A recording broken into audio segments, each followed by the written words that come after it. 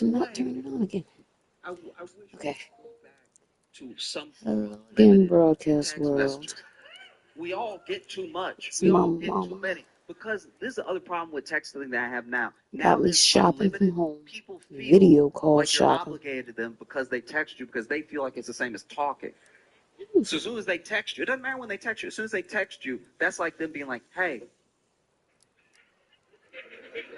It's absent for fourth period today on a day where they don't have school. It's remote learning. If I said hey to you right now crocodile. and you just stared at me, it'd be rude. Doesn't make sense.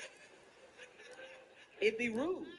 But you're also living your life. You're not obligated to say hey to me because I said hey to you. You're living your life, right? But then you'll see, you'll text somebody, especially if it's important. You'll text somebody, and then you'll be like, all right, they'll text me when they get to it. I hope it's soon because this is important. And then maybe you're just on your phone. Maybe you open up Instagram or something, and then you see a new post, and then that new post in less than a minute. Oh, I'm like, okay, that's after I text them, so they on their phone. they on their phone, and then most phones, a lot of those iPhones have that red thing that has red. I don't know why people are snitching on themselves like that. That's crazy. Because sometimes people tell me stuff in a text message I don't want to respond to. So then why would I put read by Josh at 6:03 and now it's 7:42 and they know I read it? And it was important. We need to go back. I don't know. Everything's always about more. Sometimes more is too much. You know, what would our lives be like if there was a limit, a built-in limit, you know, where you could only send, I'll give you wide margin, high ceiling, let's say 200 text messages in a day. I don't think most people even hit that. 200? But if you live in a hectic life, you know what I mean? 200 is a pretty high ceiling. I had friends being like, no, 200, that's way too low. And I was like, do you go to work? What do you mean low? What are y'all talking about? You know? I think it should be like very low. I think it should be like 25. 25 feels reasonable to me because now there are going to be people who hit you up, who get your number. You don't even know they have a number. They hit you up, and you're like, I'm not going to waste a text on a who is this. Because that's what I used to do during the minutes, right? You used to get a text, you don't know this number, you're like, who is this? Your phone's like, that was a minute. It's like, no, it wasn't a minute, though. It doesn't take that long to say, who is this? I just said, who is this? And they text me. Shouldn't it call?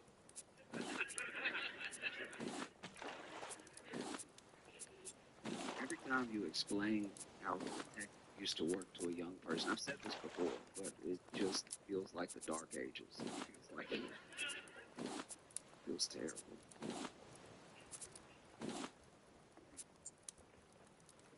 Like, they would also charge you if somebody texts you, and I'm like, that's not my fault. That's not. I can't control that over there. Because now you double dipping. It should charge the person who sent the text, and then the person. I'm just a listener. I'm a bystander.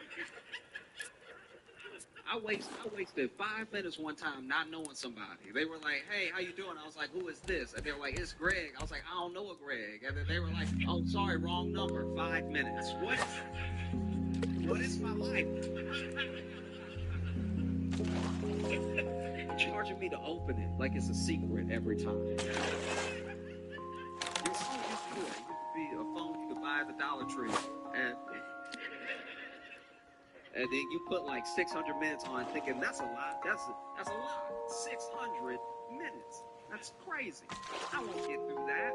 But then the way they rig it, send a text message. It says it's from mom. Mom is saved in my contacts, right? But then, can I afford to open it? I'm on my last 3 minutes. Last 3 minutes. And it just says mom, and then unopened. The phone is going to click mom. You feel like it's an emergency.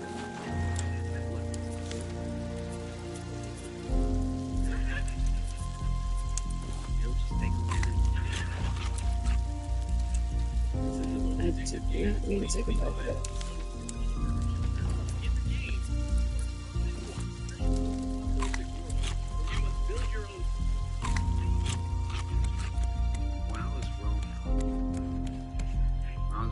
I had a friend who was like a latchkey kid, and he would get off the bus, and he had 2 hours to before his parents came home. So he'd get off the bus, he opened the door of the house, he had a full rain out. We're still little, but he's like old enough to, go ahead and make some grilled cheese and anything, just till his parents get home. And one day he comes home, his parents had to get together to talk, and he sees laid out just a little limb of some blood. And he's like, oh, I know that it's grown-up juice. So we're trying it, because we're not supposed to have it. It's like, we're not supposed to have it. And so he picks it up, and he's weighing options in his head. It's like, I can try it, or if I get caught, I get so much trouble. I really won't let it. Maybe nobody know. He's going over and over it in his head to the point where he decides to just have a little sip. He's reading. His lips begins to slip into the guy's hand, drops it, stains the carpet, right? So now he's freaking out. It's like, oh no, there was no stain there. Were they late? So maybe he did. He would do in that scenario. He made it worse.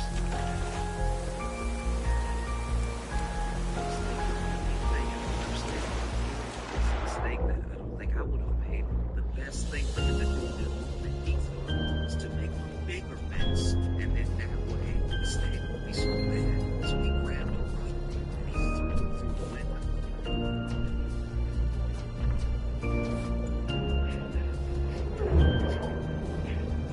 Let's get this back. Which was a huge mistake because he went outside to get the rock and then threw it from inside outside. He realized what he had done. He had to go back outside, grab the rock, carefully pick up all the glass, bring it back inside, lay out the glass next to the rock, next to the stains. And his parents get home, they go home immediately. They're like, oh my gosh, what happened? What happened? He's so think of the story. So he's over here like, yeah, it was crazy. They're like, what happened? The windows were this glass, those stains, like little stains, probably not as big a deal as that. This is a good one. Tree.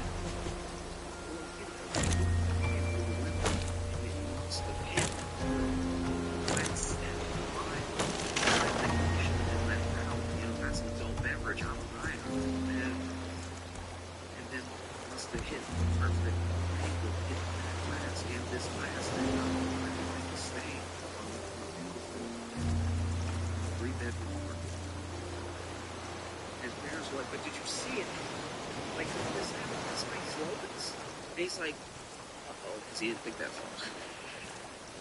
And so he was like, yeah, the man flew. And they were like, what man? And now he's in deep because he's like, yeah, what man? What am I doing? And so it's like, yeah, the man, there was a man that, threw the rock through the window and everything. And you saw him, yeah, I saw him. He threw it and he ran and everything. And he thought maybe that would be the end of it. But from his parents' perspective, there was someone who threw a rock into the window, made him get inside while their son was home. So they had more questions and he didn't know what to do. He was freaking out, Next thing he knows, the police have been called, and the police come over, and they're like, what did the man look like? And they over here taking notes and stuff, and he's like, he doesn't know what to say next, because he didn't think this far. But that's not like stealing an abstain, because it's so deep. It's like he didn't think this far in the lives. I agree that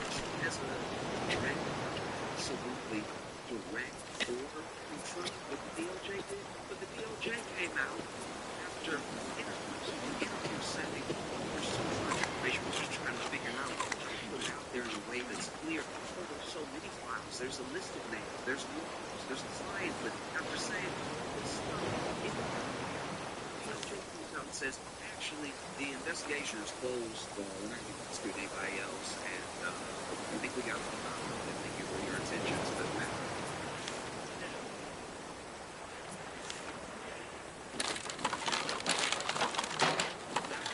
That's not going to stand with anybody, because you got to remember who Trump garnered with this belief that he released the Epstein files. He's got MAGA, sure, but he also has Q.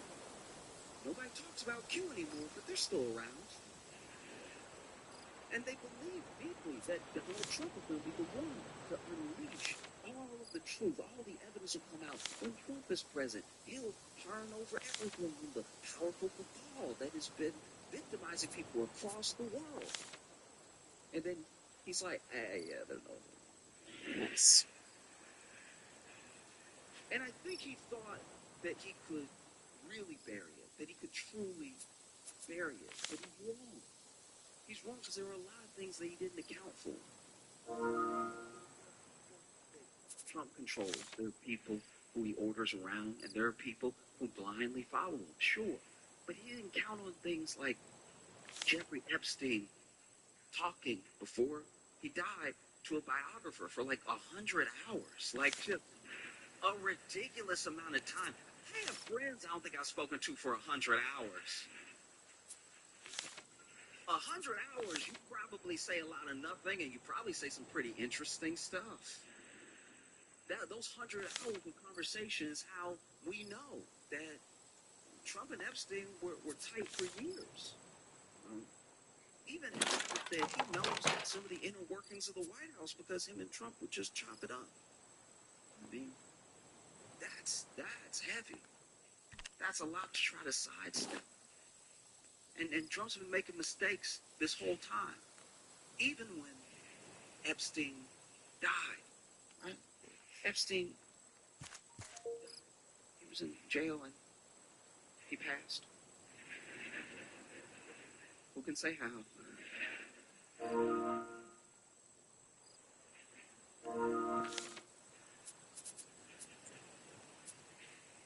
And, Ghislaine Maxwell gets, charged, has a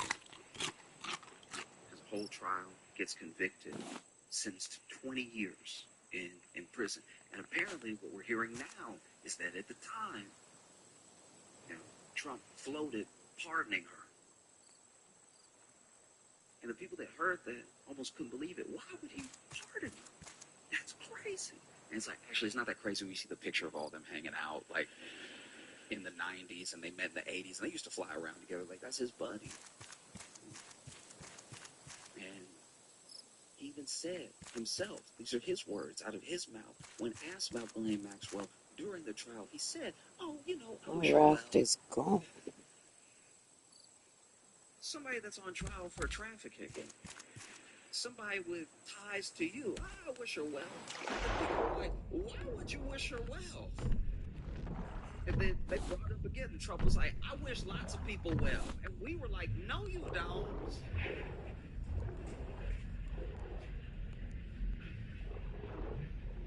I've been watching you the whole time. I don't think you wish anybody well that I've seen. All you come up with is nicknames. Man, floated. That's crazy. And then the DOJ comes out, hey, yeah, it's done. Nothing else to see. And people were having a hard time wrapping their heads around that. People who usually stump for Trump hard, no matter what he says, they manage to twist it in a way that maybe could make sense to you, and they'll say that that's what he means. One of the reasons that Trump can do everything that he does, and it comes off a different way to everybody, is because so many people think that they're the Trump whisperer. Trump will say something out of nowhere, And then there'll be people like, well, what he actually meant was something more reasonable that I'm going to say right now. And I'll be like, that's interesting because he didn't say any of those words in that order when he was speaking. And I think he had a teleprompter, so I don't see how that's possible. Switch to TurboTax. Flight 228.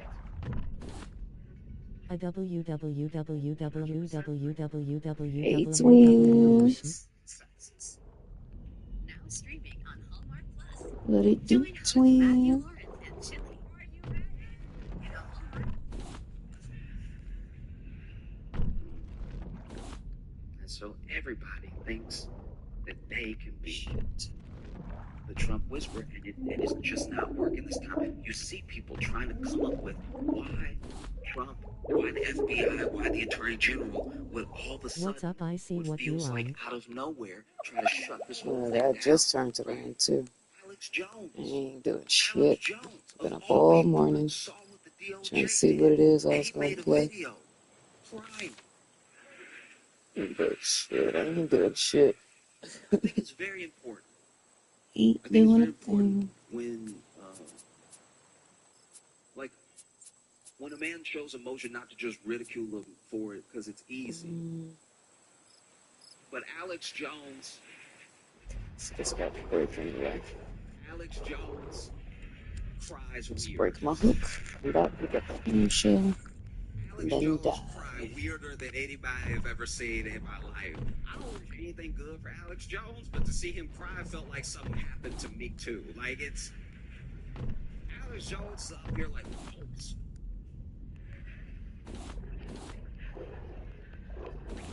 eyelids were doing sit-ups, crying. I'm sick to my stomach, and I just can't believe this thing is happening.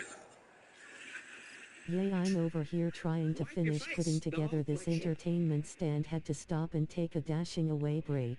Okay. I know that shit right. Even Alex Jones trying to come up I with know something. that shit right. He's like, maybe the deep state got to him, and the deep No, state you is like got in it. his body, and that's why he's doing this stuff right now, and then he'll be back to normal after he has You know, I 5 do protein shakes. like You to can do go you to my now. website and buy Regular protein, degular. $19.99.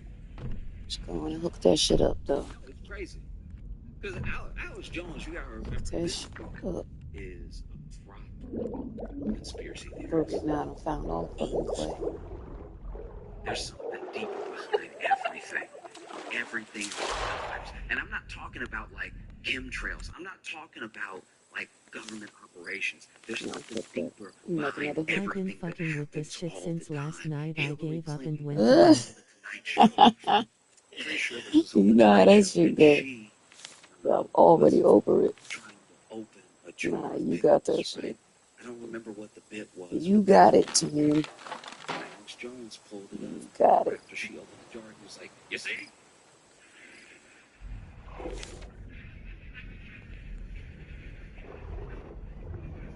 You find out you done got that shit from IKEA on the low. $1,000,001 parts and pieces. Now, in the video, she has opened the jar. Hillary Clinton opened that jar. That jar was pre-opened. All right, you can tell there was no pop. There's supposed to be a pop. There's supposed to be a. There's supposed to be a. There was no. There was no. Same jar. I'm gonna open for it right now. And this man spends a while trying to open the jar. He spends a long time trying to open the jar. I think at one point he even had a rag too. You know, like those kitchen tricks you use. He over here, you know, sometimes you like tap the top of it. You like,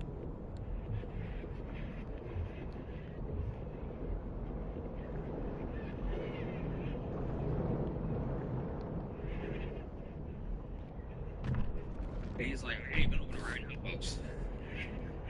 That's how you know this thing right here, she didn't open that jar.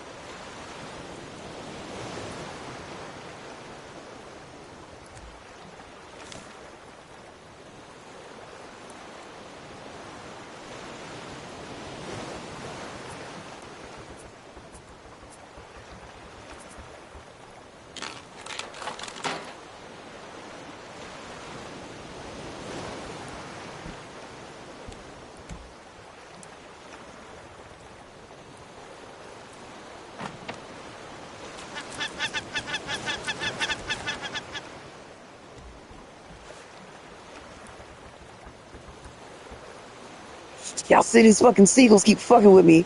It's driving me crazy. Y'all see, that shit's supposed to be dead. They got me fucked up. I'm about to build a boat.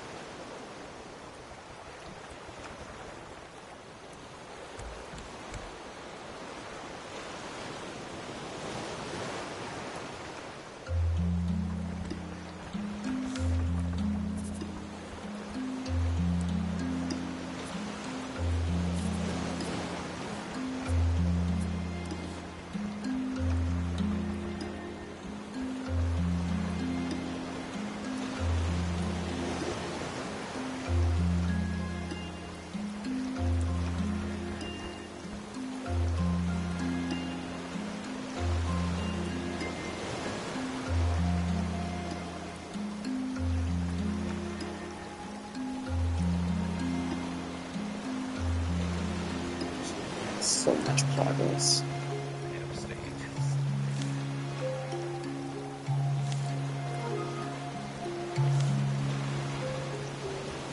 They that is that reality. Because it is a full show. It's a thing that they cannot fathom is happening. Whether it's Q, whether it's Mac, or whether it's just people who've been following the Epstein case again. Because you gotta remember what Epstein stands for.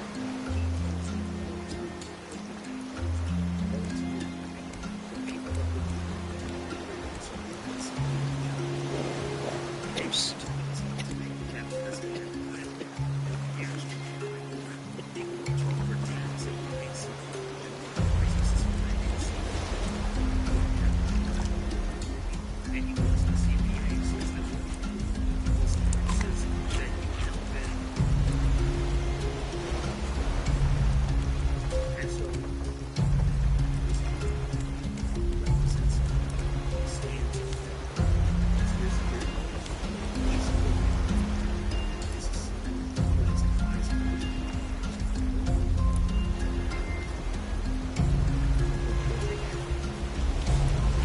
Forgot about the part where I'm supposed to learn it. It's my fault. Refinish.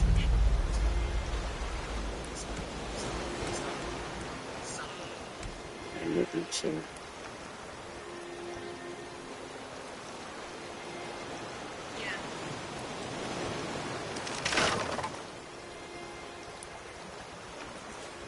Put my chair over here. That makes sense.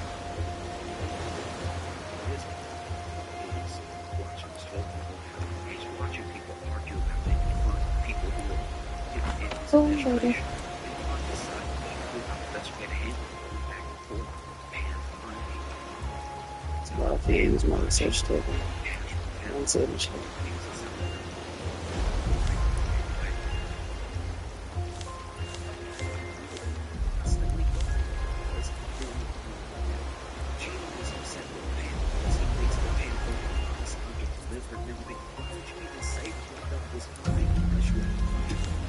Get back on that one again, bro.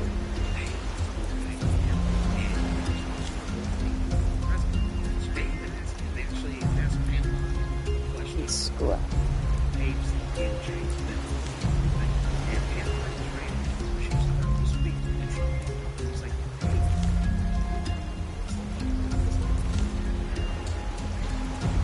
Where's my food?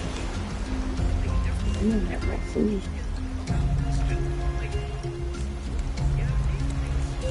It smells of everything.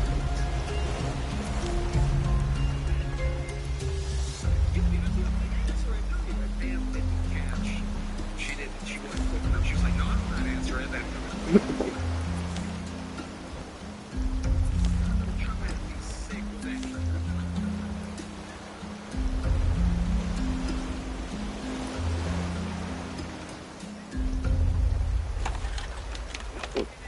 On the leg run for now. But it's gonna be awesome. They release a lot of stuff because there's a difference between releasing evidence around the case or releasing vital information. We classify things and then releasing stuff, right? So they released a bunch of stuff to look like they were releasing stuff. Like they released the videotape of the night that Epstein got up out of here. And the problem with the tape is that it's always been talked about as if there was a tape of his cell that would prove definitively that like nothing untoward Sorry happened. for it being scary. But the tape isn't of like Jeffrey Epstein's cell with him sitting there and everything. It's of like a hallway. And you're a tape to conspiracy theorists. They're gonna do some extra looking. There's like 10 hours of tape. But there is 61 seconds missing. I don't know how long it takes to kill somebody. But if there's 61 seconds missing, I'm assuming that it takes 50 seconds and gives you 11 seconds to get down the hall. even saying that's what happened, by the way. I'm just saying 61 seconds. That's weird. They asked Pam Bondi about it. Pam Bondi is like, look, it's a very old system from the 90s where the tape resets at midnight. So it takes a second to like reset, and that's why 61 seconds are missing. And I have a lot of questions. I had a ton of questions. One, my first question didn't even concern Epstein. My first question was, why are you telling everybody that? Because No, potatoes and shit that is disappear. very valuable information if you're a prisoner in that.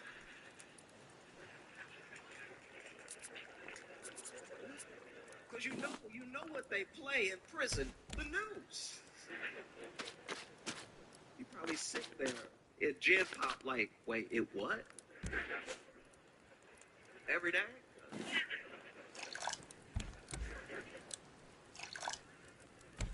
I gotta go take care of something. Main reason I keep coming back to shop with Misfits Market is for these bacon pieces. When bacons come down to uniform strips, there's often trimmings left over. Misfits Market works with Nyman Ranch to package up all those delicious leftover bits to save them from going to waste. That's just one way Metal Misfits Market ingot. delivers groceries. Okay. So she I'm about to be says, able to make a cooking pot. this is the way that system works. So we're actually going to be I'm supplying excited more about that. video footage to show that there's a minute missing every night. And I was like, why would you say that? The people in prison can hear you. But also, that's a pretty bad system. You're supposed to be watching somebody, and it takes a minute to blink. That's pretty wild. That it's just gonna be missing every day, and you're telling us that like it's not an issue at all. It felt crazy to me. And then they, As soon as I have this metal release the ingot. video, and then people go digging, they go looking, and one of the things they find is that the video has been doctored. Somebody at some point ran the video through Adobe Premiere and did something. Circuit board. And I'm not saying, look. Yeah, so what I need to be I'm not doing next is saying finding metal. there's anything wrong with That's what I'm piecing Adobe together Premiere, here. all right? All I'm saying is, I would have thought the government, with all their resources, you know what I mean? Like the government would have like a special program. That just feels pretty cheap to make an Adobe Cloud account. Metal Then ore. you run this Epstein tape through.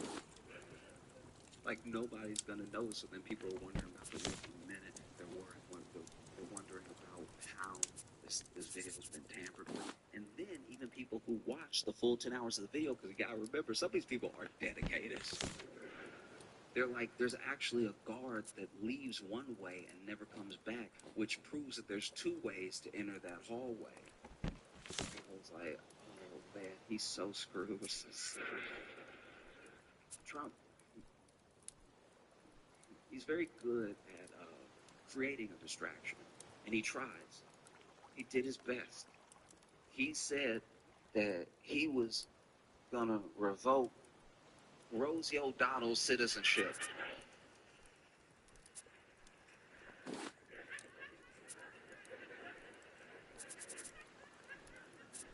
On any other day in American history, that would be a headline.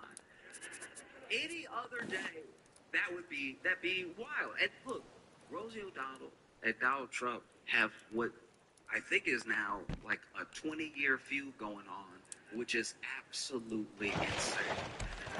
The President of the United States has the actress from Harriet the Spy. That is mind-boggling. The leader of the free world is ready to have it out at any given moment with the voice actress from the main gorilla in the Disney movie Tarzan. Exactly. The man with his fingers on the button for the nukes has a deep hatred in his heart, decades long, for Nickelodeon Kids' Choice Award winner Rosie O'Donnell.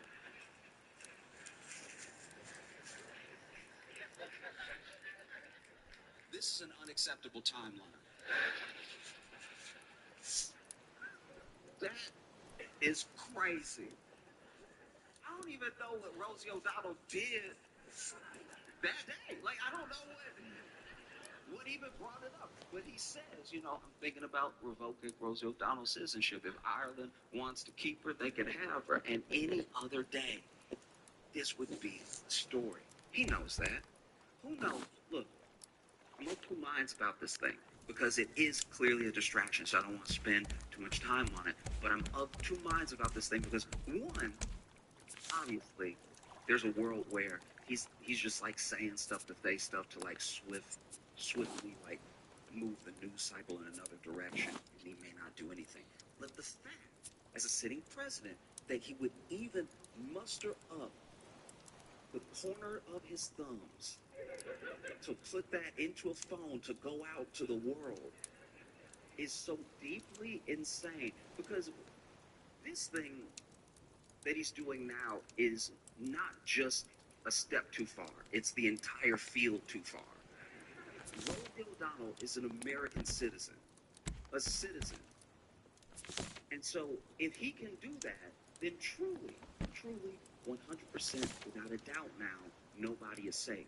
What started this whole like immigration fear-mongering, you got to remember, because you have to understand, as a platform, people have been running on it as long as there have been, green cards and immigration programs. Oh, is it a little too much? Oh, we don't like what it's doing to the landscape of our neighborhood and everything. And people want votes on it. That's nothing new. But what's turned is the way that people are openly nasty and disgusting about it. There's always been racism there. It's mainly what it is, because if you really cared about people coming over the right way, the legal way, then you would make the right way and the legal way clear. And you wouldn't kidnap people at their green card interviews. And you wouldn't have like mass people picking people up at baseball practice. Okay? If that's what you cared about. And you also, you've structured this thing to make these people seem like monsters. That's been the plan this entire time, because if somebody is a monster, it is part of the human condition and a flaw that we have, that as long as we see somebody as a monster, whether they are or not, we don't really care what happens to them. It's why they can make conditions in prison so bad. Because the assumption is, well, everybody that's there deserves to be there, so screw them, right? They don't have a clean water, or they can't shower. They would, because they did something bad to earn that place, right? And it helps you strip the basic humanity of looking at another person, whether they've made a mistake or not, or looking at another person, whether from a different country or not. And if you get really good at stripping that humanity away, you can do whatever you want, and then you start to be able to do whatever you want to anybody that you want. And that's what's been creeping up this entire time. What started as like, guys, they're eating the dogs. Remember, they're eating the dogs, they're eating the cats, nobody's pets are safe. It was getting so dumb. It was past like, these are criminals and they're killing us and they're coming over here to do terrible things. And then it started to morph a little bit more. Okay, look, I know that they're going through the proper channels and everything, but they have a misdemeanor. Like that to become a citizen, maybe we should deport them now. No, I understand that they have their green card, but they also, I don't know, they have this weird past I don't like, or they wrote an op-ed I didn't like, or they said a thing that I didn't like. So do we really want someone like that in our country? I know that they are a fully naturalized citizen, but the way that they became a citizen is a little bit under suspect, because I said so just now. So maybe we'll deport them. And now we're all the way to the point that American citizens that I do not like will be gone.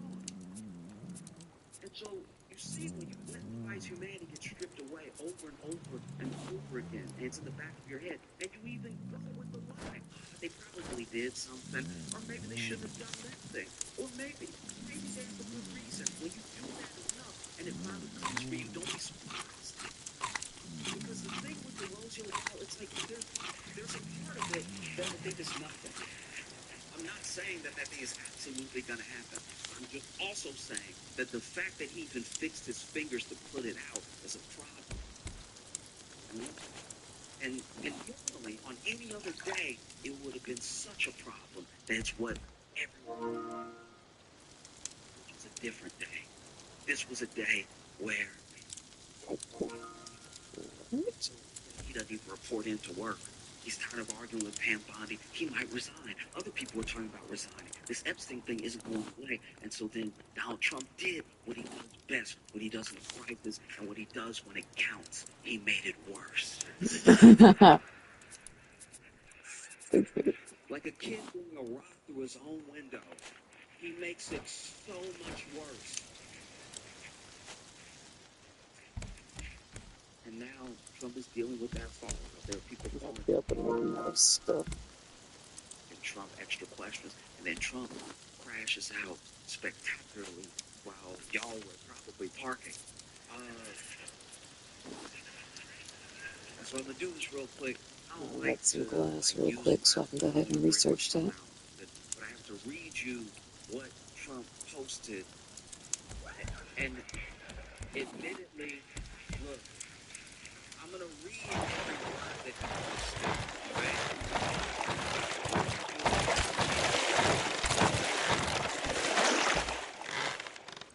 This is insane. What's going on, boys in quotations? Oh no, what's going on with my stay here for a while. I gotta go up on that island. There's something there that I gotta get. But I haven't researched enough stuff yet to make all the proper things I need. And a spear. Or a machete.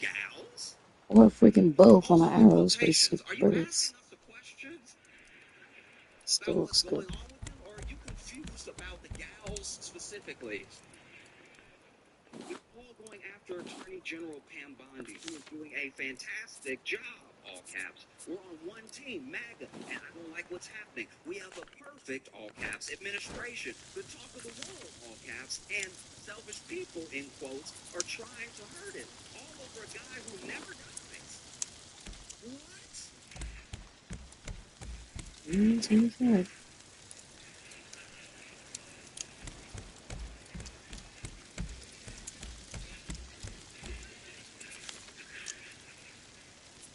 I'm not saying that Trump killed Epstein. I'm not saying that at all. I'm like specifically not saying that. I need you to understand that I am explicitly not saying that Trump killed Epstein. I'm just saying that if I was like driving in my car and I hit somebody and I somehow got away with it, but I saw them every time I closed my eyes, I'd be like, this guy never died.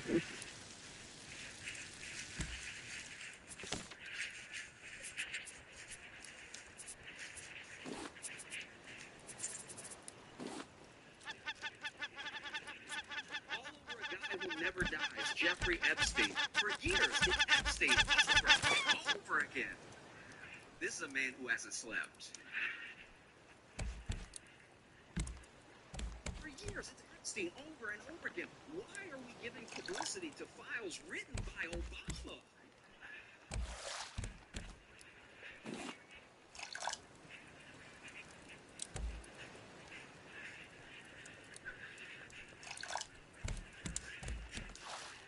You know what's so good about files written by Obama is that Trump was sit there knowing he know Epstein. Trump knows Epstein so well. They were friends. Trump lived so close to Epstein in Florida that Epstein had to knock on his door and let him know he was on the sex offender registry. Like, that's how close they lived together. He knocked on the door and was like, hi, the court has ordered me to notify you that I'm in the area. I've been convicted of a few crimes, and Maybe just get rid of my damn I left crops. my suit jacket over here last night, so that's crazy. Hey, Obama, it's a list. It's a list. It's why are we giving publicity to file? You know what it also is? Is this man was sitting here knowing that he knows Epstein. He's sitting here knowing that this looks very bad. And he did the DOJ thing, even though it's not directly tied to him, even though the president isn't allowed to interfere. He clearly did the DOJ thing where he told them to shut it down. And now people are rebelling against him. And he's sitting there like, how can I make it DEI? Stupid. Obama. Thanks, Obama. Why are we giving publicity to files written by Obama, Cricket, Hillary, Comey, Brennan, and the losers and criminals of the Biden administration? So I guess they were all in a room in this scenario, and they wrote the files together in tandem. Like Obama just knew that everyone in the Biden administration would be in the Biden administration one day, so he gathered them all together. But this is also before Epstein ever died or anything. So Obama time traveled to like right after to know it would hurt Trump. So then he came back in regular time and he sat down Hillary Clinton, Comey, Brennan, and so he had to get all the losers and criminals of the Biden administration in the room so they could write also.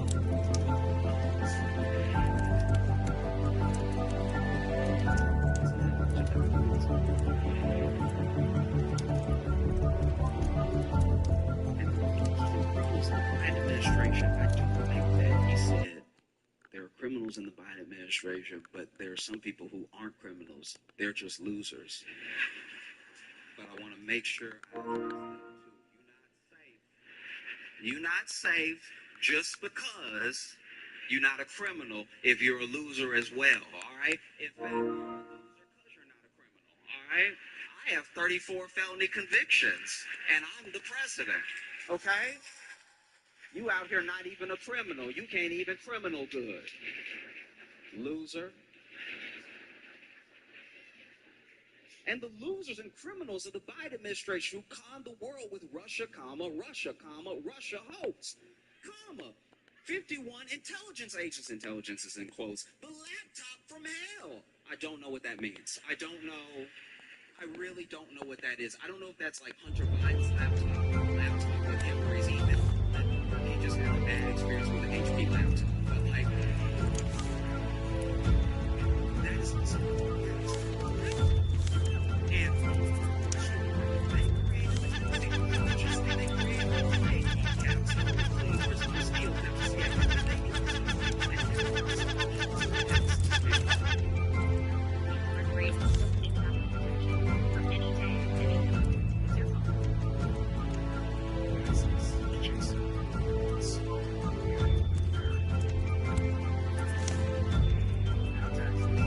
Cool.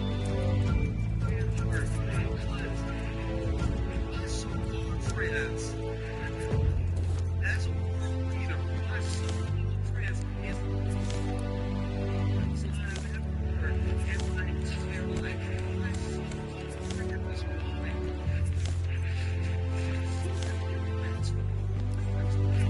That's what and they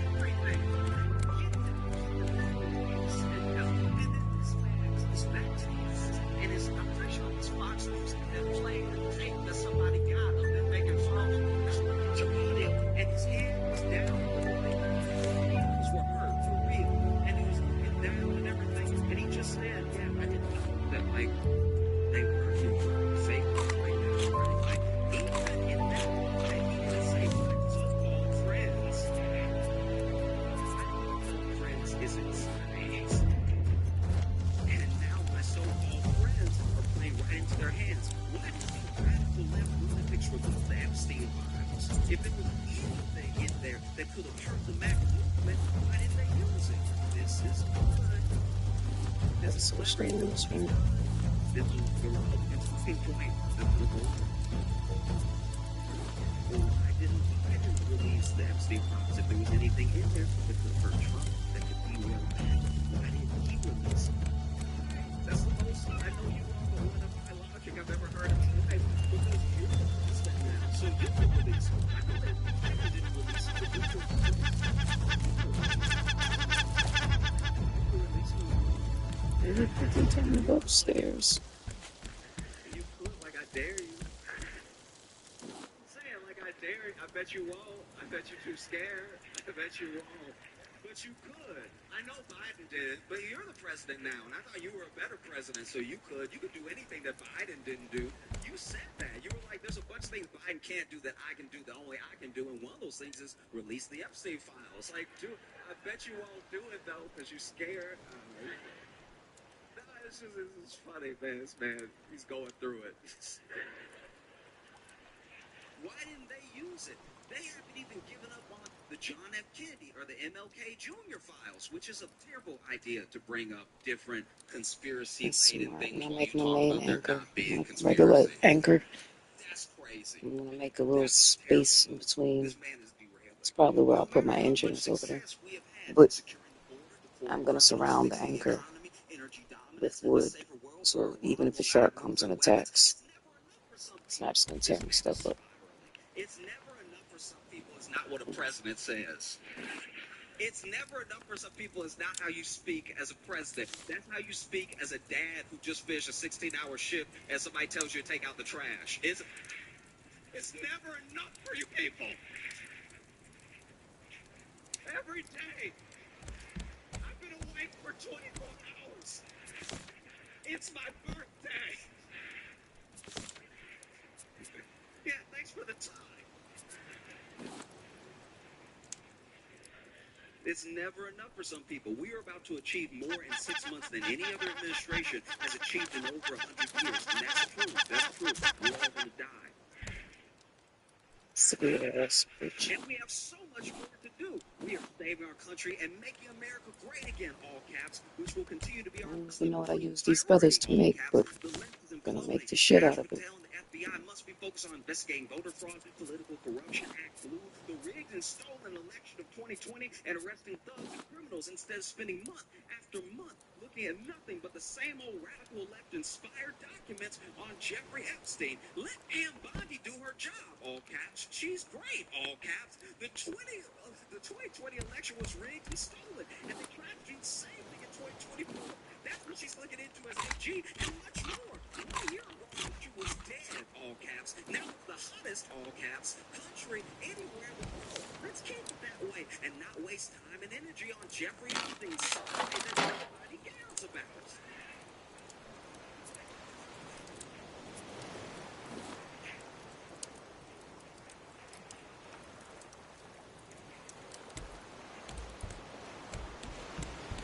Thank you for your attention to this matter. There's a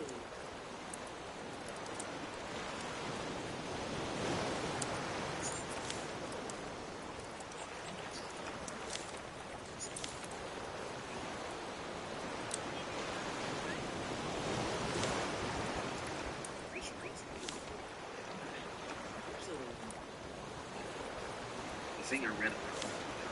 There was this leader named Father Yo. Father Yo was the head of the Source family.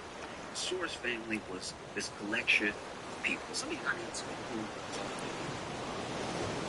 everything, but they mostly kept to themselves. Like they ran a vegan restaurant, I think, and they just it's one of the most interesting things. Before it was ever even really before they were even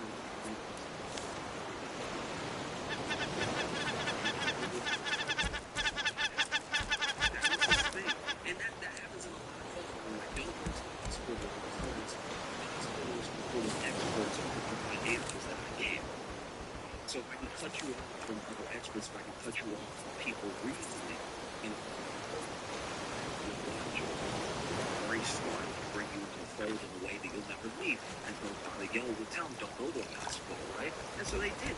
Members of the Source family would like not go to a hospital. And they did what I would say was generally well, which was the cults fall apart in those first few years. You know what I mean? First year, everything sort of starts out good. Everybody just having a good time, making friends, living in a commune and everything. And then year two,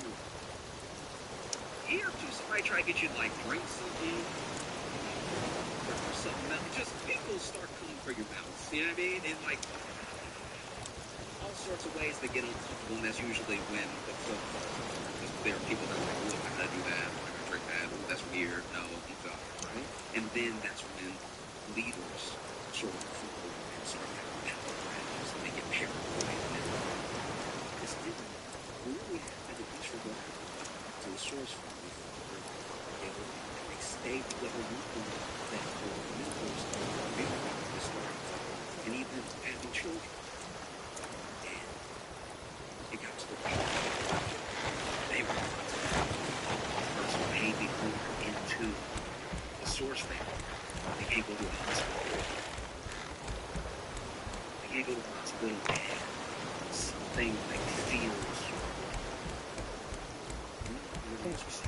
what it is, but basically this member starts going like so everybody is looking over to Father Yo.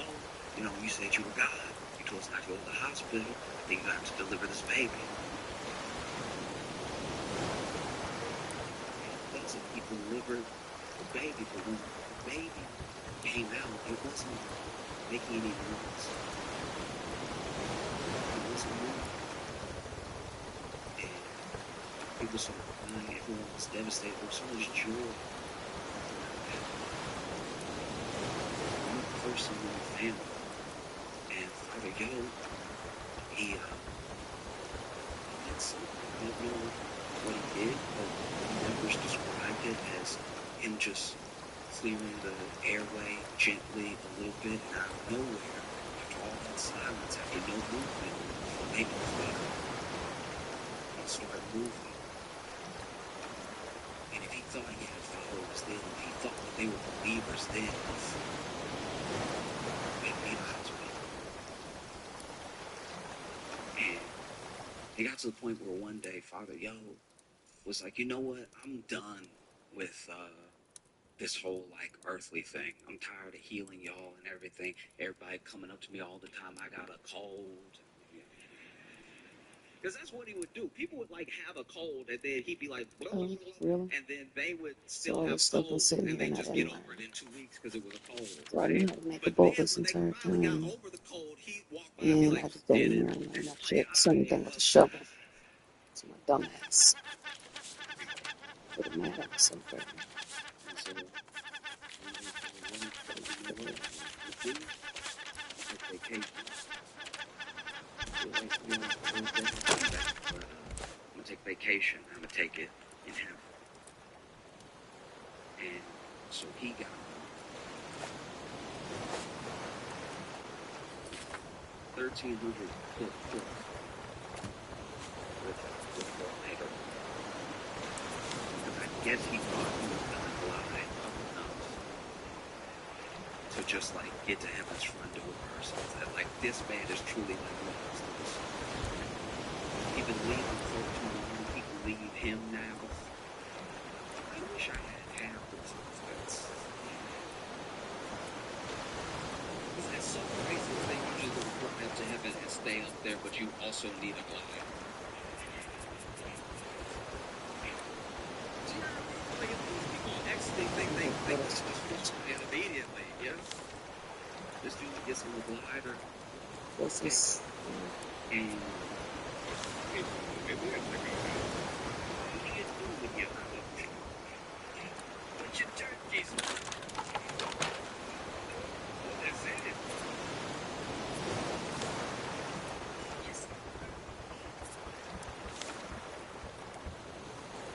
glass. Glass. I still think so right now. I'm going to Right do now. and Right, great. whatever.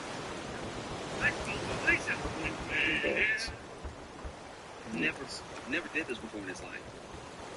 Wasn't trained or anything.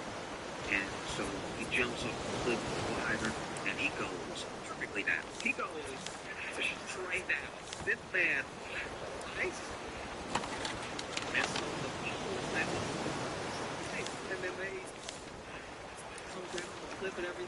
they come to get him. He laid out. I can't even do it. He laid out. He laid out. But not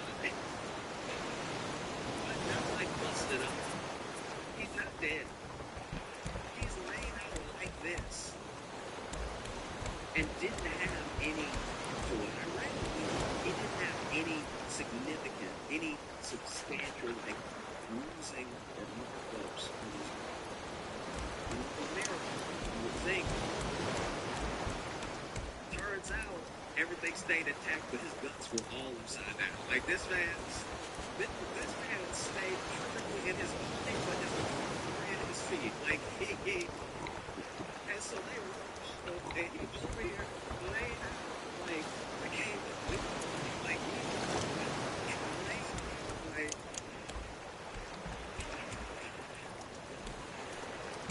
they find him, and they were like, father, and he's like, get me to a hospital. Get me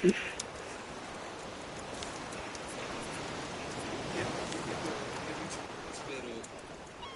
Now. Ooh.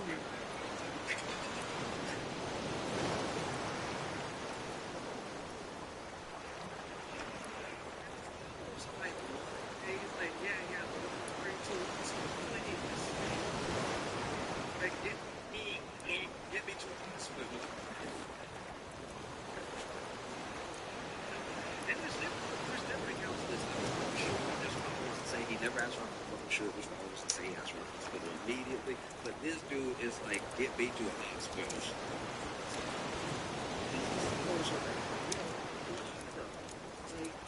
You said you were going to a hospital. That's not what you said. You said you go to a hospital. You can't take me to a hospital. And he said, get me to a hospital. I'm serious. Oh, I feel something upside down.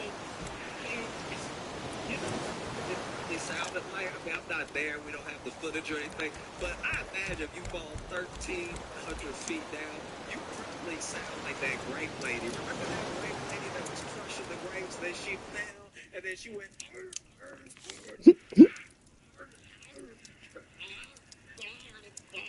off camera. We didn't see her.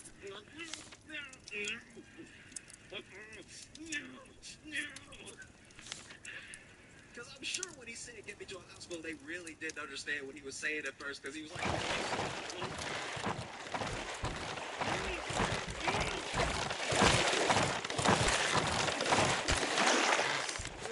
spine behind my balls, get me to a hospital.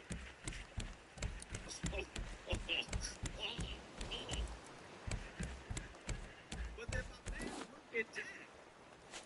So they're like, no, he doesn't need a hospital, he just needs 9 hours later. And so when I see the way that like MAGA is turning on Trump, it just feels Crazy. like, why would you?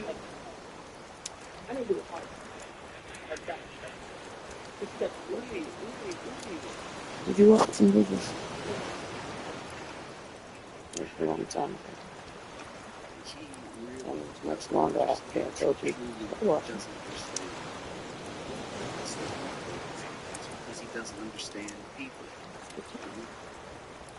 Whether it's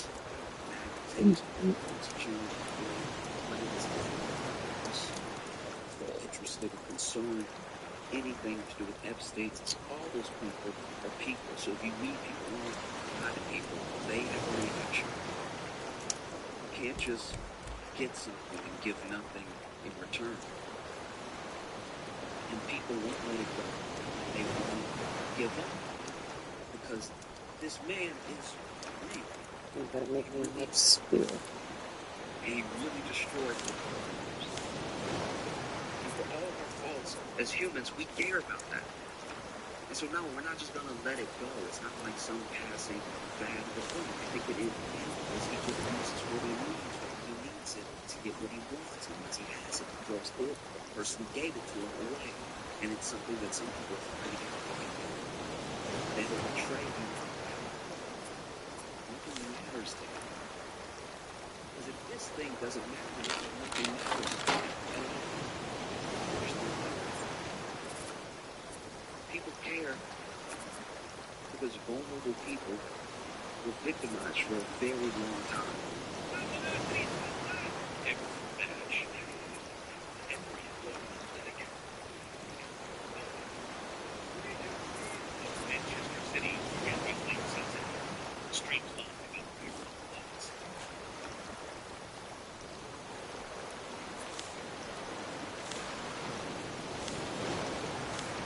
Friends, they have to clean the place. Pizza shop. Meals. You have people 0 had a late door tattoo all in there. You can only get that. The part you had to do with that, it can't be covered up because there's nothing that screams I'm in the Epstein files like stop looking for the Epstein files.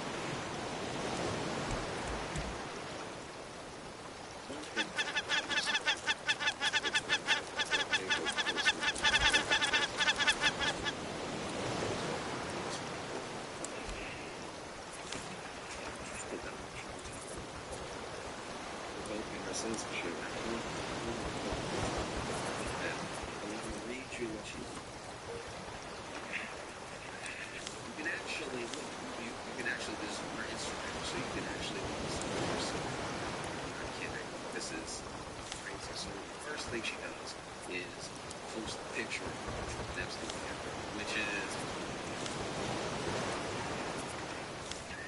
which is genuinely hilarious.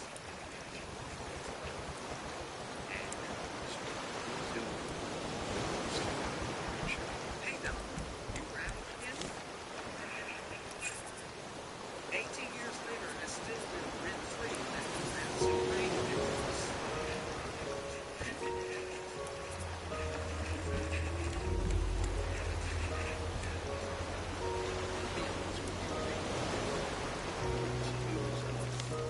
People try to finish with people attack them. Like people in social thing that I've never collapsing brain. Collapsing brain would actually explain everything. It would explain the made up words. It would explain the spelling. You won't be a threat to humanity, but I'm everything you fear. That's the truth in America. Before you set to the blaze, you build walls. I made a life for an autistic kid in a country where decency still exists. You don't know what teach your children. You self-fear. Forces to make art. That's what we try to do. You steal the brain and you create persistent. Everything is wrong there. Everything you hate about this brain. You want censorship, then try to make hatred. Anti-rape spray technique.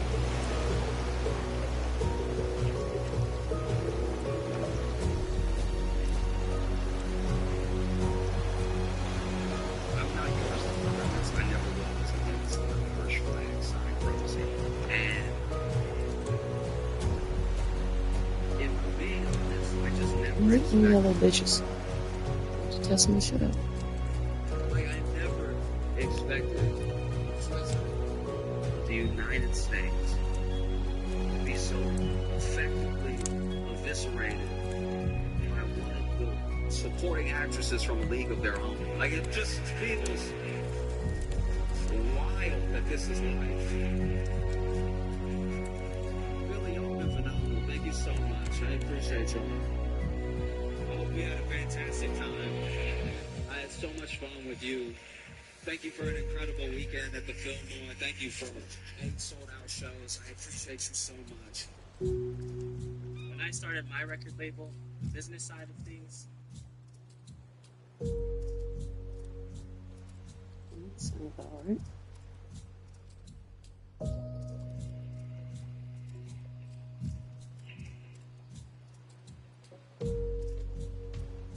A lot of people have asked me why I called the tour Flowers, and obviously flowers are cool. Still makes it a little more. And some of the pictures, but the real reason is because when I look at people, I I see people, obviously, but I also see like a garden. And gardens are built out of what you nurture, what you plant there, and what you it's the mission of farmers to build things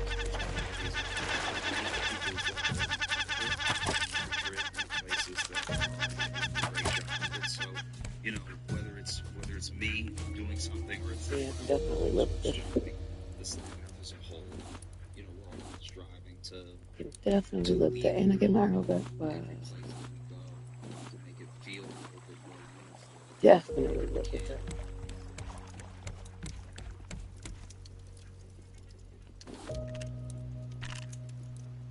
I mean, this tour is special to me, and it's the first time I'm able to really do what I want to do and move how I want to move as far as all the parts that go into it. I can't wait to see you there.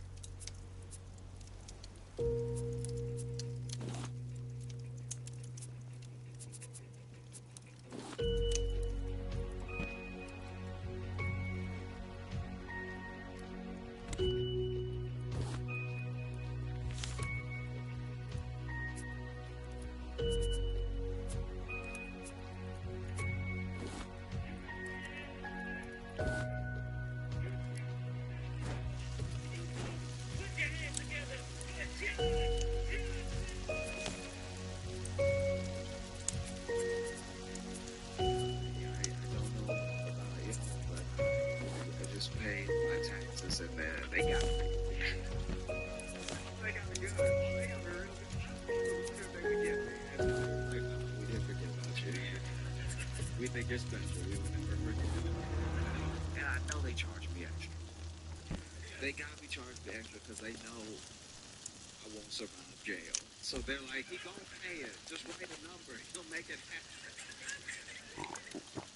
It's been great traveling this week. I've been able to go to Milwaukee, Madison, now Minneapolis, and everything. When I was in Madison, it was something sort of curious that was happening. You know, being in Minneapolis because y'all smile an appropriate amount. You smile when something good is happening. You know what I mean? When I was in Madison, there were so many errant smiles. There were people just looking forward like,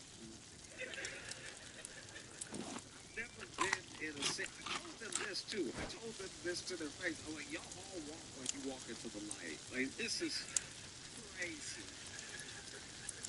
I try to be a jolly person, but this is insane.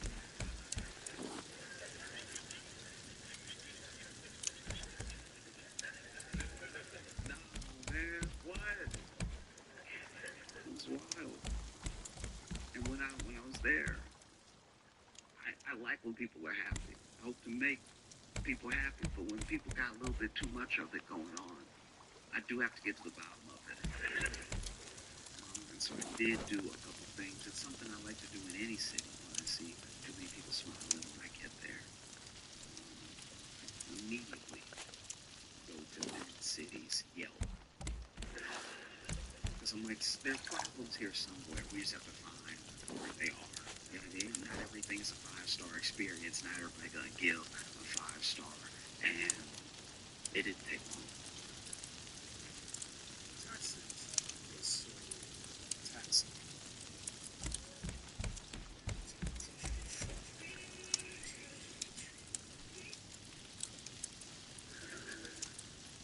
I found a 1-star. I won't name the establishment, but the review simply said their old fashions taste like barbecue sauce. Oh, shit. Damn.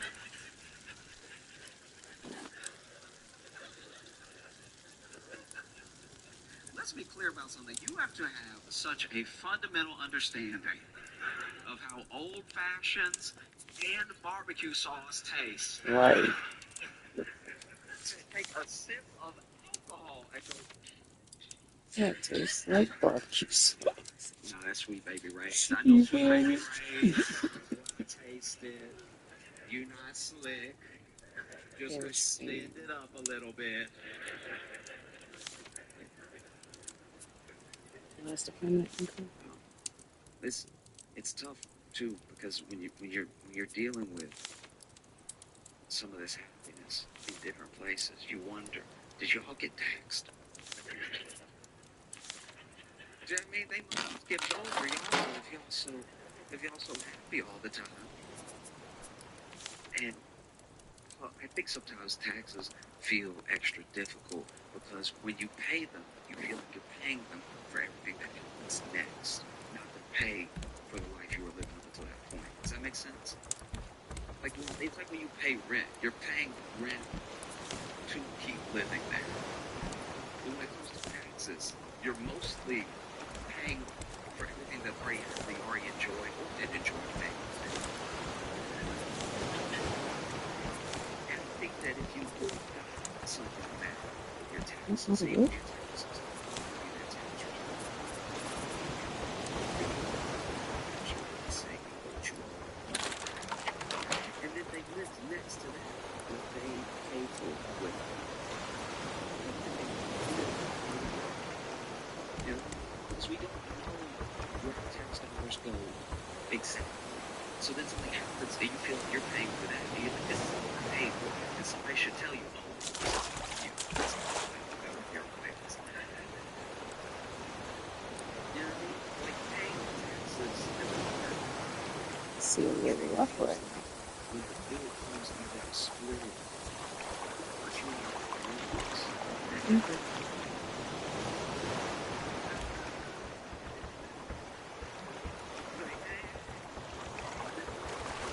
we got 6 weeks. I burned 6 cents a month in my basket. I didn't take any errand nights or anything. And some people to split this bill with you. You have to go through some total actions. You have to go.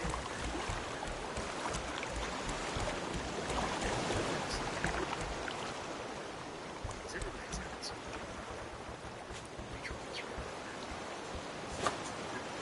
Different ways people can squeeze.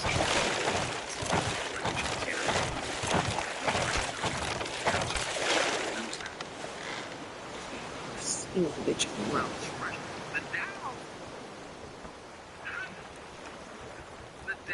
only dropped by 1,000 points 11 times in history.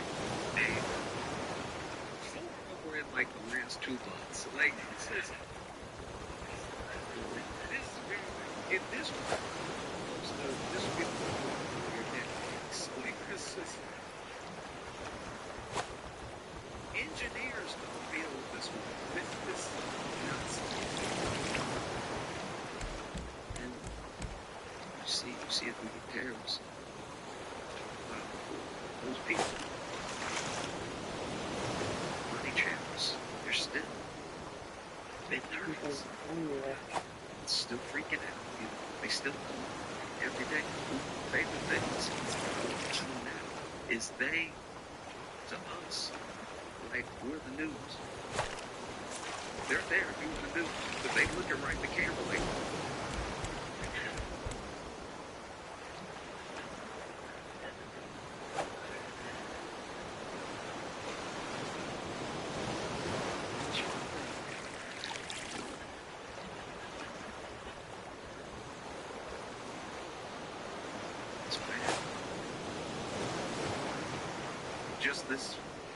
Just this week, you have people losing money in all sorts of ways. Christy Nolan.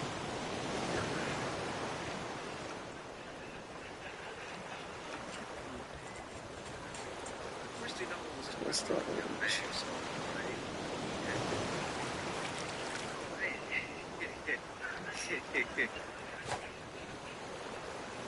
it is wild.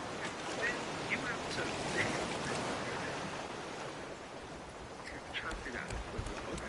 So then when you report your bag at a store, like, and you got a list of contents in your bag, you know, she had paragraphs. I said, that's cool. Yeah, she had $3,000 in cash in her bag. $3,000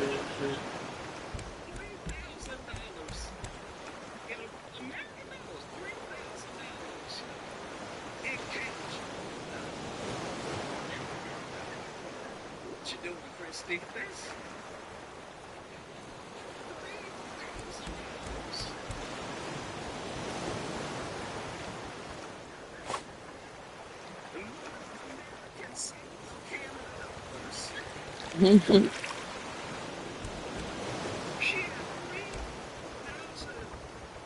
That would make sense if this was like the 90s.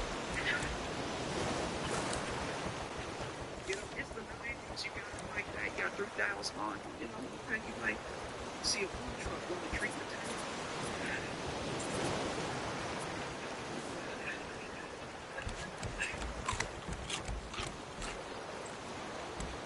So what's the verdict? You're looking incredible in that dress. This whole outfit makes you look like an angel sent from heaven. $1,000 in cash in 2025. $3,000 in the year of our Lord Apple Pay.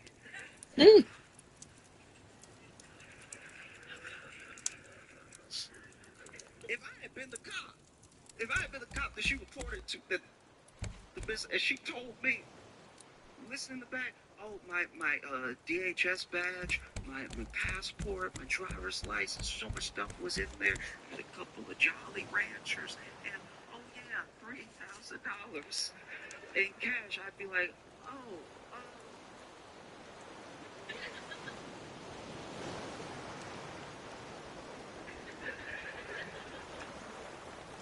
Do you rap or something? Like,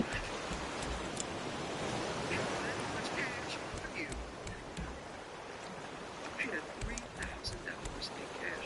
The kick for me was she had a bunch of blank checks. Yeah. It was blank checks. In 2025, man. You just got that blank check. You just in case that $3,000 in cash isn't enough. This is an individual I've ever seen in their life. That is insane. You only got $3,000 in cash. Imagine that you go, no, give me everything eventually. Here, you have to walk away. And then for whatever reason, you just feel bad for one moment. You look over your shoulder and back at her. She got a pen.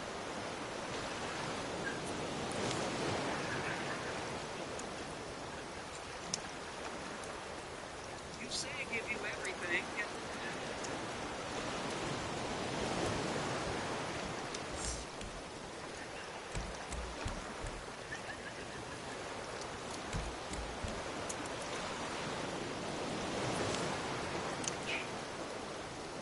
Blank checks.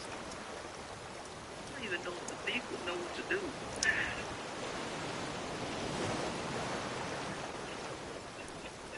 Like there used to be a whole department dedicated to check. And now it's like 2 years. People are not writing checks like that anymore. I bet you they dump the contents. We got $1,000 in cash. We got her DHS badge. Sure, she's gonna want that back. We got her passport, her driver's license. Everything.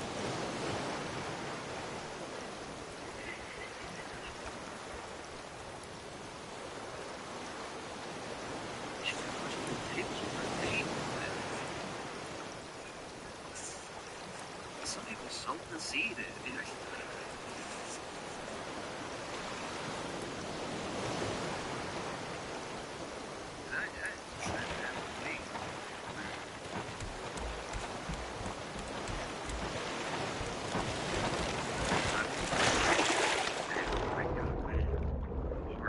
Resident assistant comes up to me as soon as I get back on campus, and she's like, "Hey, if you go to your room now, you could get in trouble at the school exams on campus. You get in trouble for having alcohol in your room. Like, if they found anything, sometimes if there was even a whisper of something, they just want to check it out. And so I didn't know if maybe somebody had said something. I lived in my own room. Bitch, you supposed to chase me. Myself, and so it's like, I know nothing should be in there that I don't know. Unless maybe I left it undone, somebody put something there, I don't know. So Really big because I needed to breathe, bitch. then I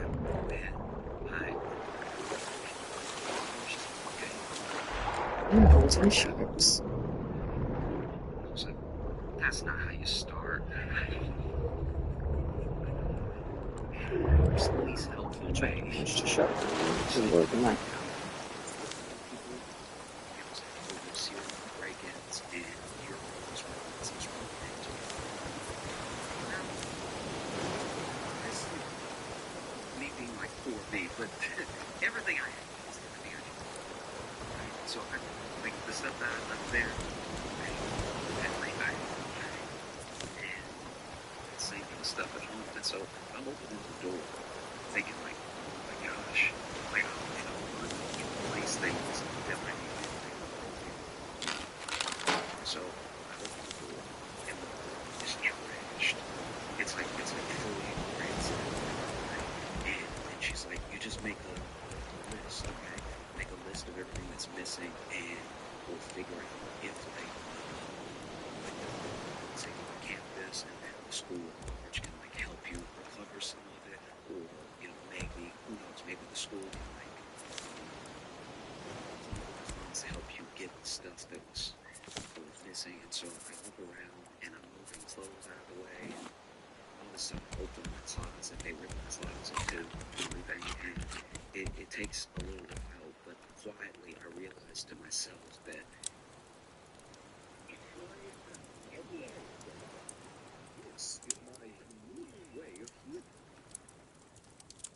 they didn't take anything. This.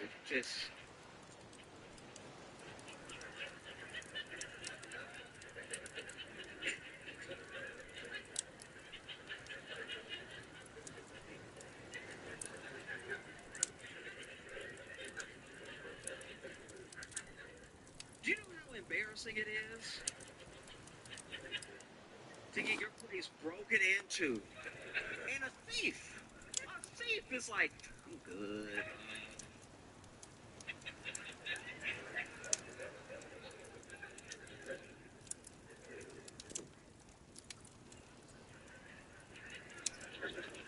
What do you do?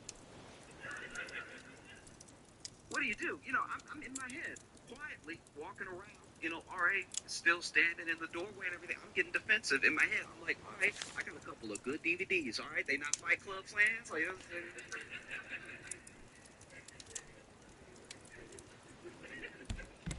a PS1. I know the PS3 is out, but I had a 1.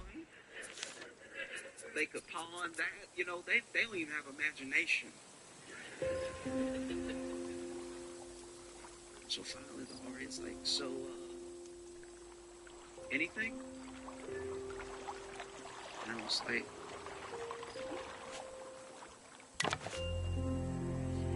yeah, they took my Gucci watch.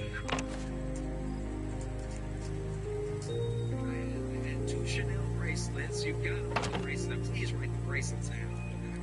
Aye, aye, Captain. Place a sail and a stationary anchor in the same raft. Yeah.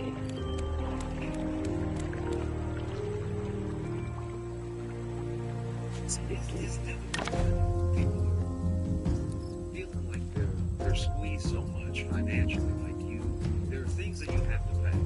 The thing, I guess, that gets me sometimes when it comes to paying tax, I feel like some of the rules that's around it is that it feels like you work all year and then you get taxed for this money that's going to be spent on a bunch of things that you didn't agree to, and less like you worked all year and it's to pay for the things that we already enjoyed. Does that make sense? The framing of it, I think, is why people have such a problem. I think if you just sent back the tax return and listed the stuff, you know what I mean? We might be like,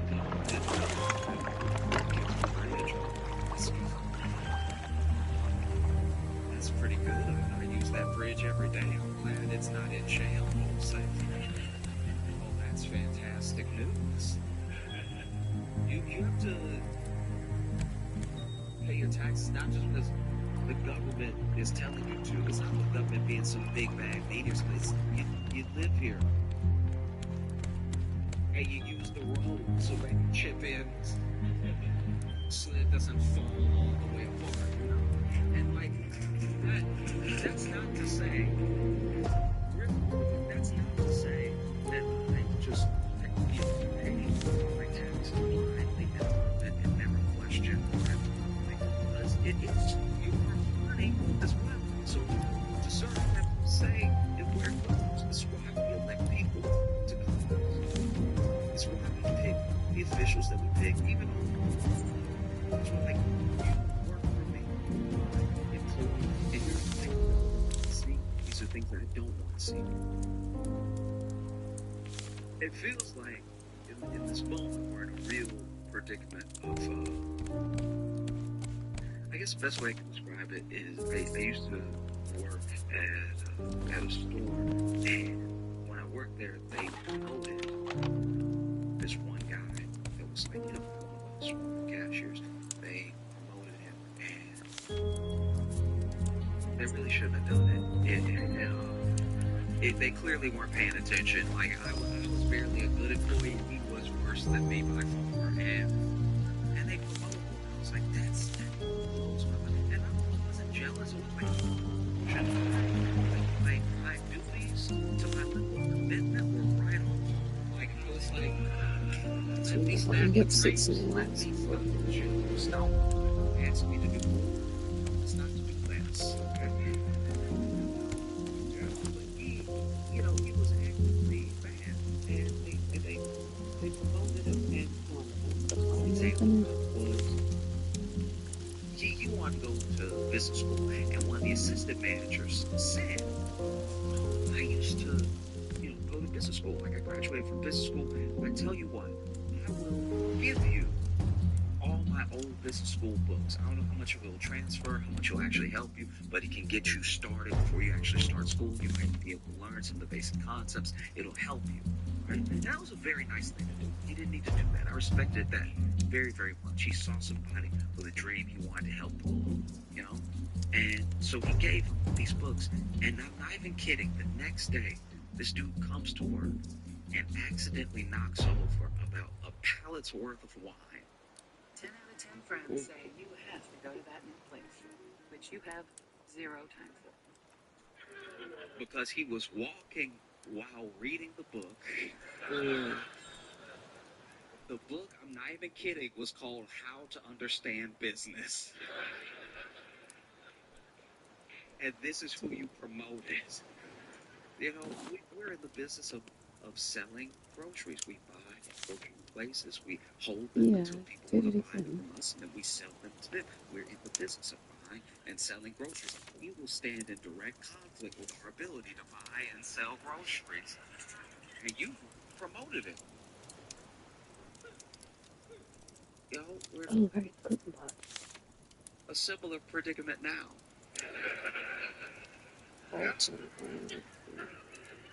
Small talking metal. As a country, we're in a similar situation. Because They're down there playing some more. Pete Hegseth got in trouble again for the same thing from before. Basically, if you're not familiar, a bunch of people who are supposed to were using the app Signal to, talk about war plans, and quick gist, they accidentally find a journalist, and then the mission kicks off. They do the attack. The attack is successful, and everyone finds out, and they're like, "That was dumb. Don't do that again." And everybody was like, "We can't broadcast that. Like that's not." Okay. Well, fast forward to rewind. We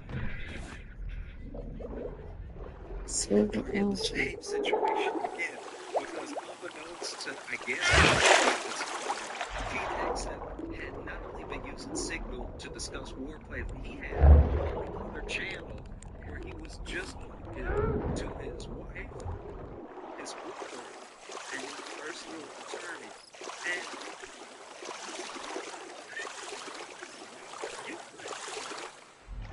this is what genuinely bothers me. Like this is what actually upsets me about the whole thing. Some people are upset. They're like, I can't believe they were discussing such sensitive information that should have been. You know, they can say it's not top secret. They can say it's not top secret. Shit happens, and he's just discussing it plainly on this app. That could be hacked. And it's like those things, discussing it with people who shouldn't know, isn't actually. Maybe this is you know, my own I feel like that sort of thing happens all the time. I think anyone who's like married to someone in government, anyone who's married to someone high up in any business knows some things that they're not supposed to know. That's like human, actually. You don't looks think like it. Michelle It's scary. Y'all playing? You don't think What's all over your face, little girl? up at night knowing stuff she wasn't You got supposed to ketchup know? all over your face. Wait. Come here. Come here. This way. Oh, okay. Okay. Oh, okay. And then Barack was like, it's classified. You know I'm about to wipe your face off, right? No, I don't think that happens. Really? You I'm know? still gonna wipe your I'm face. sure Michelle was in the Whatever. White House minding her own business. You know, eating a veggie plate. Who actually? Huh? Barack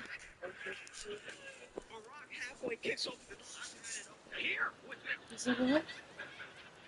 They want to kill everybody. What happened? They want to blow the world up.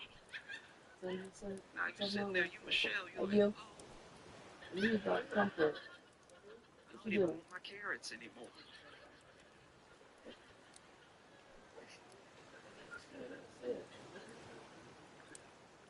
No. The thing that bothers me is that he couldn't just be Pete just couldn't be professional, you know, and wait for an hour till he got home to tell her in person. Like just do it the way people normally do it. Walk in the door, be like, you won't believe. Like that's the way you do it. But when I pay my taxes, I do get upset when I see it blatantly being misused. You know, like when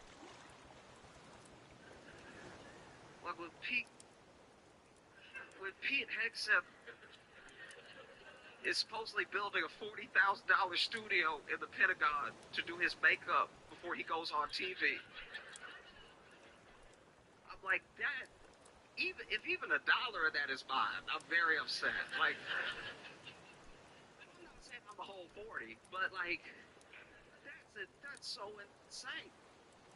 Secretary in the makeup room, should he be a like?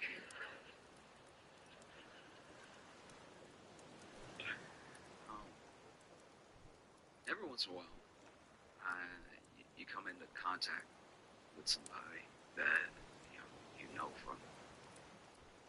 The challenge your mind has been waiting for.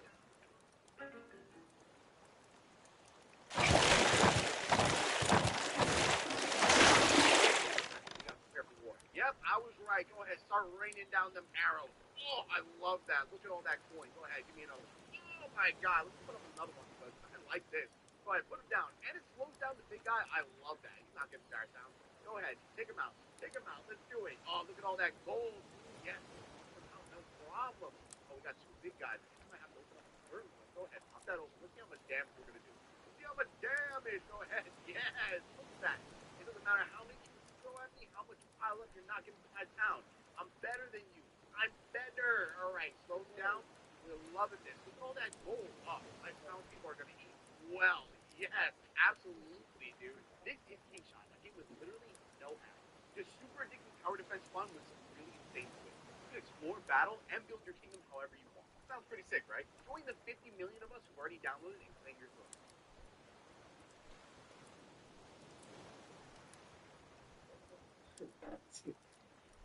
Say I'm gonna do y'all like G-Boy used to do. You know, in a personal way, and eventually, maybe this has happened to some of you. You turn on local news, and you see them, and you're like, I knew it was gonna be something. You know what I mean? Maybe it's the 8 o'clock, the 10 o'clock news, but they did something. You see that mug shot and everything. When I was in Chicago, I worked with this dude,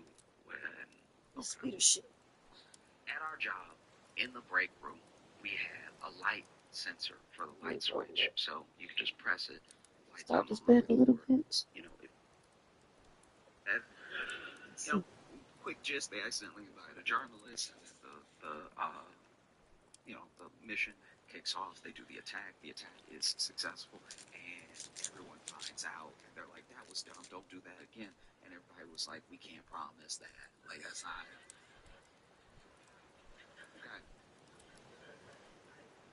Well, fast forward to rewind, we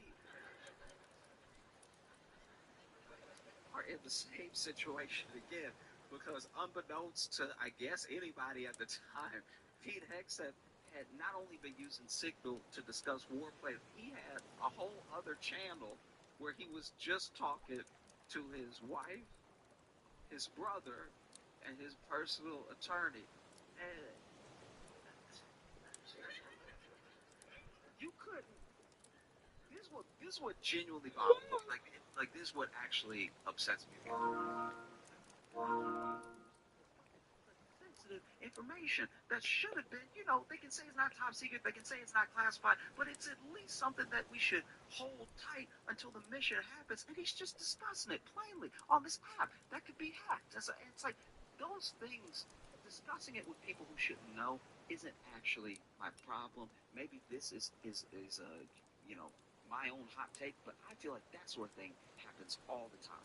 I think anyone who's like married to someone in government, anyone who's married to someone high up in any business knows some things that they're not supposed to know. That's like human, actually. You don't think Michelle Obama? You don't think Michelle Obama was stuff she wasn't supposed to know? Jeremy, you think Michelle Obama was in the White House like, Barack, what's wrong?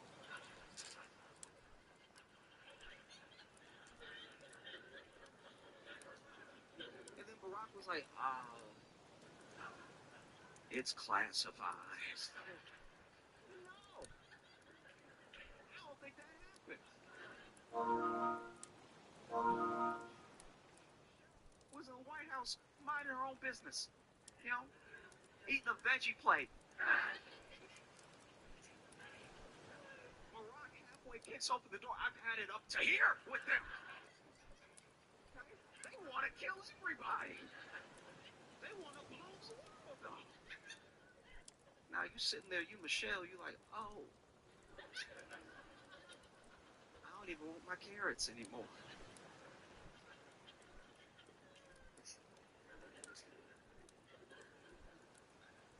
Oh no, the thing that bothers me is that he couldn't just Pete just couldn't be professional, and wait for an hour till he got home to tell her in person. Like just do it the way people normally do. Walk in the door, be like, you won't believe. Like that's the way you do it. But when I pay my taxes, I do get upset when I see it blatantly being misused. Like like when like when Pete Hegseth is supposedly building a $40,000 studio in the Pentagon to do his makeup before he goes on TV. I'm like, that. Even a dollar of that is mine, I'm very upset. Like, I'm not saying I'm the whole 40, but like, that's it. That's so insane.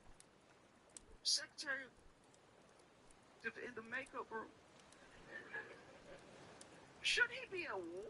Like,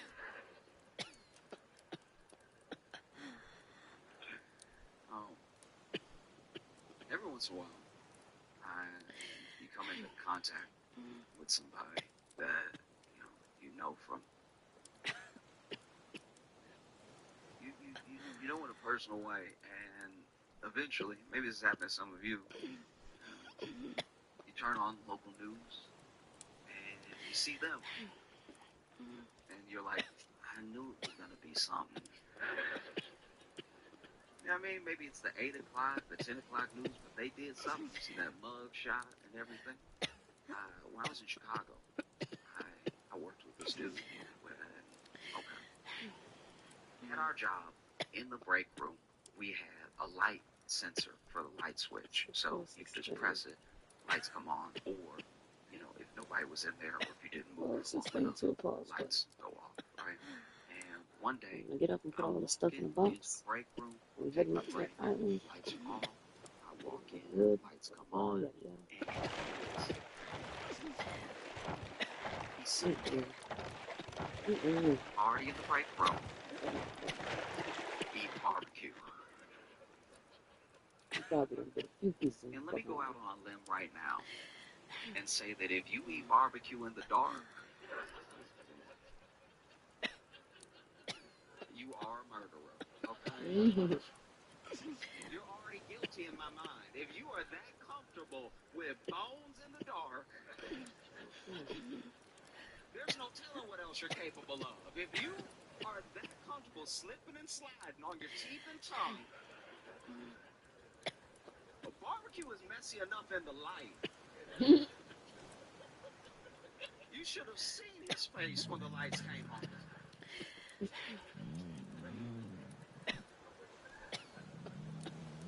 It was insanity. I walk in and he's not even in my. If it were me, and that happened, because I try to put myself in his shoes. I try to be empathetic. I'm like, okay, let's say you eating barbecue in the break room on your break, right? Kind of a heavy meal for a 15-minute break, but to each their own. You know what I mean? You're gonna be sleepy when you come back, but I want everybody to enjoy their life. So let's say you're eating barbecue in the break room, and you are somehow doing it so still.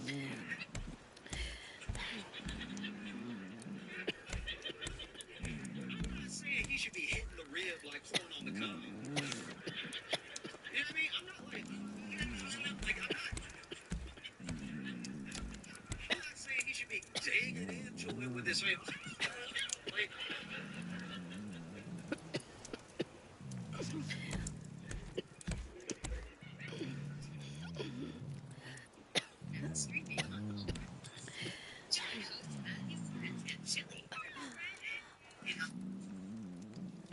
in case you're wondering, that is, at least in my mind, the sound you make when you eat barbecue in the dark.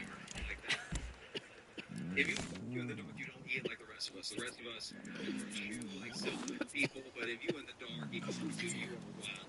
You're doing whole other sounds and effects that the rest of us don't do. You know?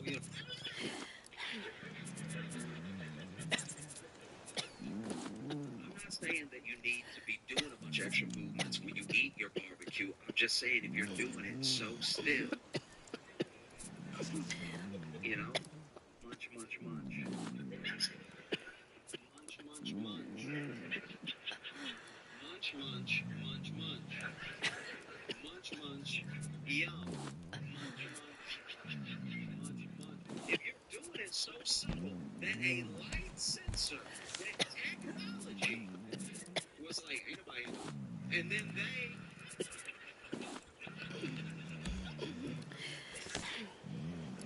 decided to shut the lights off on you, and you still did not feel led to change the conditions of your meal. If you were eating barbecue and then the lights were off, and you're like, that's even better.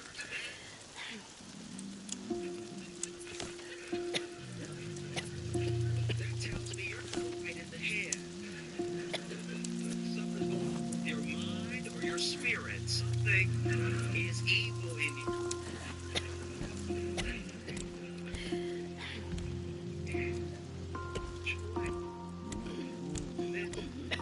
yourself, what if someone walks in? What if someone walks in and feels like, this is awkward, this is weird? I would hate for them to judge me and my entire personality based off of one instance, you know? Maybe I should get up and pull my way. If the lights don't come on, there's a light switch and press it so the lights come on. The room is once again filled with God's holy lights. Some other rooms. Pretty sure. Lights, it's the bridge, but you know what? He probably didn't look at it. You saw us on the switch. You know what I mean? Maybe that's what the lady thought. Like in his hands, he hit you saw us on the walls. That would be even scarier because I have the walls bridge, but near him. You punch away. Myself in that aspect, trying to be fair to him, and thinking most of it was weird. It was weird. It's insane.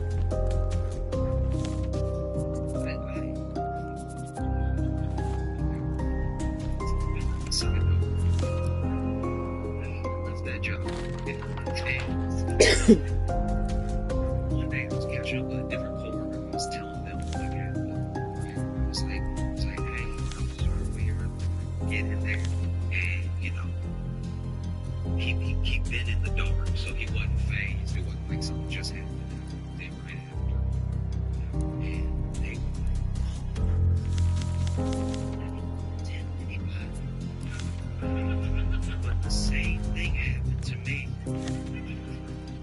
Which means on a different day. This man was eating barbecue slow chips on the grill. They almost came in here. And let's do this. Okay, so I see him. So I go over to the paper.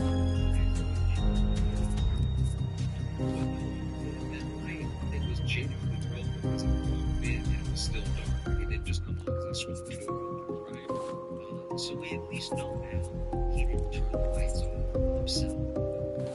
Because I did worry about that. I did worry that that man took his break, went to the break room with his barbecue, and knew what he was about to do. Knew how Christian he was about to behave. Snap walking down. I'll tell you what, I was like, nobody needs to know.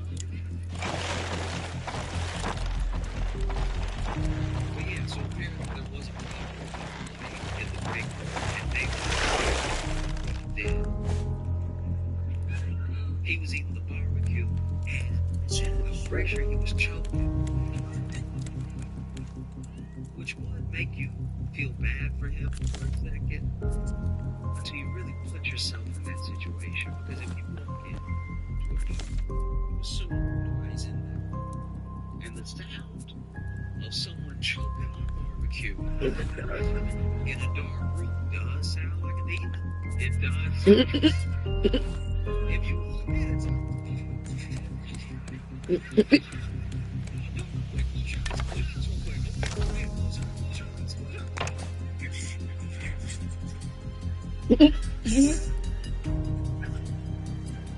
piece of brisket getting caught in the back of your throat, and now you sound like Beelzebub.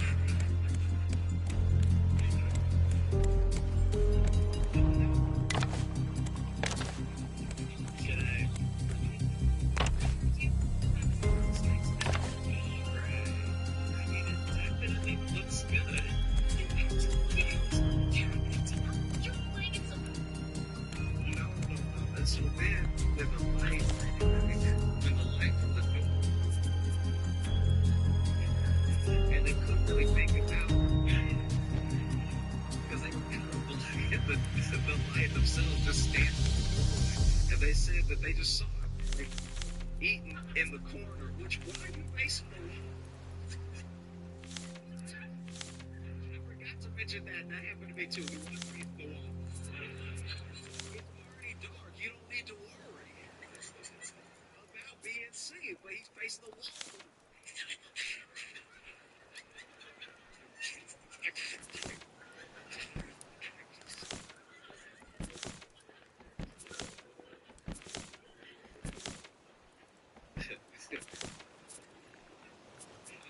what did you do?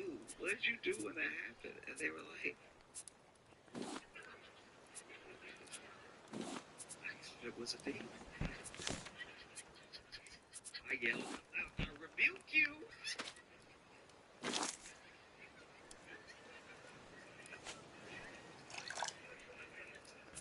And then I closed the door.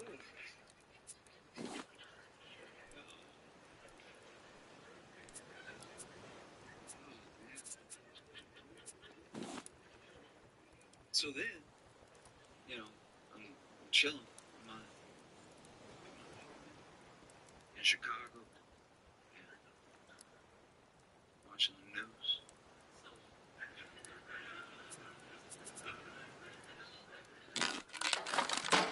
And I see a mugshot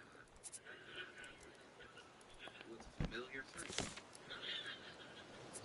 who had been arrested for trying to rob a barbecue restaurant.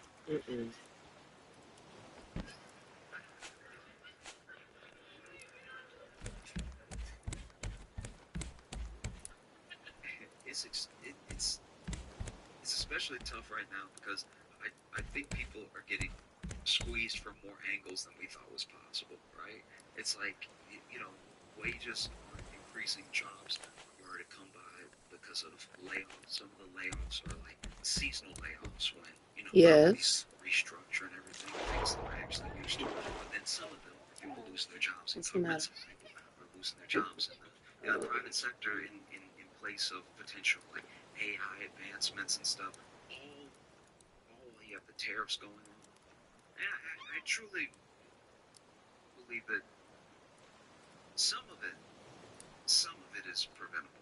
Obviously, there's going to be ebbs and flows with every economy. There's going to be ebbs and flows with every country throughout its history of how rich it is or what, how markets fluctuate. Some of these are unforced errors, and some of these are things that just happen, but it's all happened at one time. Okay.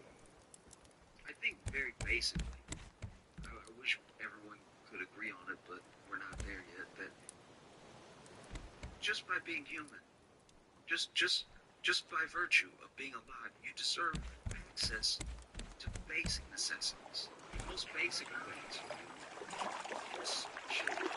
Especially if you're working, Hey. full time, you're still struggling to get the basic Oh, my baby. Good morning. Is it even still morning anymore? When you bring up the people Doubt it. who are having a rough time, they're having a rougher go of it than is just, right? Life isn't fair, but you build the scale so that things can level out, so they can be just. And when you talk about people who are having a rough time, who need extra help, Getting hit by a shark. and Now I'm chasing the shark. This shark don't want none of me. Ooh, that's the metal I'm looking for. Look, you shark.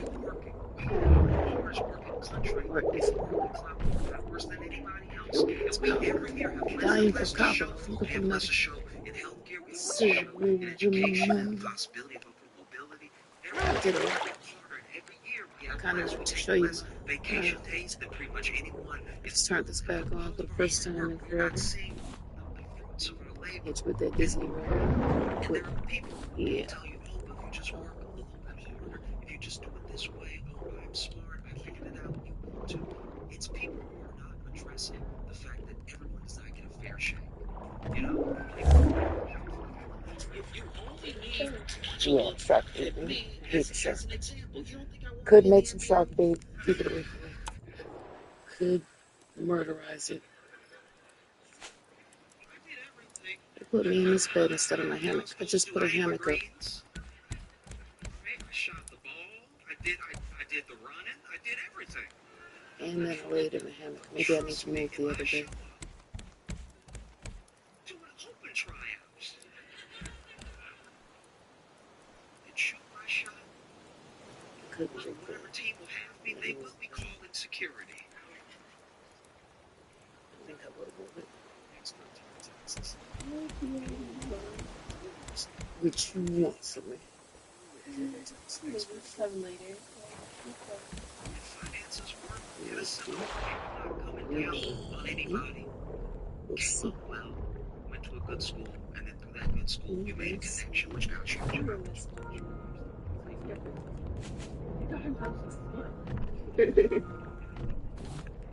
Basis, She right? couldn't help The very herself basis either. of the food, water, and shelter for people.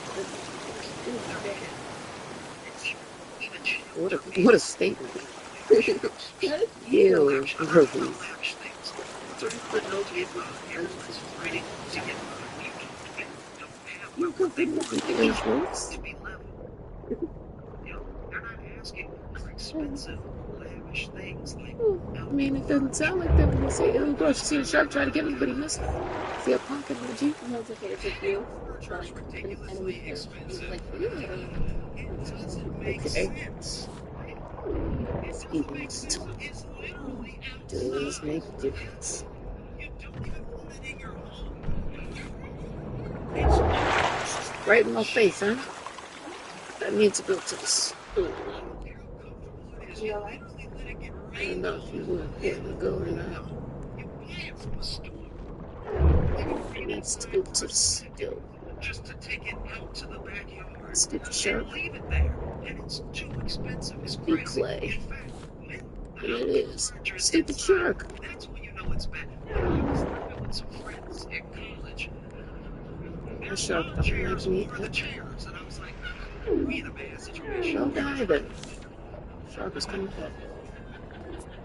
We're not doing well. That's it. But yeah, I need to go to the store. Yeah, we're structural. Maybe. Maybe. Maybe. Yeah. Maybe. No. Yeah. It's bad. It's It's bad. And it should. It doesn't have to be that. No, I can't go to the store like this. How many charges this comes in? That's got Oh, what? going after and arguing with each other. As if there's limited resources, as if there's limited money, as if there's limited opportunity. We know there's not. We know that there's actually some stress. I guess I'm just because we know what you leaders have.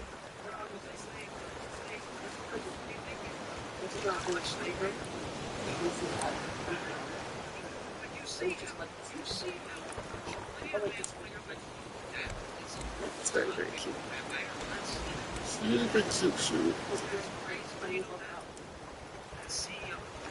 I'd have to like tie it. It wouldn't matter what I put on, they would see it anyway. In my coat. It's too damn cold. We'll keep that in mind for another day. Not be completely psychopath.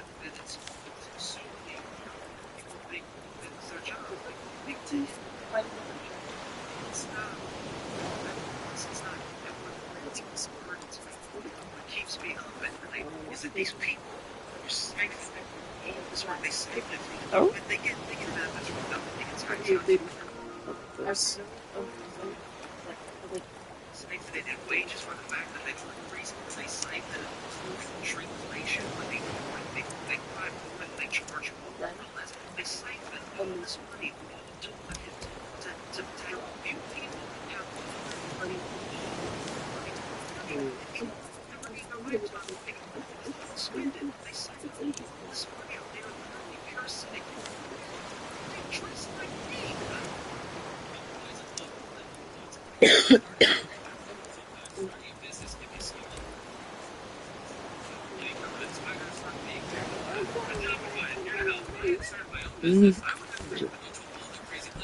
How do you feel?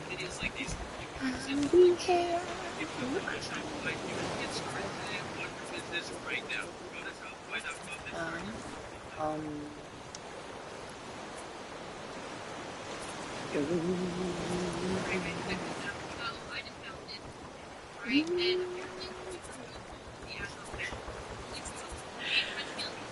There's my own room.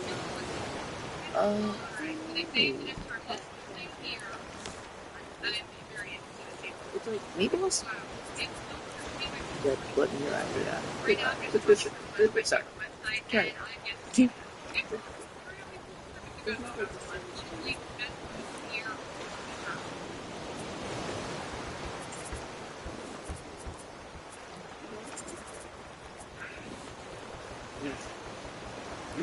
it's really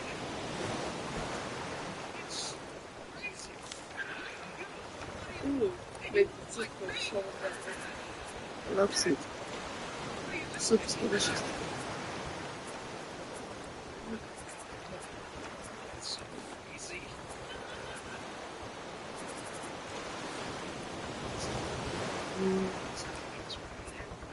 Sometimes you gotta deal with house, especially big things happen. The big thing is just Okay, yeah. What up, food? but it does. What up, food? Look at me. All being all so rivalrous.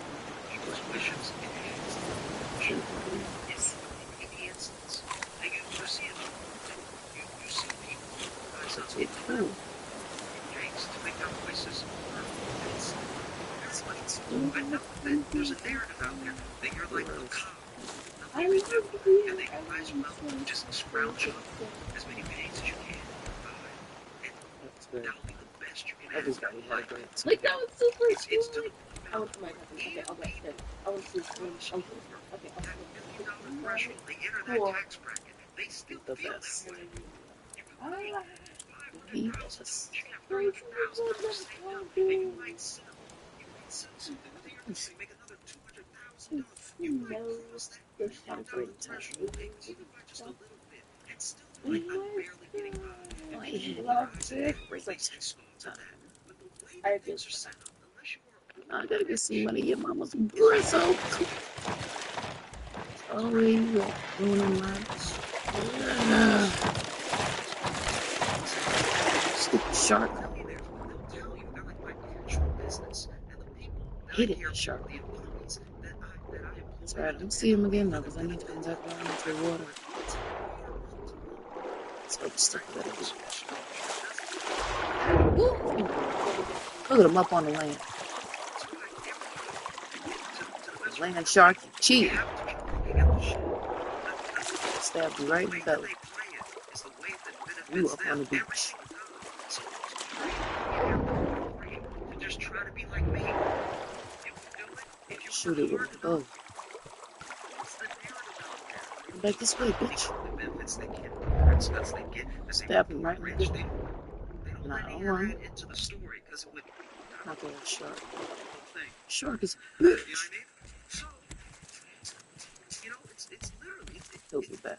It's up to you because we're already there. Look at my rocks. I made those with. See, I have 4 squares. Started out with 4 squares and this hook. Oh, well, won't never look like this. I made 15 times again. Okay. Hopefully those birds don't see me, but about to try and get some wood and whatever else. On this island. Before you know it, it's been a month, and that burrito that was $12 when you didn't have it is $65 now when you're done paying for it. And it wasn't worth it. And it's like Might be something else around here. the things that weren't already taken. They can take your wealth. They're taking it now. They cannot take your worth. If you know your worth, if you remember your worth, and you fight for it every day. That's the bird I was talking about trying to kill. You hold your top balls and you speak to them and you let them know, we hired you. You I got work a bow for us. now. We pay our taxes. Go tell them that this is done. It doesn't have to be this way. Oh, We does can he see me? demand I more. think he And the thing sees that me. we're demanding is not some sort of handout. We're demanding our work back to us in proportion for how hard we worked. These people Missed twice. by themselves as if there's some idea truly as a self-made man. It's like even if you built a company and you ship the things to the people and they love your product and they want more of it and you think you're such a genius, there are people driving that truck.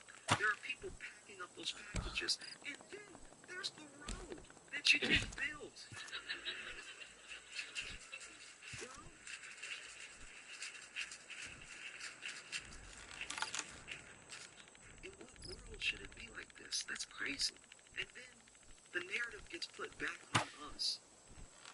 to serve these pinnings. They need to serve such a small share of the thing that we helped build. I'm gonna use all my damn Really arrows. look around when you walk around your city. Really look around when you travel. Wherever you go in America, no matter who you I'm are, getting abused by a buzzard. we built this together. We built it, and Wish me luck. I'm not even saying that these like titans of industry don't hold a part in it. I'm not discounting someone having an Burns up idea before I and ingenuity brings to stupid fruition bird. to the point where Look they at that. employ people, to the point where people depend on them. There's responsibilities that come with that sort of thing. You know, when I started like a candy company, and I was like, no, actually, I'd be a terrible boss. I'd be a terrible boss. You know, I'd be in there in the candy factory eating all the chocolate, making myself sick, and then when people come to the factory to look at our chocolate, they'd be like, the boss is gonna have to own up again because he's a child that can't stop himself. And that's why I didn't start a business, because I was like, you know, there are other people that are better at it. It's tough, you know. You shouldn't be put in a position where you gotta put barbecue that you eat in the dark on layaway. Like that's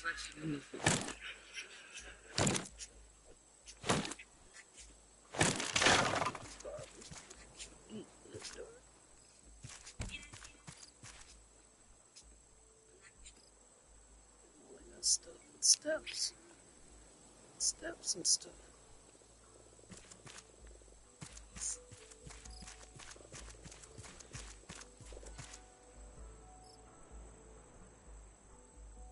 please make it loud. Boy, Jones. I think you better pay attention to the ones that. Oh, let's see.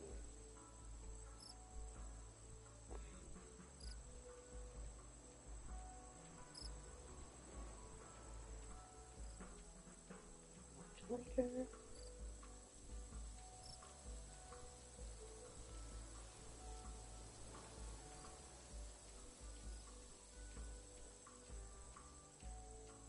Right at the DMV.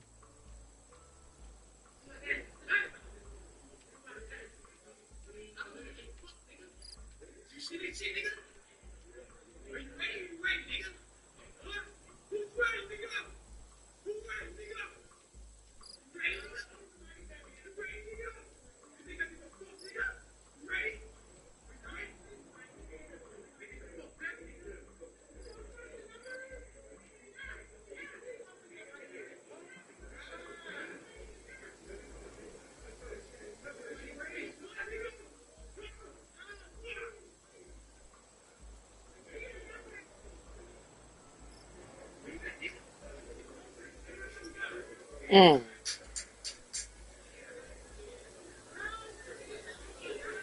With no fight. It's a damn psychopath got dropped. You bet. So the guy, he was so busy asking everybody if they was ready, he forgot to get ready. See, damn sure he stay ready. Ooh.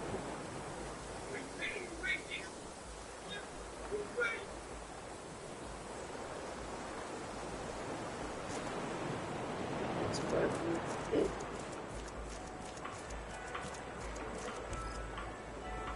Like, you could put some sense.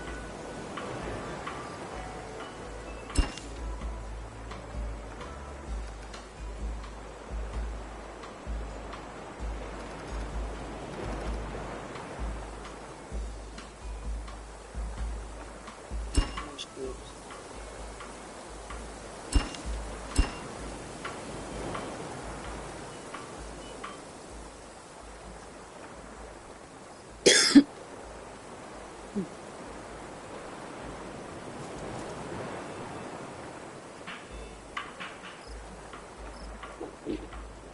What the hell?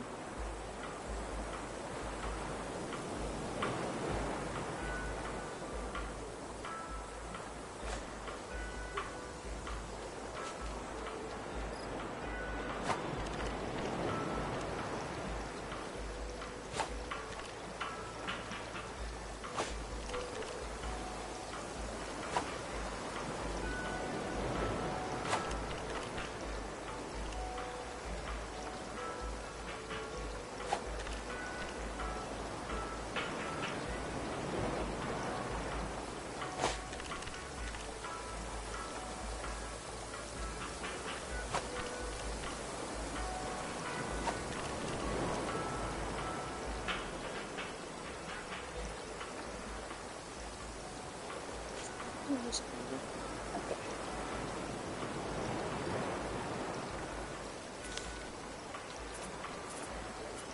Hopefully.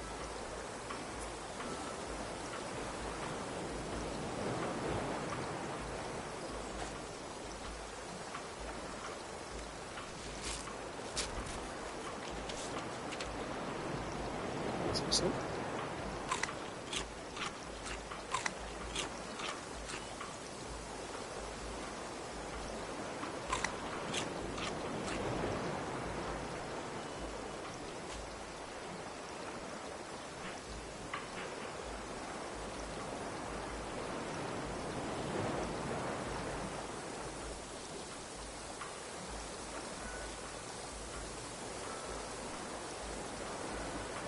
oh, this game's hard, but I like it.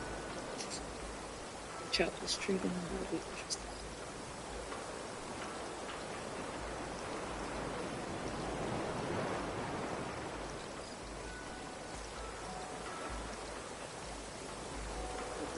The trees.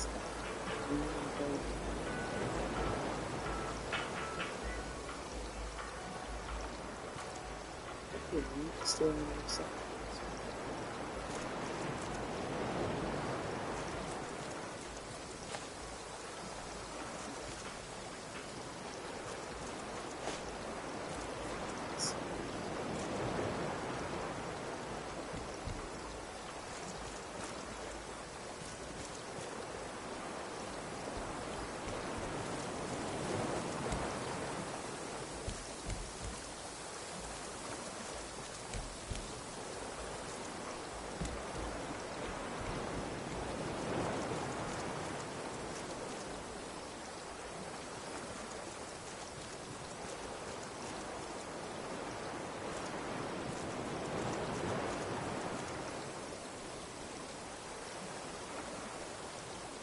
What's up?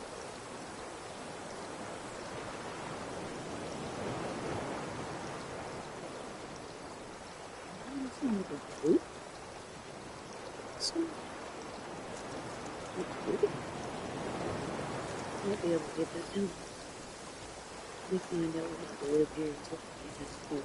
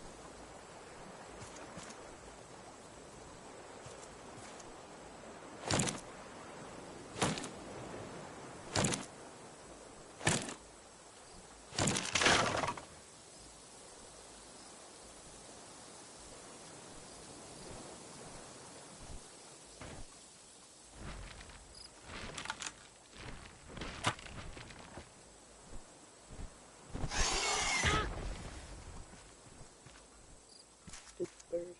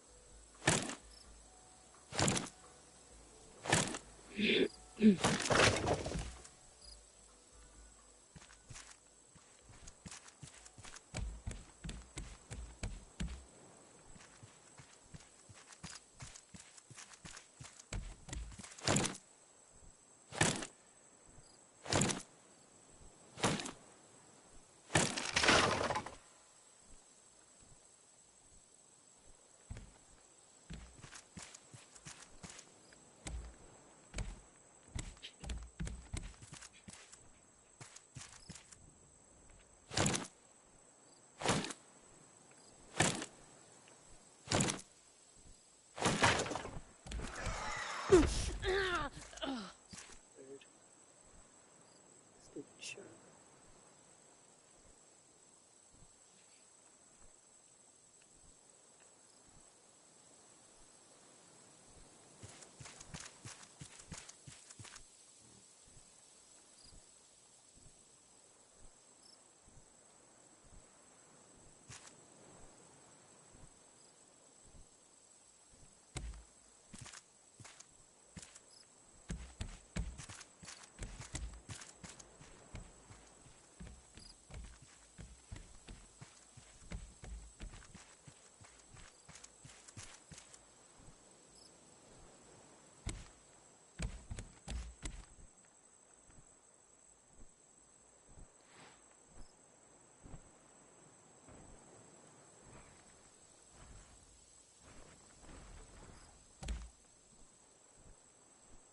Now I'm climbing down. I'm definitely second guessing. Yeah. Oof.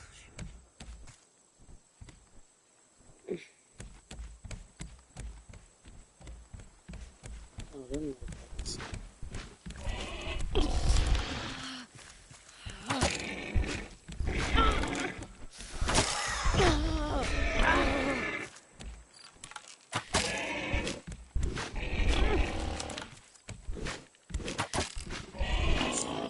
Damn. Look, we can go to. That's smart. Terrible. Maybe it was a spear this time. We got me fucked up. Son of a bitch.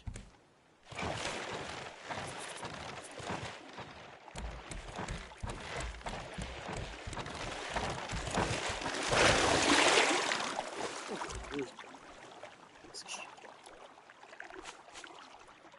Okay, sure. Okay, wait.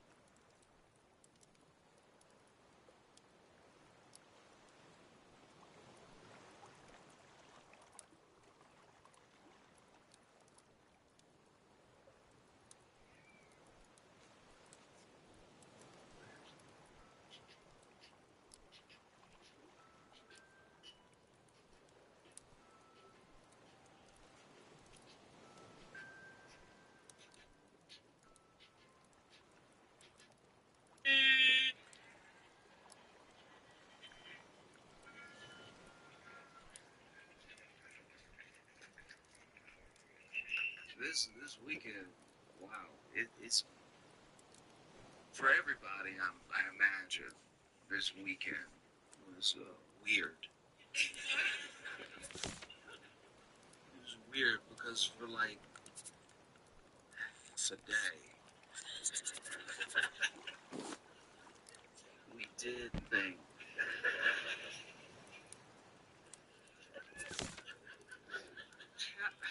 Half a day. That's so long. Half a half of a day. It's a very long time to take the precedent. And then, we found out, oh, it wasn't the case. They posted, you know, the news reports came out, the president's been found golfing in Virginia. It's like, don't say found like that. Found.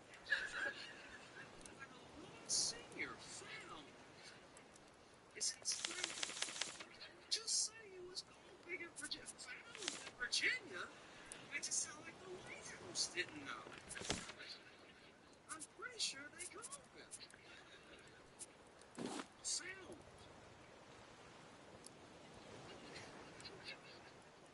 12 hours is too long to think somebody's dead.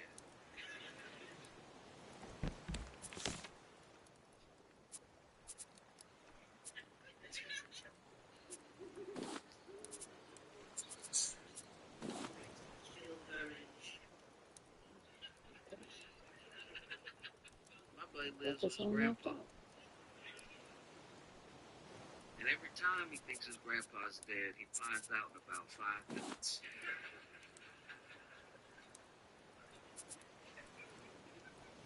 His granddad does that sleep you only do when you're old.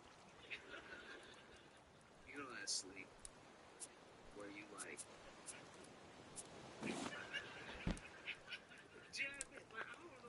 I don't know why, but like it seems like after 70, people just sleep with a little bit too much neck. You know what I mean? Like, his granddad can't just go to sleep. He always hit the. That's a very dead way to lay. That's how you die at the end of Dark Knight Rises. Shit like.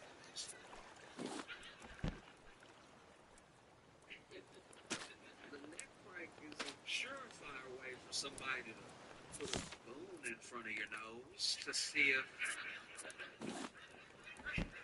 you're still kicking. He does it a lot, apparently, because his granddaddy sleeps pretty deep.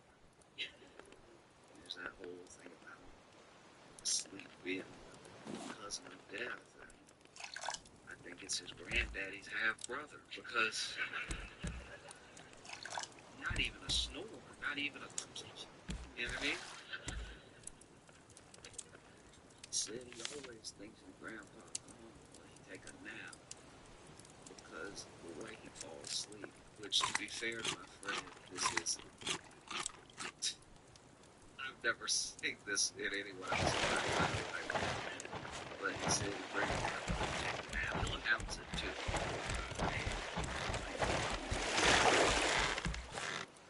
Just lay down, but it's on the couch, or it's in his room. He lays his head back.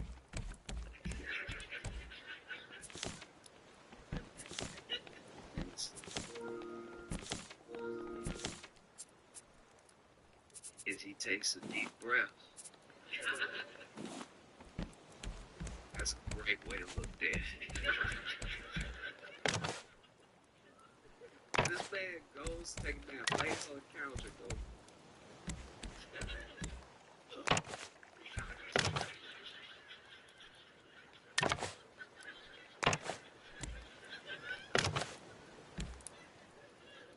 Now, to be fair to his granddaddy, every time he wakes up, he does finish the breath.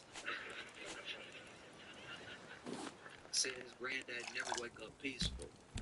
He always wake up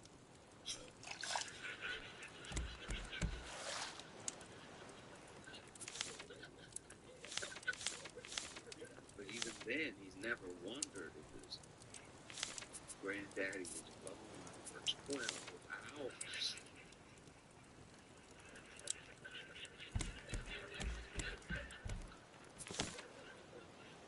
12 hours. Jeez. And we thought that because Trump doesn't look good. You know what I mean?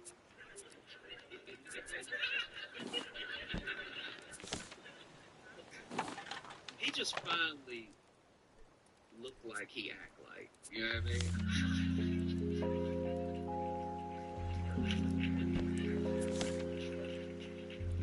Like if somebody listed the person did next thing that they ingested, you'd be like, that's not a person who's well. Finally, just doesn't look like he's doing great.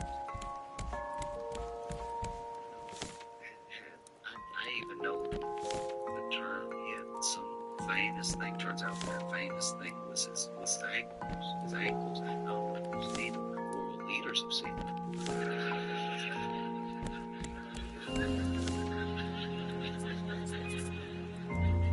World leaders have had to sit there and not look.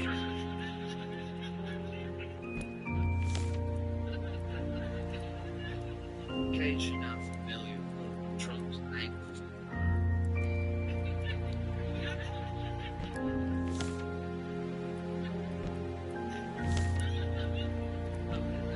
Sitting there looking, caked up.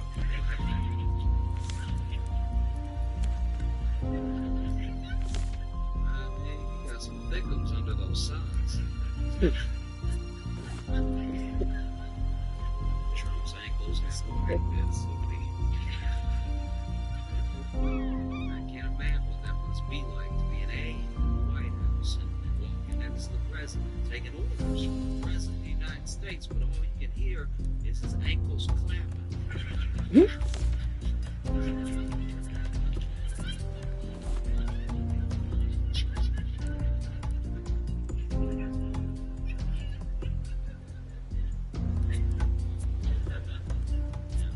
It's tough. It's tough. It is. Like his ankles. That hand. Like his hands. Black. Like it's.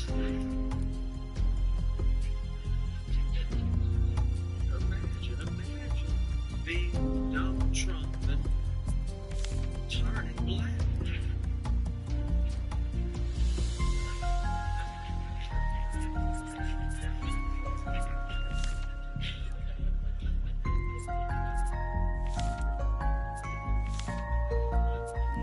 I'm setting it in.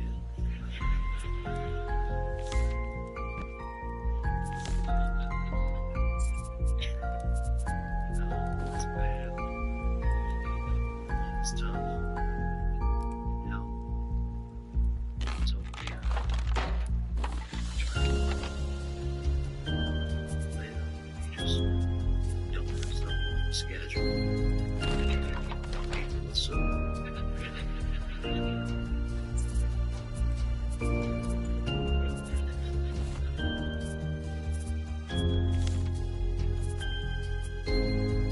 This is funny too, because you have a paycheck, you have a paycheck that means groceries. They offer a secured card with no hidden fees. The best part is autograph fee free. And literally bought groceries without freaking out about my account going negative. For me, it's the 4% on saving and earning $1.21 every dollar spent on eligible dining and grocery purchases, and redeeming them for cashback. My banking app, living on a budget, we all lose money, and make your money work on your schedule.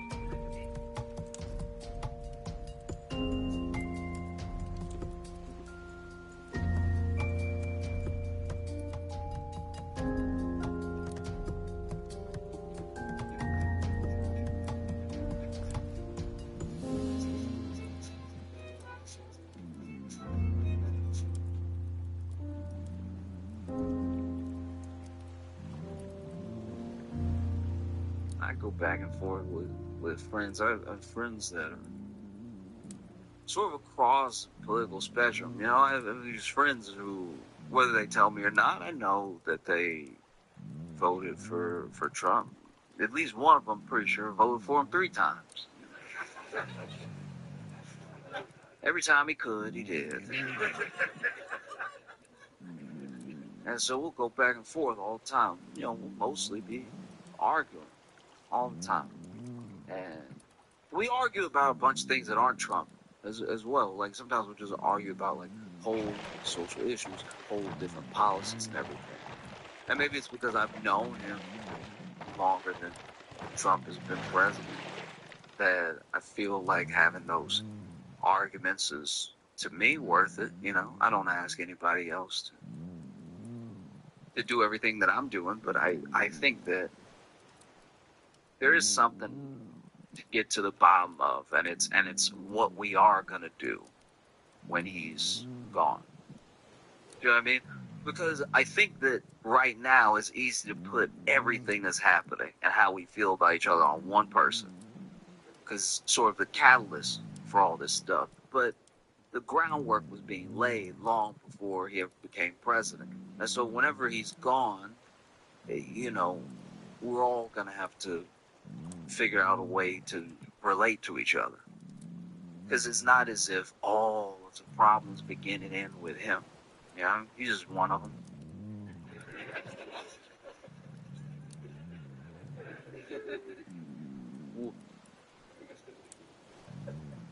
But I don't know.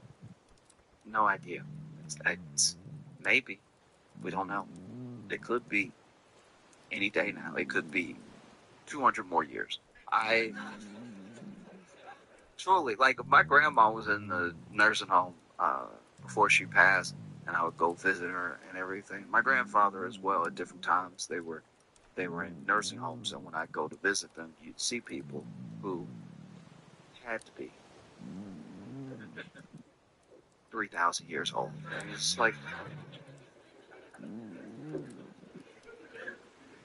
I don't know. You know, you try to live a life that's full of love, and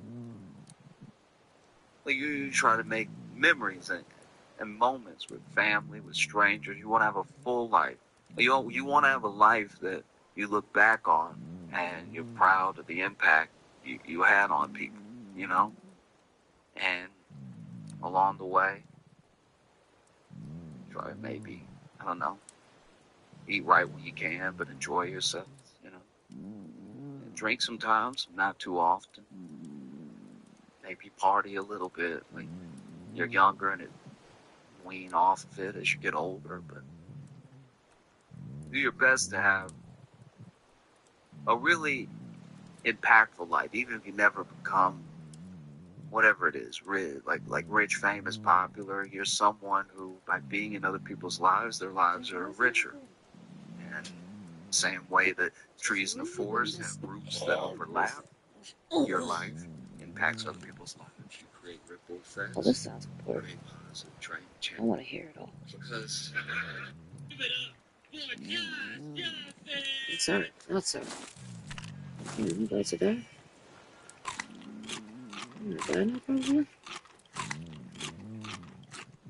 this weekend, it's for everybody. You're just dying. This weekend was weird. Weird because for like half a day,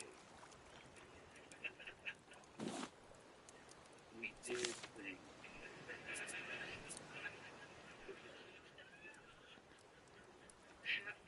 Half a day.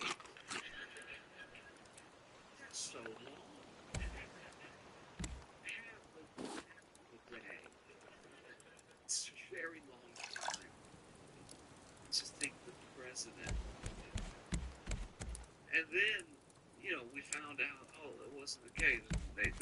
They posted. News reports came out.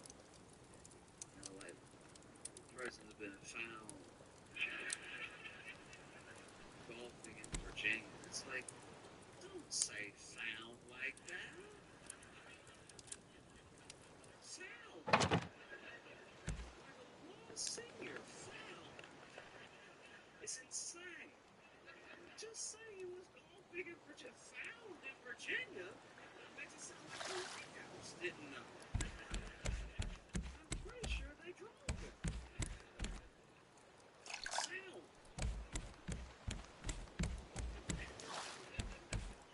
12 hours is too long to think somebody's dead.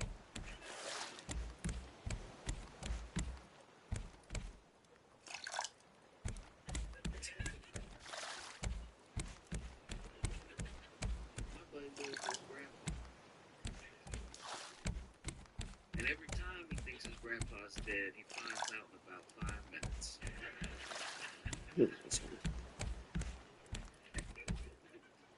His granddad does that sleep you only do when you old.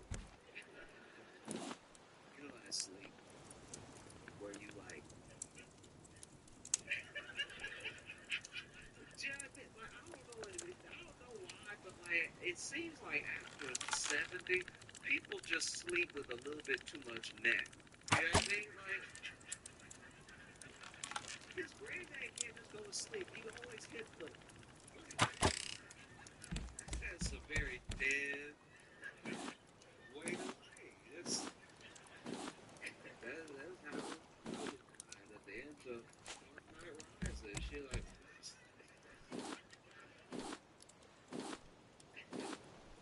the network is a surefire way for somebody to put a spoon in front of your nose to see if you're still kicking. He does it a lot apparently, you know, because his granddaddy sleep pretty deep. There's that whole thing about sleep being the cousin of death, and I think it's his granddaddy's half brother because not even a snore, not even a, you know what I mean? He said he always thinks his grandpa's gone when he take a nap because the way he falls asleep, which to be fair to my friend, this isn't. I've never seen this in anyone else in my entire life. But he said his granddad will go take a nap. He'll announce it too. Like, I am laid out.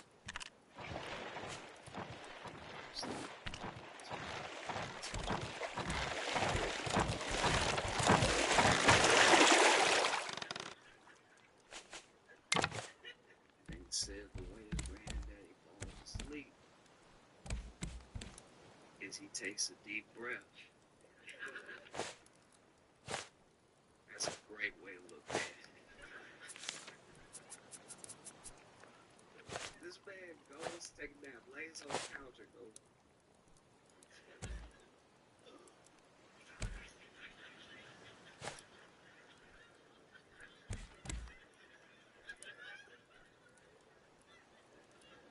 Now, to be fair to his granddaddy, every time he wakes up, he does finish the breath. Said his granddad never wake up peaceful. He always wake up.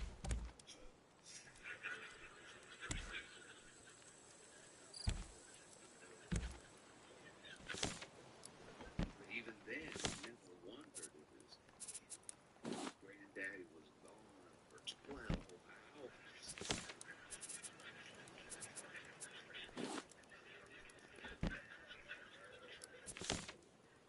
12 hours. Gee. And we thought that because Trump doesn't look good. You know what I mean?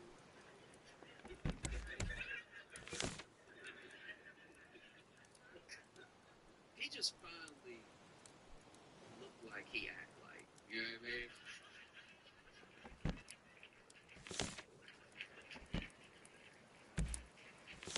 Like if somebody listed everything a person did next to everything that they ingested, you'd be like, that's not a person who's well.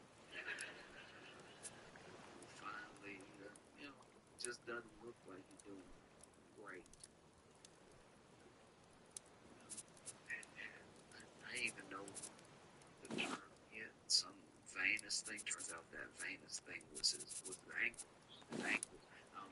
seen them, like world leaders have seen them.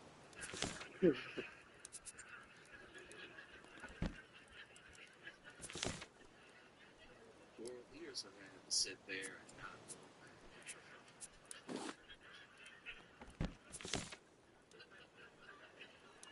In case you're not familiar, look, Trump's ankle, no,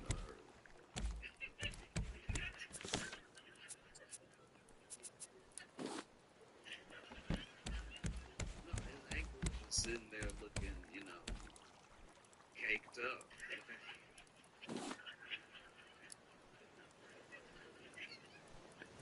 Man, you got some thickums under those socks. Trump's ankles have quite a bit of booty. I can't imagine what that must be like to be an aide in the White House and walking next to the president, taking orders from the president of the United States, but all you can hear is his ankles clapping. Oops.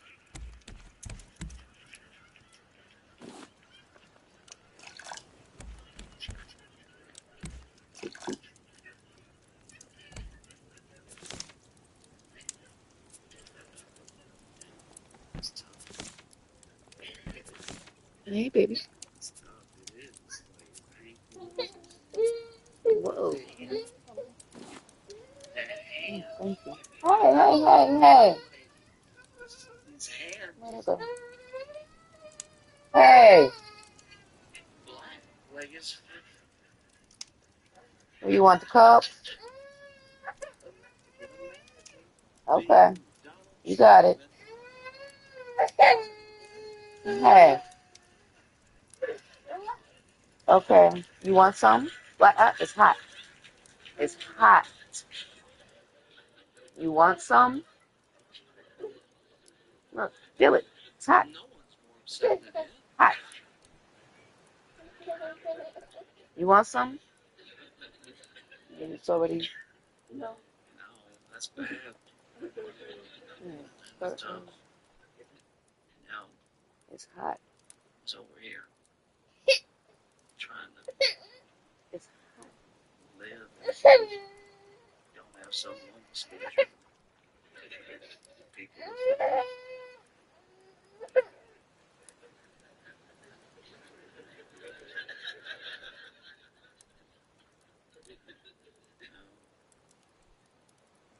it's funny too because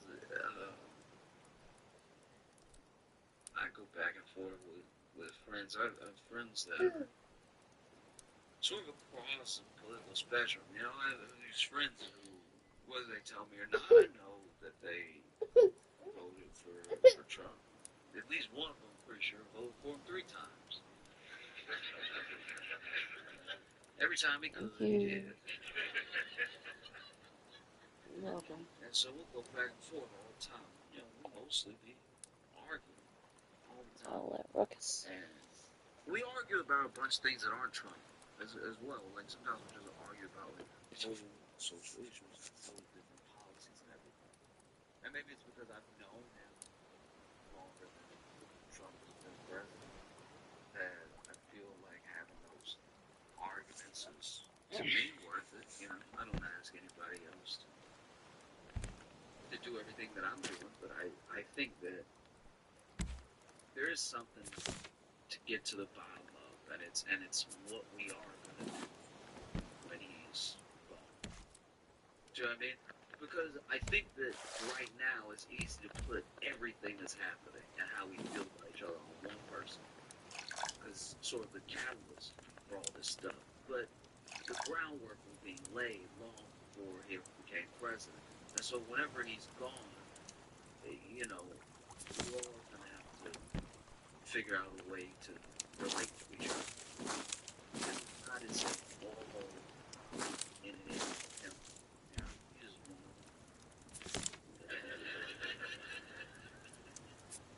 He just I don't know. Crazy. It's maybe it would be anything. What is that?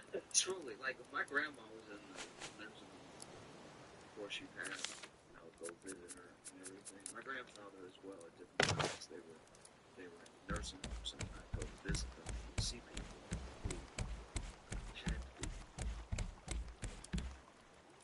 3,000 years old. And it's like, I don't know, you try to live a life that's full of love. You try to make memories and moments with family, with strangers. You want to have a full life. You want to have a life that you look back on and you're proud of the impact you had on people, you know? And along the way, try to make it, eat right when you can, but enjoy yourself. Drink sometimes, not too often. And enjoy a little bit. You're younger and you lean off a bit as you get older. Do your best to have a really impactful life, even if you never become whatever it is, like rich, famous, popular. You're someone who, by being in other people's lives, their lives are richer. And the same way that trees in the forest have roots that overlap, your life impacts other people's lives. You create ripple effects, positive change in the world. Hopefully, by doing all the right things, you have a good long life. Or be the devil and probably live way long. Way long. So many people in this home are very mean. Man, life must run on from you. How are you this old? And man, your mind too. Sitting in a fucking chair at that way.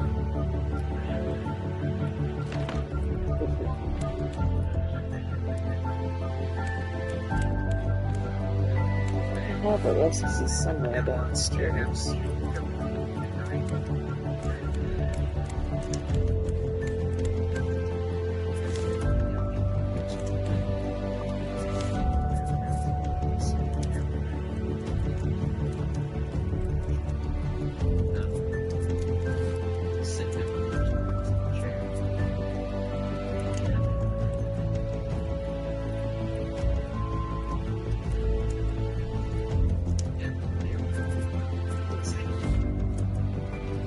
Gotta figure that out. Got to figure that out. It's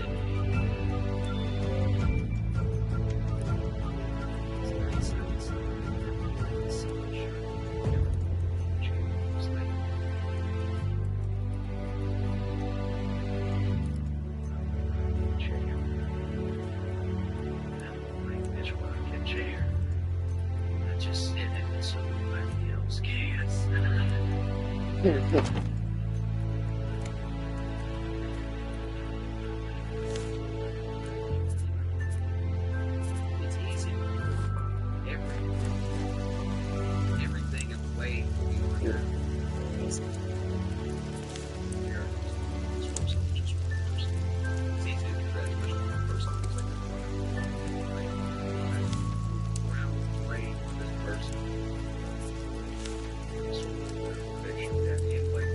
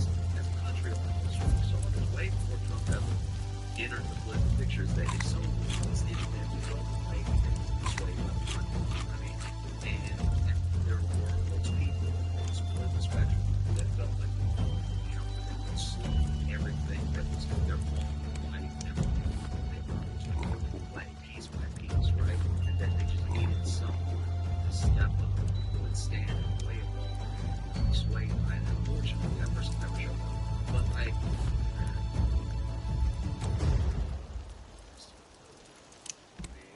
what's he doing now? and so I have these arguments I'm so happy about this. with my friend, and there was one point where going back and forth for a while because I felt like for everything that he said, Beets and I coconut. was saying something that was a reason why we shouldn't trust Trump on, or why I didn't think it was something that was going to happen, you know?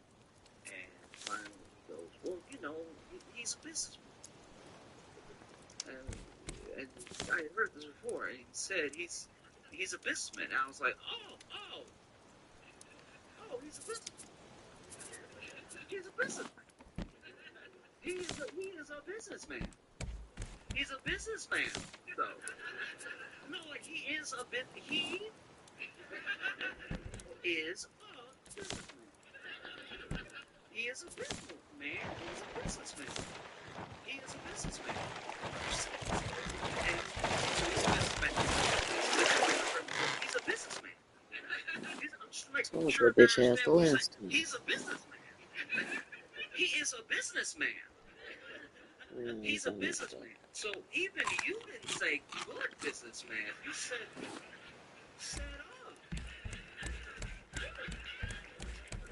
you said as in he's one, as in yes, he does business. It's a businessman. Yeah. He's a businessman. He is a businessman that bankrupted a casino. Should be good for you.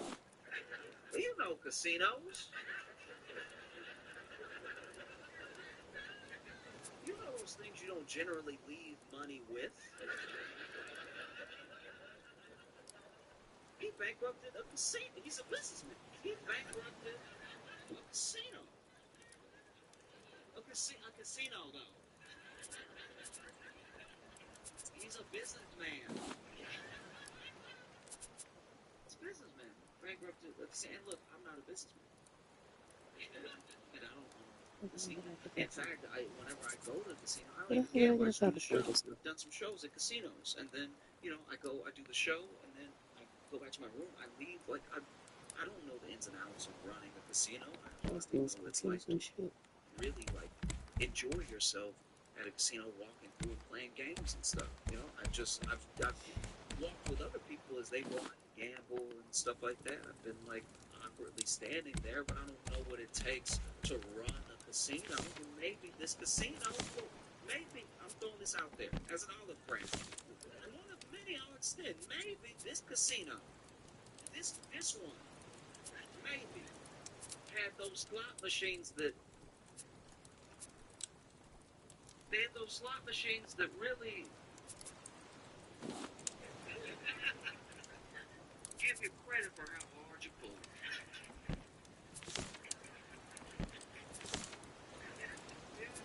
pull that slot machine as hard as you can, and the slot machine's like,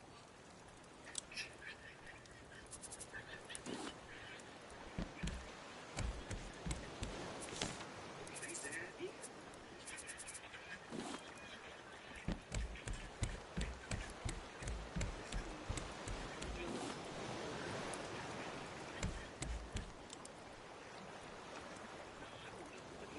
He's a businessman.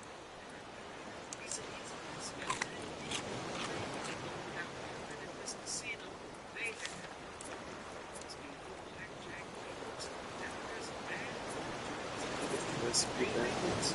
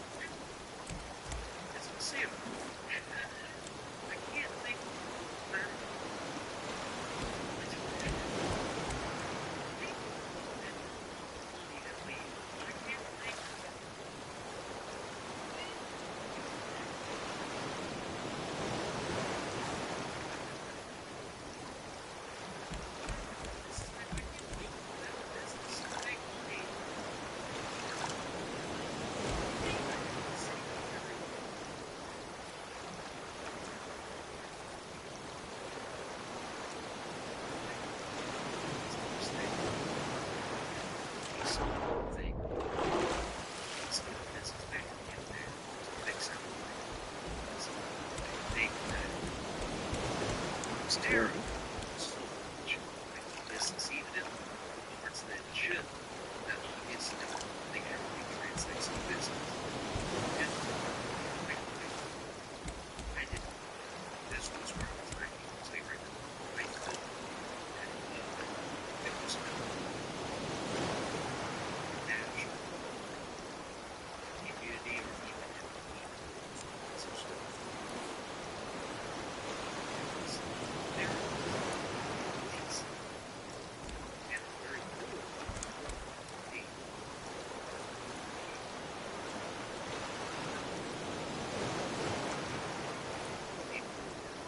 than anyone.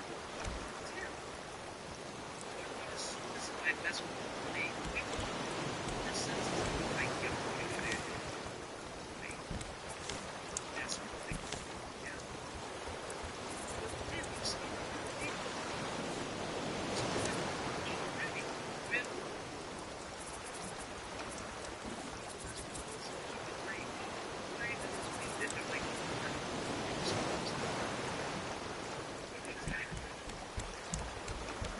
figures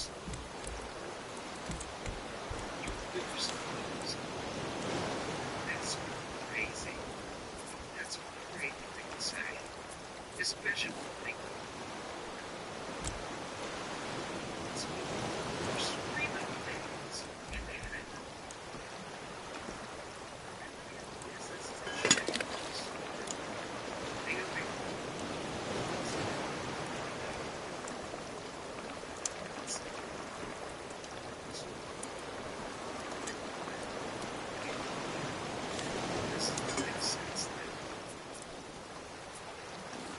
Business man, the thing is, you can't translate this, you know, if they are in dire straits, they don't have a work staff and then try to keep things moving. You just have to stay afloat.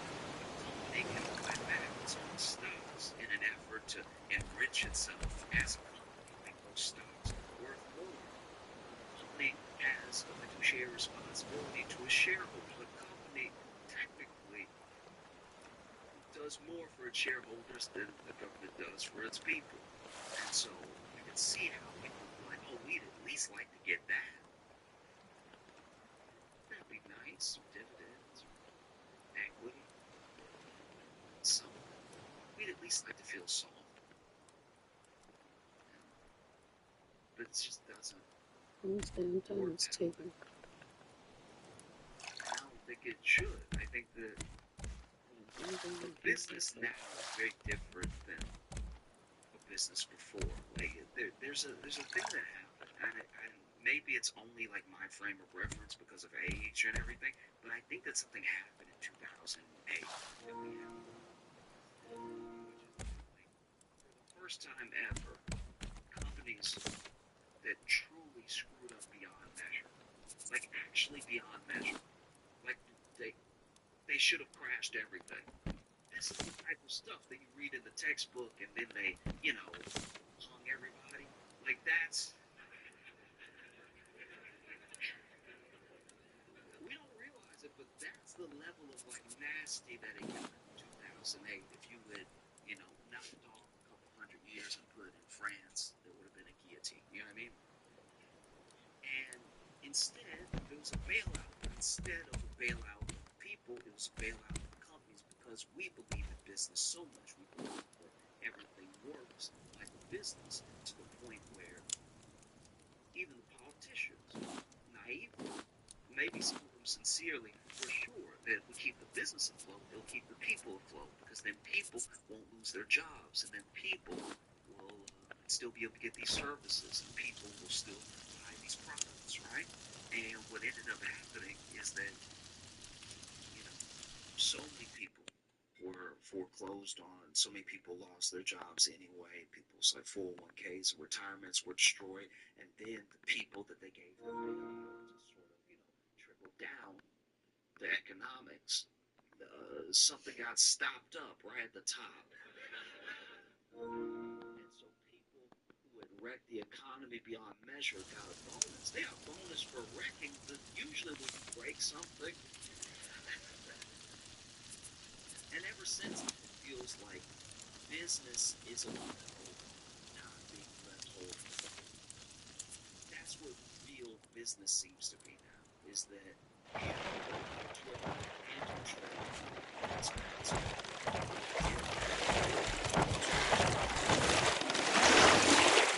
or you dip because you decide to shutter it after you've like fired everyone and ruined it as a service and everything.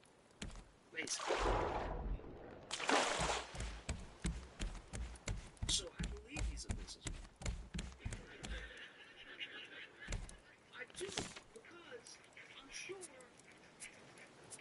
look, if we're talking business to his credit, I'm sure that he was the worse off for bankrupting that casino. I'm sure it was the people that worked at the casino. I'm sure he stiffed some of the contractors who helped build the casino, but I'm sure that he found a way to leverage that debt, because he loves debt. He found a way to leverage that debt into his next venture, and then he started selling steaks or whatever. Like it was just, it's been a lot of problems.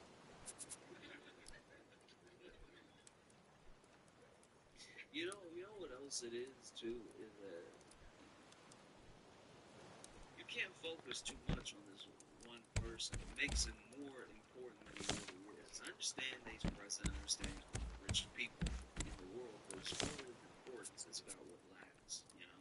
This dude, no wonder we thought he was gone. He went on Fox News. No wonder we thought he was gone. Trump went on Fox News. Everybody forgets.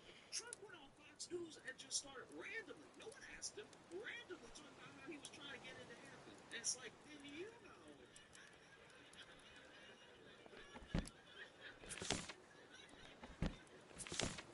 One thing my granddaddy never does is talk about the afterlife. Gets up, watches his shows, takes his naps, gets up and eats, and repeats.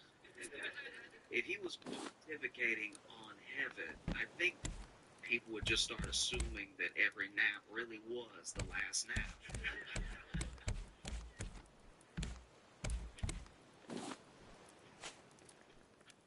Choose to lean into it. Every Mazda is engineered to give you effortless control.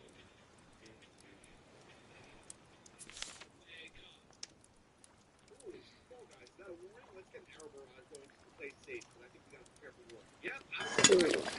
Bring it down the arrow. Oh, I love that. Look at all that going. Okay, you know. Oh my God. Right there. Right down again. They got that. Go ahead. Take it up. Take it up. Look at all that gold, dude. Yeah. Left the rules is because that man's man.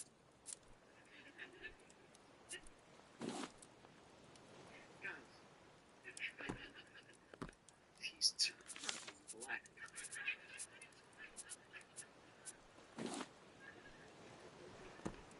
But I don't look. I truly. I talk about this. Care. Trump care about people. This one people. This one person. And even in California, you see in California. Cases in the tank. Treated like this happened. Case. Like,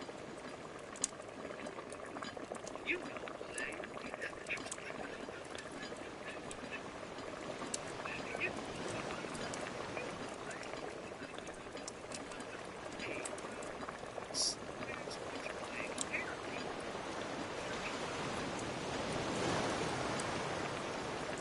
You take all this time to pick.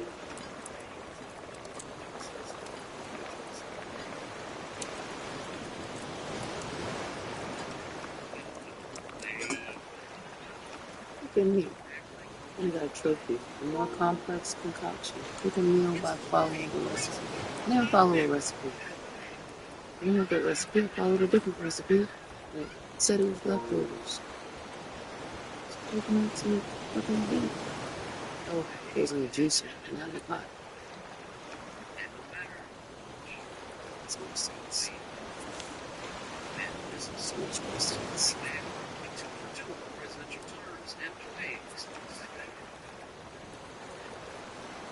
I guess we'll have to go eat it.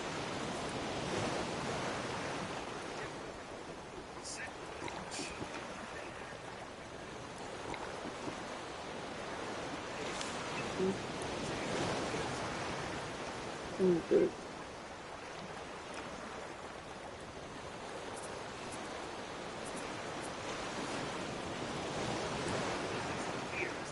Yes, they found the base. They treated it. You know, they've even traced it back to the reservoir. So part of the climate change issue. So basically, easily carry the thing through it right now.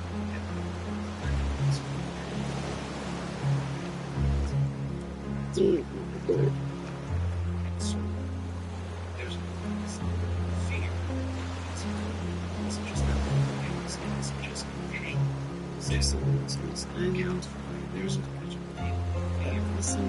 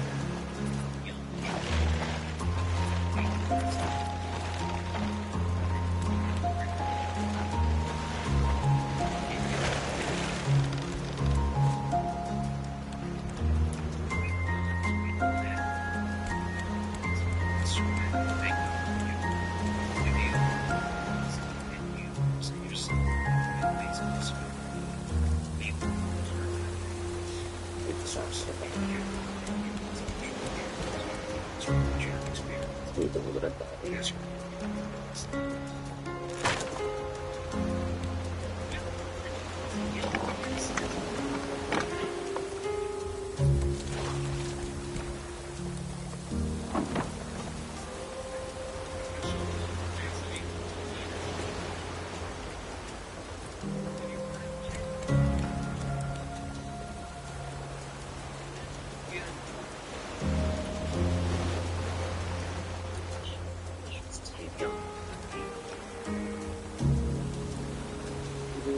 Bill.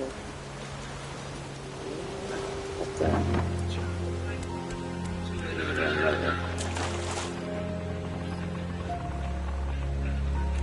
There you go. Look at that thing, boy.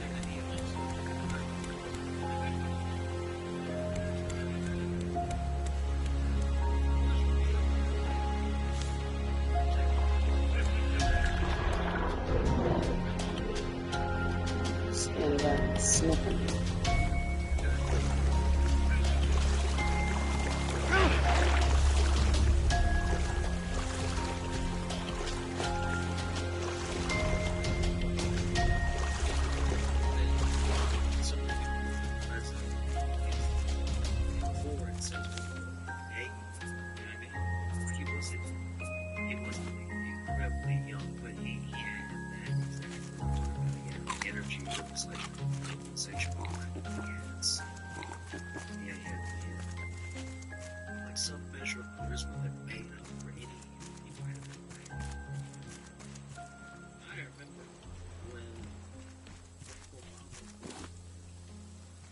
Sang that Al Green.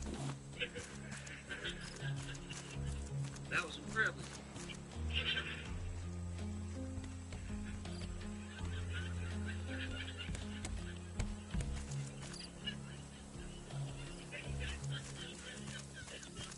No, because when it happened, I was at a get together with a bunch of aunties going, oh, Barack. Like,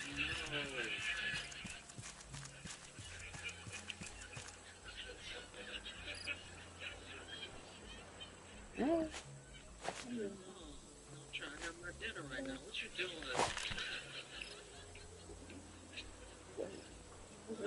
Can't eat meatloaf in these conditions. Mm. Not that much for Fat Fatty? You know what? And then you went from Obama to Trump. Yeah. Trump had bad energy. Any, He had any people of the behind movies him. that sucked into the spin. He came off youthful because he was like a schoolyard bully. Anytime somebody said What something, in the any bed, interview myself? that went around, he was ready, nickname, Thank anything. He was just you. coming at you all the time. It's like he fed off of it. It was his favorite thing to fight with the media and get people riled up. That feels like youthful energy. That feels like it's going to be here forever, you know? And then we went from Trump to Biden. To be fair, told us he was going to be old. Mm.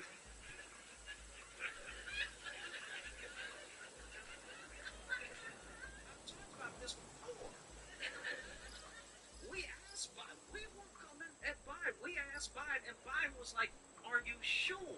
I got a Werther's in my mouth right now.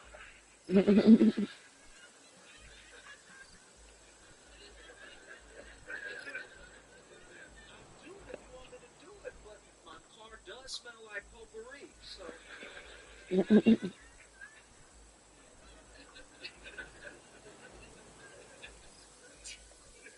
I'll do it. If y'all want me to do it, I'll do it. For real.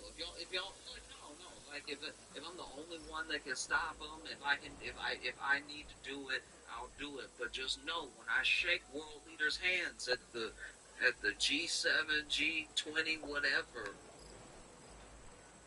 my hand will pop a lot. Whole handshake. It's gonna sound like Orville Redenbaugh.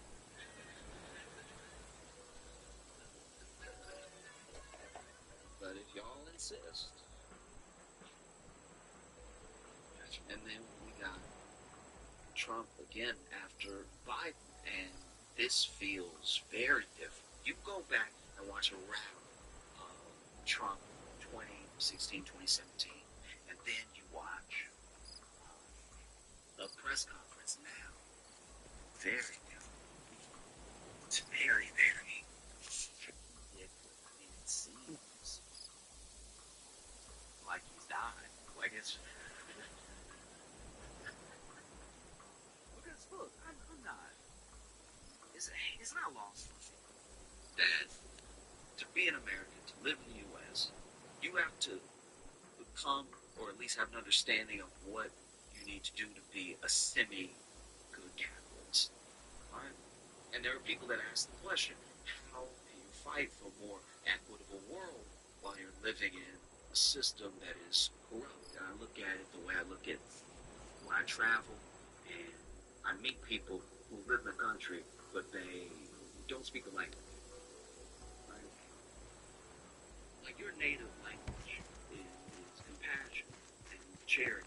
You weren't made specifically to speak the language of margin calls and derivatives, dividends, and everything. That's a language you can learn to get by because you live here, but it's not a language you were born with. When your parents are raising you, or you have fond memories of being a kid, they all come from things much deeper than money. And then as you get older, you clearly need money to get by. That's no crime. You have to function as society does.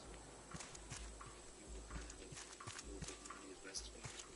You can't get distracted. It can't take you to a place that makes it hard to remember your humanity. You know what I mean? Like, some people look at anyone who has succeeded in business as someone who wants to merge it, but that's not how business works. You know what I mean? Like if I have a house and I set it on fire and I run out of the house, am I a genius or did I just have an insurance policy?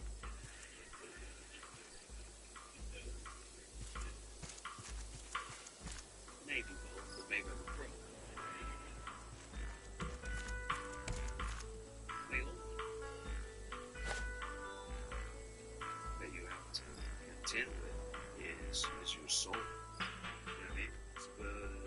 The solvency is defined by a company's ability to pay its long-term debts.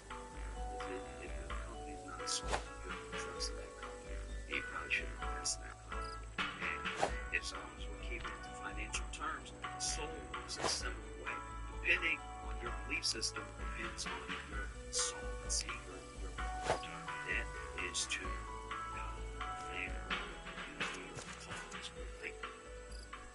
you can tell the difference between religion and the cult when they measure those solvencies. You know, I'm not saying that every major religion doesn't have its blemishes. It have plenty of mistakes in its history, but you know, a religion that only speaks to what is deeper about you, what is in you, and what happens outside of all of this is probably worth looking into, worth reading about. And anything that brings it all down to the material good is probably a cult. You know what I mean? Just because a cult usually wants your money, they start off pretty good. A cult usually starts off with like a great party or something, and then like, I don't know, in about 3 weeks they're like, hey, how much do you make? Dividends work the same way. Dividends get paid out. They pay dividends to their investors, and those dividends go to shareholders. They go to investors, and if you have ever been the beneficiary of someone's kindness or goodwill, and you have dividends to pay throughout your life. And I don't know, that can be understood if you only understand business. You know, country isn't a business. It just isn't. You know what I mean?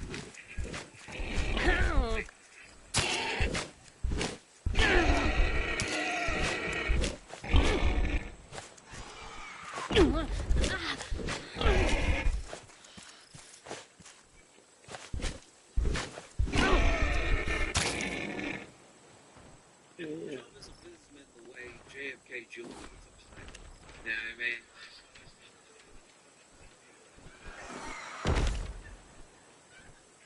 Stupid bird just hating.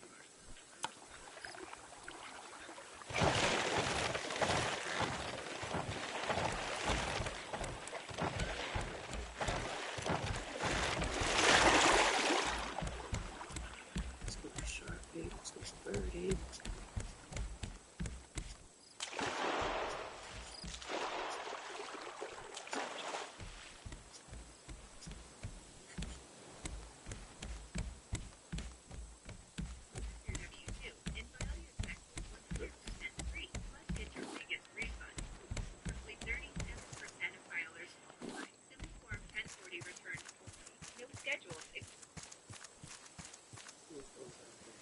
Philadelphia, please make it loud for Josh Johnson!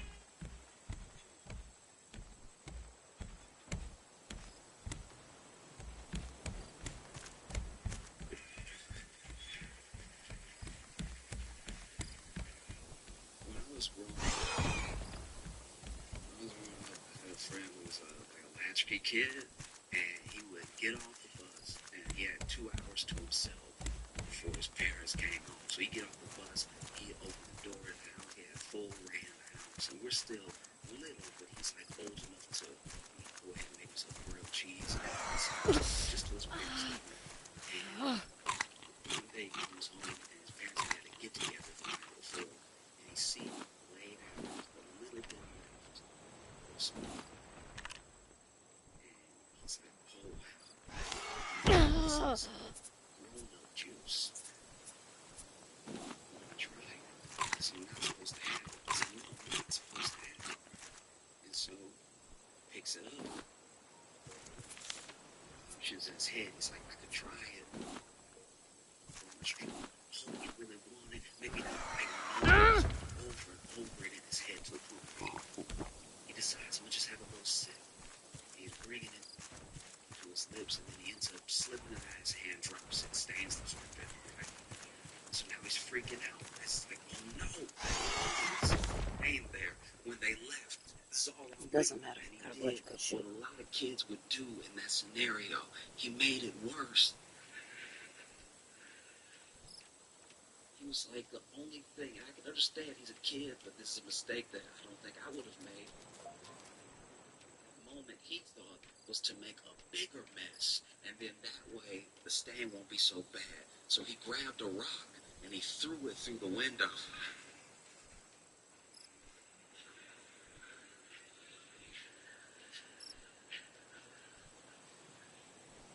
Which was a huge mistake because he went outside to get the rock and then threw it from inside outside.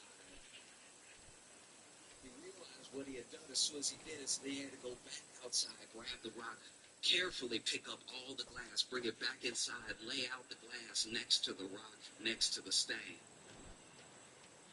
And then his parents get home, and when they come home immediately, they're like, oh my gosh, what happened? What happened? And you know, he said, hour 20 to think up a story, you know? So he's over here like, yeah, oh, yeah, it was crazy. They're like, what happened? You know, we got the rock going through the windows, all this glass on the floor, and the stain. He's like, well, the stain's probably not as big of a deal as the broken window when you really think about it, right? And they're like, what happened? And he says, well, you know, the rock came through the window, and it must have hit the glass that had the wine in it, the wine that really shouldn't have been left out. You know, that's an adult beverage. I'm a minor. And then must have hit the perfect angle to hit that glass and this glass and then knock over and then make a stain on our beautiful three-bedroom home. My parents were like, but did you see it? Did somebody throw this? And he's like, uh-oh, because he didn't think that far. And so he was like, yeah, the man threw it. And they were like, what man? And now he's in it because it's like, yeah, what man? What am I doing? And so he's like, yeah, there was a man that, you know, threw the rock through the window. And you saw him? Yeah, I saw him. He threw it and he, you know, he ran and everything. And he thought maybe that would be the end of it. But from his parents' perspective, there was someone who threw a rock into the window, maybe to get inside while their son was home. So they had more and more questions. And you know, he was freaking out, you know? Next thing he knows, the police have been called, and the police come over, and they're like, what did the man look like? And they go over there taking notes and stuff, and he's like, he doesn't know what to say next, because he didn't go this far. That's how I feel like Trump must feel about Epstein, because it goes so deep.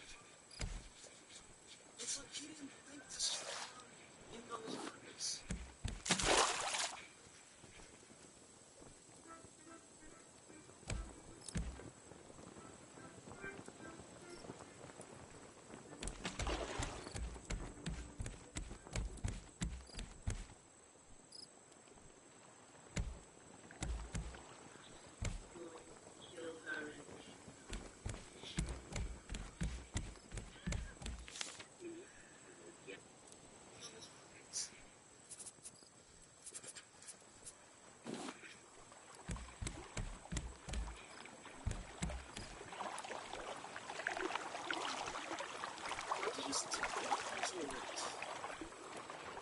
He thought he could make it quiet, you know?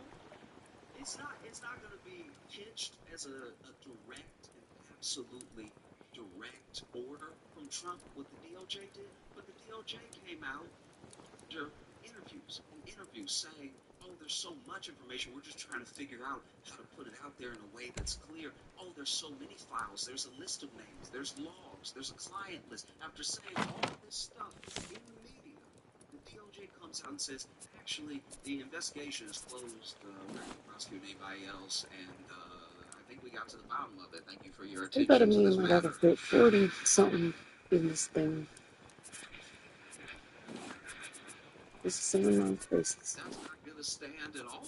That's not going to stand with anybody because you got to remember. Oh, that's right. I made a little. I was about to. This Ooh, belief that he about to released get him Epstein somebody. files. No, this makes sense. He also has Q. Nobody talks about Q anymore, but they're still around. And they believe deeply that Donald Tracy Trump is going to be Island. the one to unleash all the truth, all the evidence will come out. It has been victimizing people across the world. Playboy. And then So he's you like, come. hey, and I think he thought that he could really bury it, that he could truly bury it. But he's wrong. He's wrong because there are a lot of things that he didn't account for. There are people that Trump controls. There are people who he orders around, and there are people who blindly follow him. Sure, but he didn't count on things like Jeffrey Epstein talking before he died to a biographer for like 100 hours. Like, just a ridiculous amount of time. I have friends I don't think I've spoken to for 100 hours. 100 hours, you probably say a lot of regular promises are pretty consistent. Those 100 hours of conversations, we know that Trump and Epstein will take years. Epstein said he knows concerning evidence concerning Trump, which is true.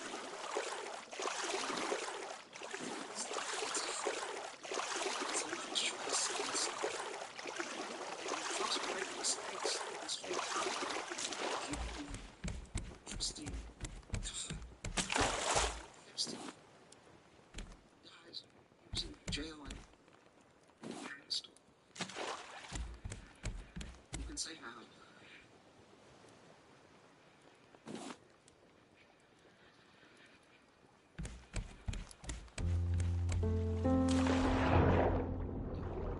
Maxwell gets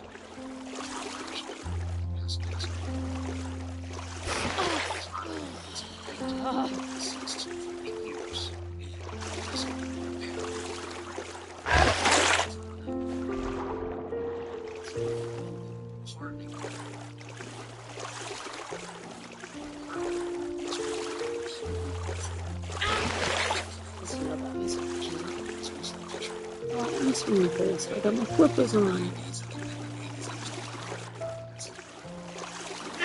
all smooth. Shot still on my wrist.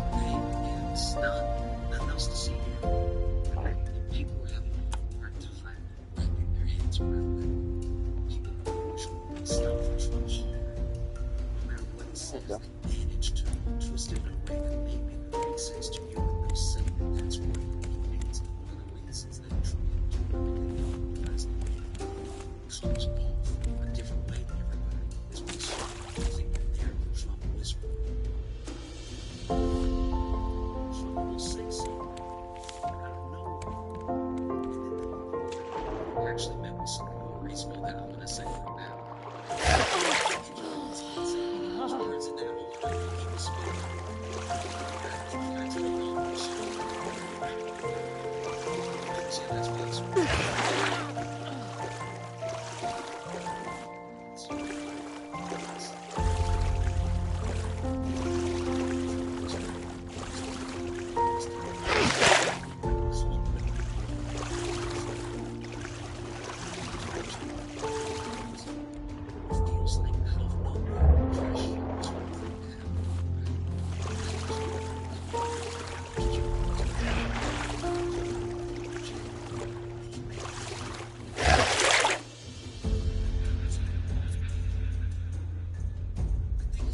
important. I think it's very important when a man shows emotion, not to just ridicule him because it's easy. But Alex Jones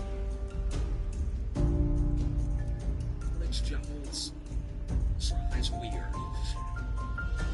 Alex Jones fries weirder than anybody I've ever seen in my life. I don't wish anything good for Alex Jones, but to see him fry felt like something happened to me too. Like it's Alex Jones really works.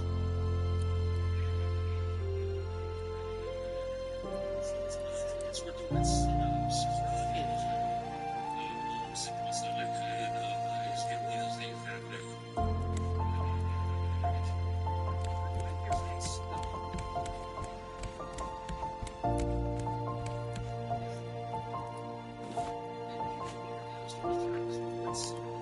It's like maybe the deep state got too long.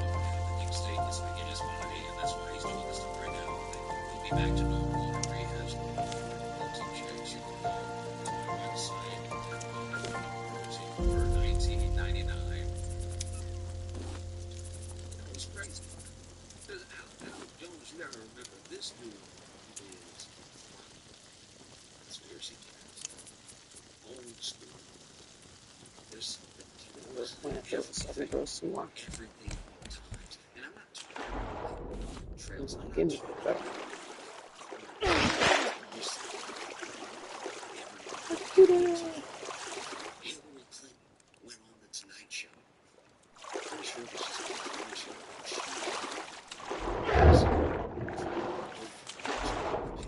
Right? I don't remember what the bit was, but that's what was happening. It's happening. And All the Alex trouble. Jones pulled it up.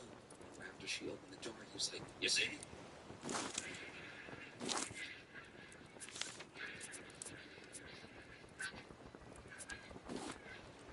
Did you see what happened right there? Hillary Clinton didn't open that jar. Now, in the video, she has opened the jar. Hillary Clinton didn't open that jar. The jar was pre-opened. All right? You can tell because there was no pop. There's supposed to be a pop. There's supposed to be a... There's supposed to be... There was no... The same jar. I'm for it right now. This man spends a while trying to open the jar. He spends an uncomfortable amount of time trying to open the jar. I think at one point he even had a rag too. You know, like those kitchen tricks you use. He over here, you know, sometimes you like tap the top of it. You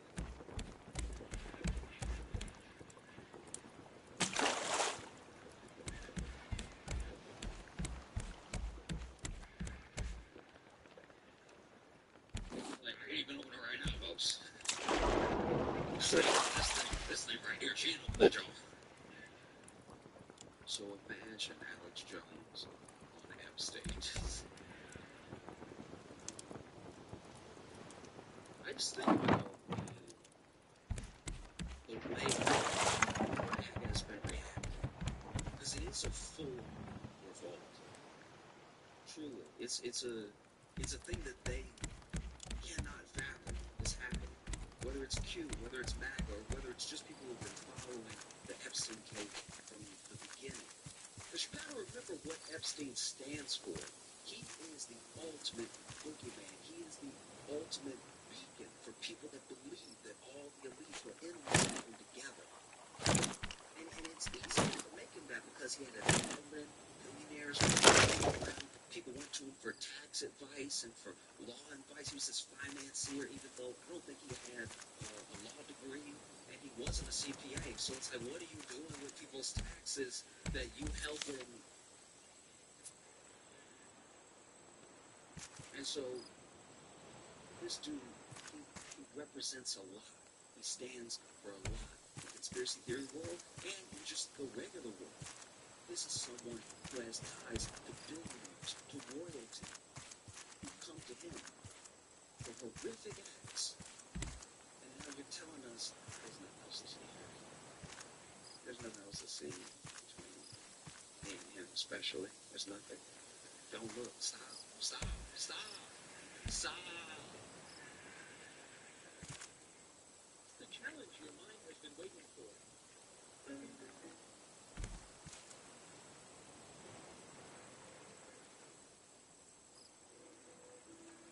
Seaweed and everything. Oh, nice.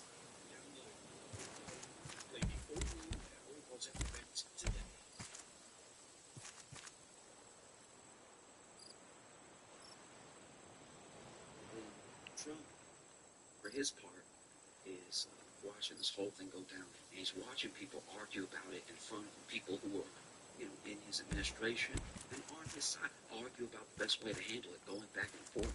Pam Bondi, Dan Bongino, Cash Patel, all names that sound like they're about to be called down when The Price is Right. Like, all three of them are constantly going at it because then, like, Bongino is upset with Pam because he thinks that Pam overpromised and underdelivered and everything. Why would you even say that this stuff was coming unless you had a plan? You just talk it in front of the camera. And then Pam is going back at him, and Trump's watching this whole thing. And then in a press conference, they even asked him, they actually asked Pam Bondi a question about the tapes, the DOJ's memo and everything. And Pam Bondi was ready to answer. She was about to speak, and Trump interrupted her. He's like, hey, are we still talking about this now? Like, no, like why?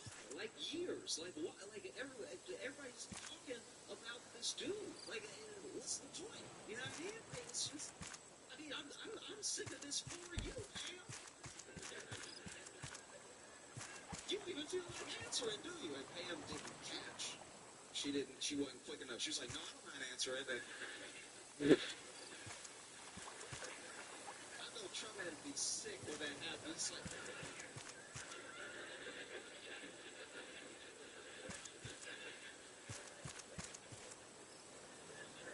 no, go ahead and answer then. And Pam Bondi talked about how they had released a lot of stuff, because there's a difference between releasing evidence around a case or releasing vital information or declassifying things and then releasing stuff, right? So they released a bunch of stuff to look like they were releasing something. Like they released the videotape of the night that Epstein got up out of here. And the problem with the tape is that it's always been talked about as if there was a tape in the cell that would prove definitively that nothing untoward happened, right? But the tape isn't of like Jeffrey Epstein's cell with him sitting there and everything. It's of like a hallway. And you're giving a tape to conspiracy theories. They're going to do some extra looking. There's like 10 hours of tape. But there is 61 seconds missing. I don't know how long it feels about it. But if there's 61 seconds missing, I'm assuming that it takes 50 seconds and gives you 11 seconds to get down the hall.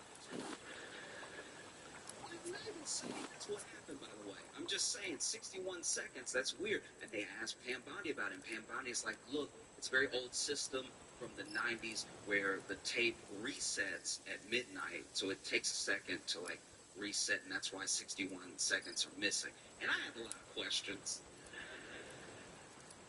I had a ton of questions. One, my first question, didn't even concern Epstein. My first question was, why are you telling everybody that? Because, that is very valuable information if you're a prisoner in that.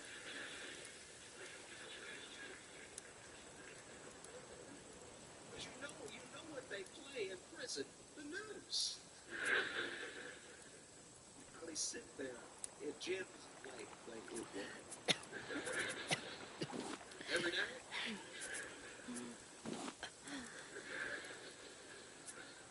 I gotta go take care of something. So she said, look, this is the way that's supposed to actually be spoken. Show.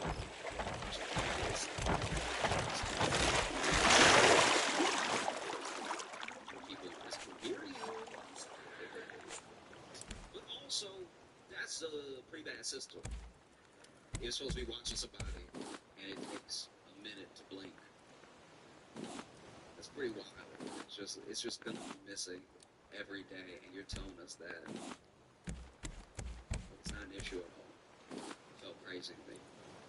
And then they release the video, and then people go digging, they go looking, and one of the things they find is that the video has been doctored.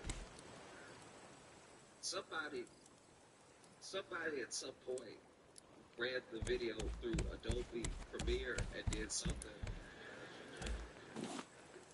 And I'm not saying, look. I'm not saying there's anything wrong with Adobe Premiere, alright? All I'm saying is, I would have thought the government, with all their resources, you know what I mean? Like the government would have like a special program. That just feels pretty cheap for like an Adobe Cloud accounts. Like these Epstein tape through. Missing these videos and people watch the full 10 hours of the video. You gotta remember, some of these people are dedicated. They're like, there's actually a guard that leaves one way and never comes back, which proves that there's two ways to get out of their home. So that he's so screwed. It's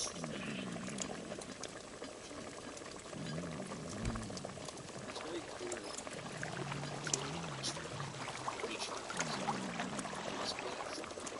He said that he was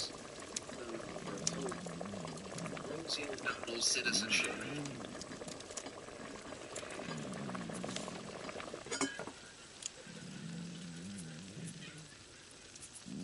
On any other day in American history, that would be a headline. Any other day, that would be wild. And look, Rosie O'Donnell and Donald Trump have what I think is now a 20-year feud going on, which is absolutely insane. The President of the United States has the ultimate and deepest beef. His arch nemesis is the actress from Harriet the Spy. That is my the leader of the free world is ready to have it out at any given moment with the voice actress from the main gorilla in the Disney movie Tarzan. The man makes films. He's the news. Has a deep hatred in his heart, decades long, for Nickelodeon Kids' Choice Award winner Rosie O'Donnell.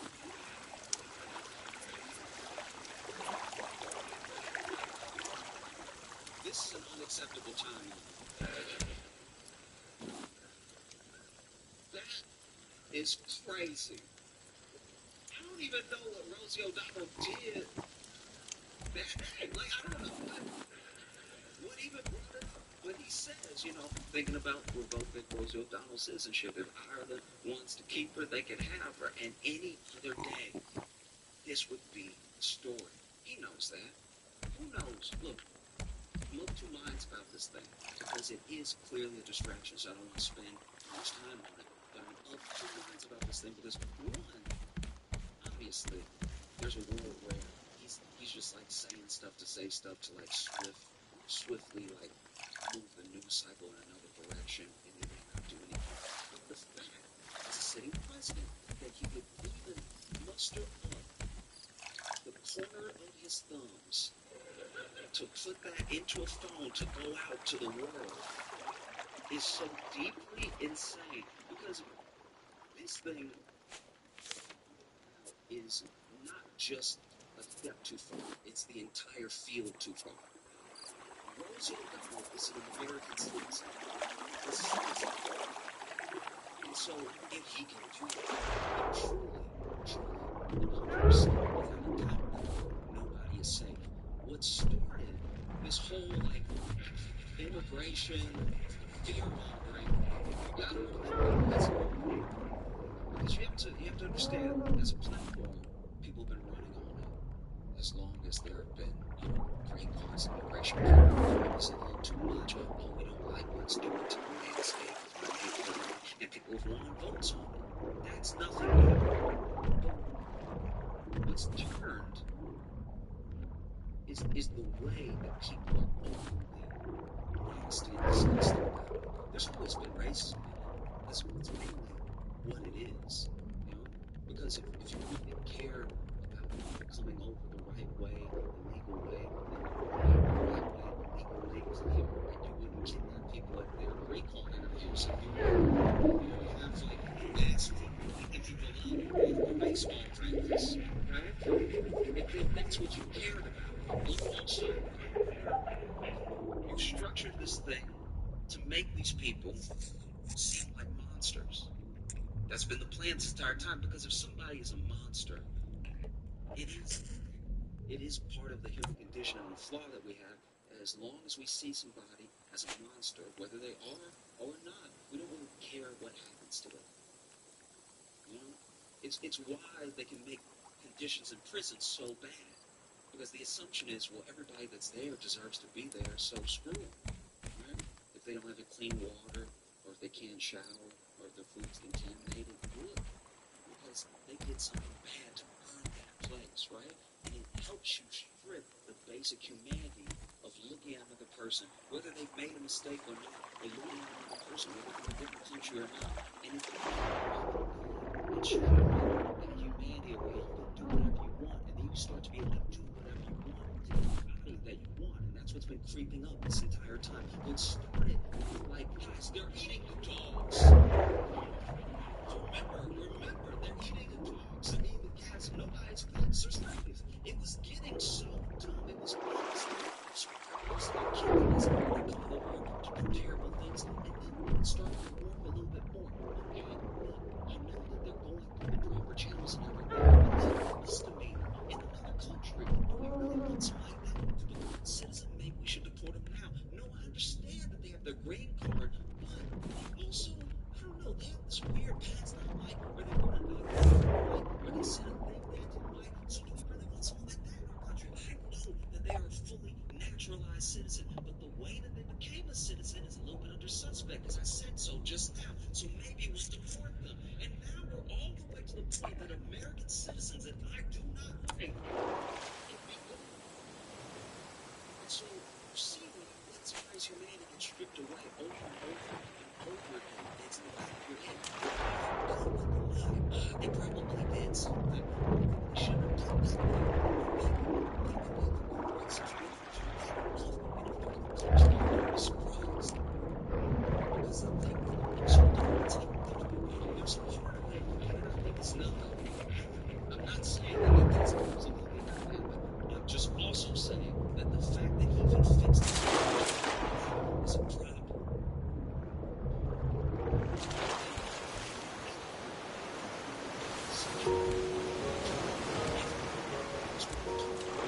This was a different day. This was a day where Dan Bongino is so upset he don't even report into work. He's tired of arguing with Pam Bondi. He might resign. Other people too might resign. He's kept stepping up and going away. And so then Donald Trump did what he does most, what he does in crisis, what he does when it counts. Made it worse.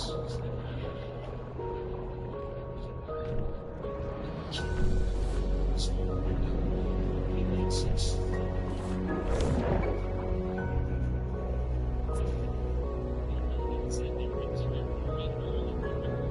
That's what the defense is, but this is just a little bit overkill. Look at that, they're already getting.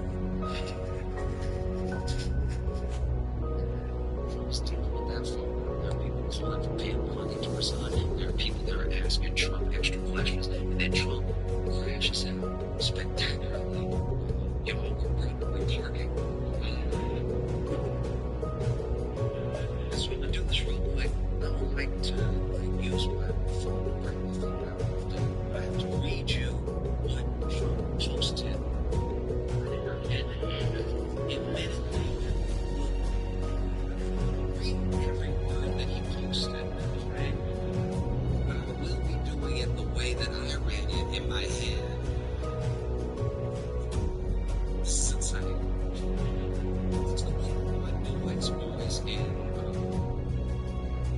reputations. Oh no, what's going on with our boys' reputations? And in some cases, gals.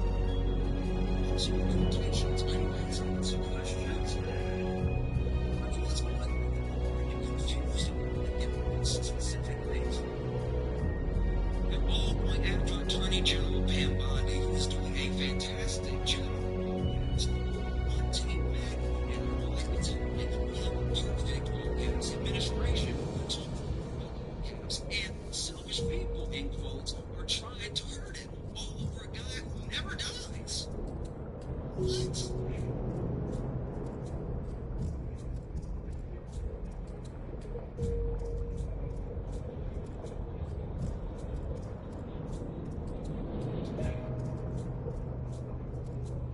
Saying that Trump killed Epstein. I'm not saying that at all. I'm specifically not saying that. I need you to understand that I am explicitly not saying that Trump killed Epstein. I'm just saying that if I was like driving in my car and I hit somebody and I somehow got away with it, but I saw them every time I closed my eyes, I'd be like, this guy never dies.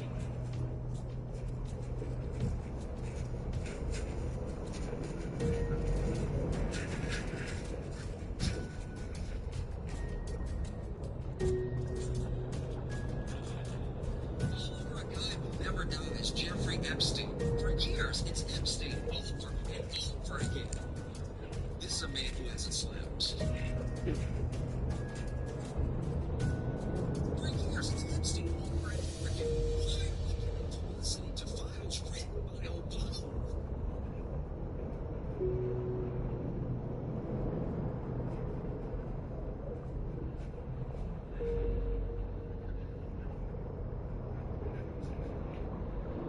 You know what's so good about files written by Obama is that Trump was sitting there knowing, you know Epstein. Trump knows Epstein so well. They were friends. Trump lived so close to Epstein in Florida that Epstein had to knock on his door and let him know he was on the sex offender registry. Like, that's how close they lived together. He knocked on the door and was like, hi, the court has ordered me to notify you that I'm in the area. I have been convicted of a few crimes, and I left my suit jacket over here last night, so... They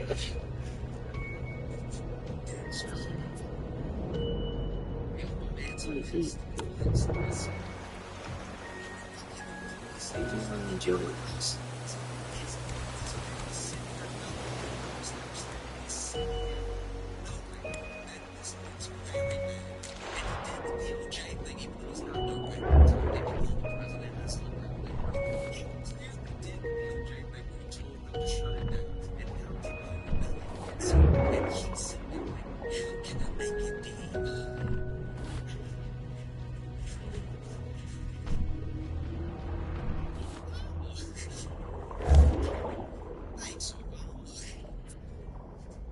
At least it's all directly in the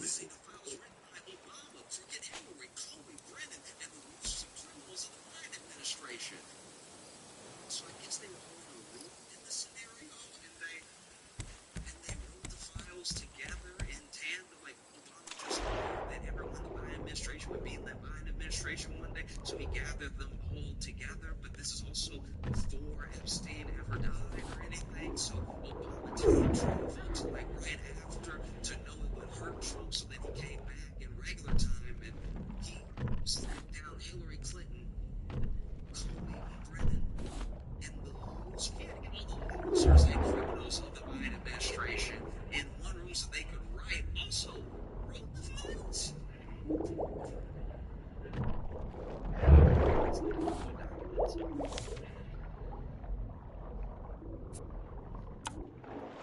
Losers and criminals of the Biden administration. I do like that he said there are criminals in the Biden administration, but there are some people who aren't criminals. They're just losers.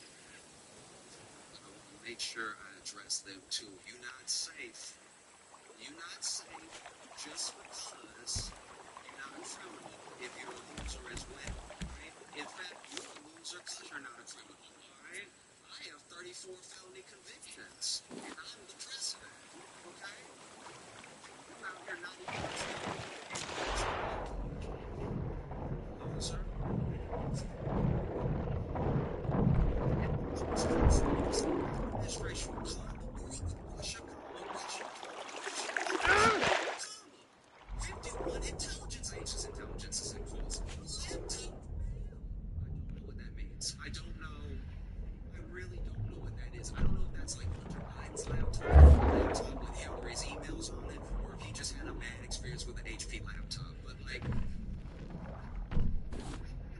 is also in all caps, the laptop commander, and more, question mark. They created the Epstein files, just like they created the fake, all caps, Hillary Clinton, Christopher Steele dossier that they used on me. And now my so-called friends, this man heard, because my so-called friends, as a world leader, my so-called friends is the most Regina George Mean Girls line I've ever heard in my entire life. My so-called friends is wild. Let an expert do your taxes. Pay only $150 for legal fees. Dude. Foreign diplomats, world leaders had a dinner that Trump was at, and they made fun. This is the worst part. They made fun of him. And you can probably hear him in the background. They were laughing. It was like Boris Johnson and Justin Trudeau and other people, and they were over here doing him. They were over here, like, just making fun of him hard, cracking up, talking about how he doesn't know how to spell, everything. They were getting him good. They were roasting him. And then this man comes back to the U.S. and I'm pretty sure it was Fox News that played the tape that somebody got of them making fun of him, not with a bunch of audio, and his head was down a little bit. You could tell his feelings were hurt, for real. And he was looking down and everything. And he just said that, like, they were, like, fake like that or anything. Even in that, my so-called friends,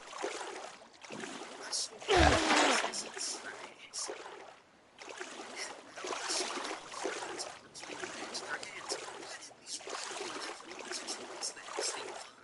If there was anything that would hurt the matter,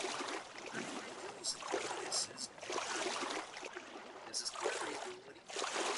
So the talking point that's over and over and over again. Well, why didn't release the Epstein files? If there was anything in there that could hurt Trump, that could derail MAGA, why didn't he release it?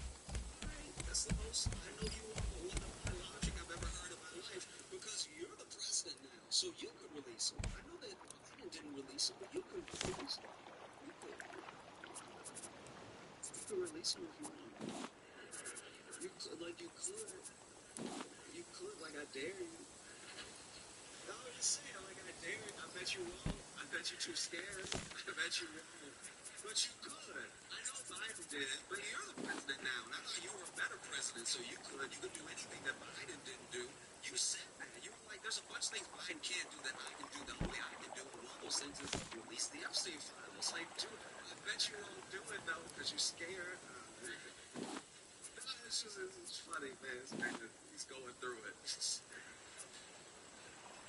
Why didn't they use it? They haven't even given up on the John F. Kennedy or the MLK Jr. files, which is a terrible idea to bring up different conspiracy-laden things while you talk about there not being conspiracy. That's crazy. That's a terrible move. This man is derailing.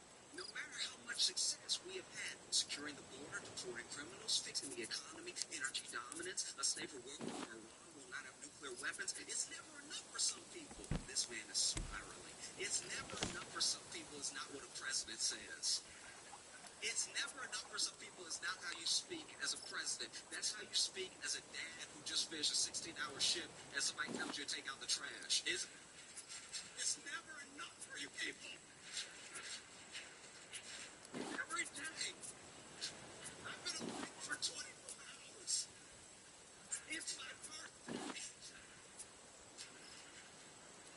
Yeah, thanks for the time. It's never enough for some people. We are about to achieve more in 6 months than any other administration has achieved in over 100 years. And that's true. That's true. We're all going to die. And we have so much more to do.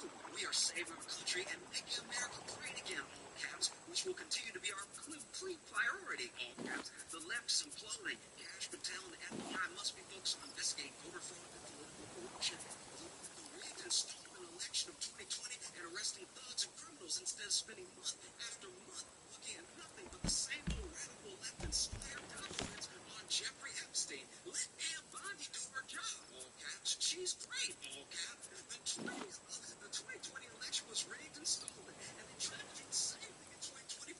That's what she's looking into as AG, and much more. 1 year ago, our country was dead, all caps.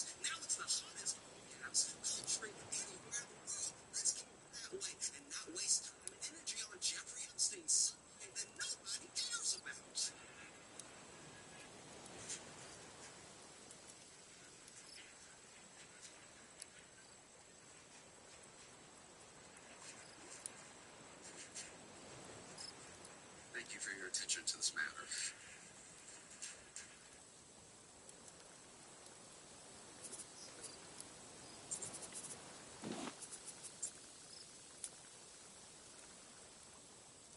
Thank you for your attention to this matter. There's a thing I read about a long time ago. There was this leader named Father Yo. Father Yo was the Source family. The Source family was this collection of people. I mean, some people called them cult and everything, but they mostly kept to themselves. Like, they ran like a vegan restaurant, I think, and they just minded their own business. But one of the most interesting things about Father Yo was Father Yo told early in before it was ever even known, it's like before there were people in the whole hospital. That was his thing. Yeah, And that that fish on happens in a boat. lot of places. People go to the hospital because hospitals are full of experts who have answers that So, let's see.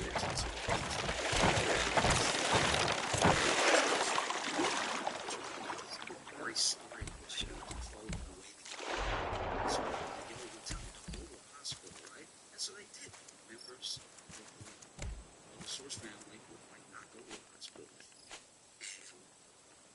And they did what I would say was generally well for a cult as far as length.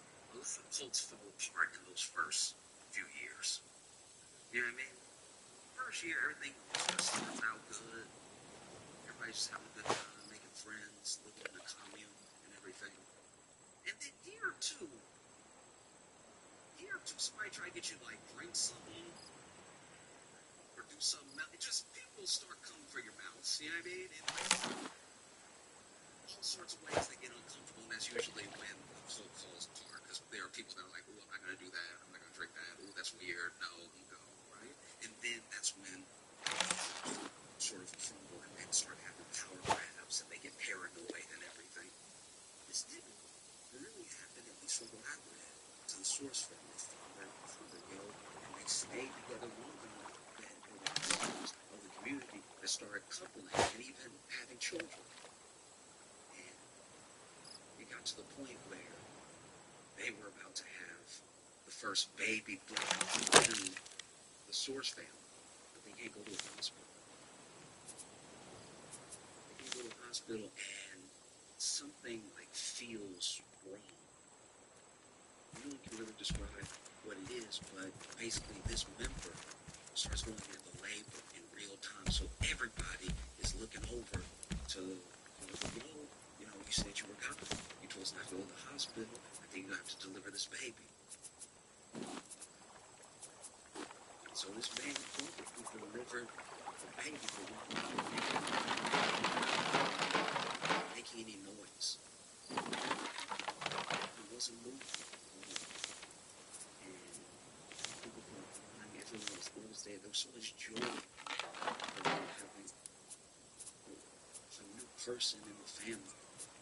And Father Yo, he did something. I don't know what he did, but the members described it as him just clearing the airway gently a little bit, and out of nowhere, after all that silence, after no movement, the baby cried and started moving. And he thought he had followers there. He thought that they were believers there.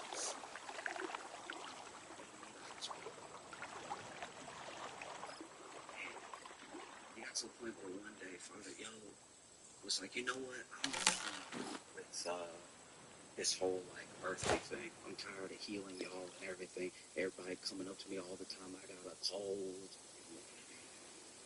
Because that's what he would do. People would like have a cold and then he'd be like, blah, blah, blah, and then they would still have a cold and they just get over it in 2 weeks because it was a cold, right? But then when they finally got over the cold, he'd walk by and be like, did it? And it's like, all right, well. Excuse me. Compliments to the chef. Bill said, you know what I'm going to do? I'm take vacation. Wait, be off a little bit. I'll come back. But I'm going to take vacation. I'm going to take it in heaven.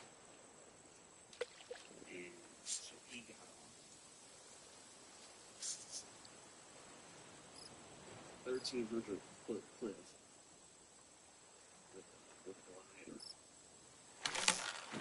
Guess he thought he was gonna glide up enough to just get to other snipers. This man is truly next to the sun. Cycle shark trying to come up on the slope. You believe him now? I wish I had the confidence. Because that's so crazy to think you're just going to fly up to heaven and stay up there, but you also need a glider. You know what I mean? Like, at least people on ecstasy think they going to just fly. This dude gets on the glider, takes off, and never did this before in his life. Wasn't trained or anything.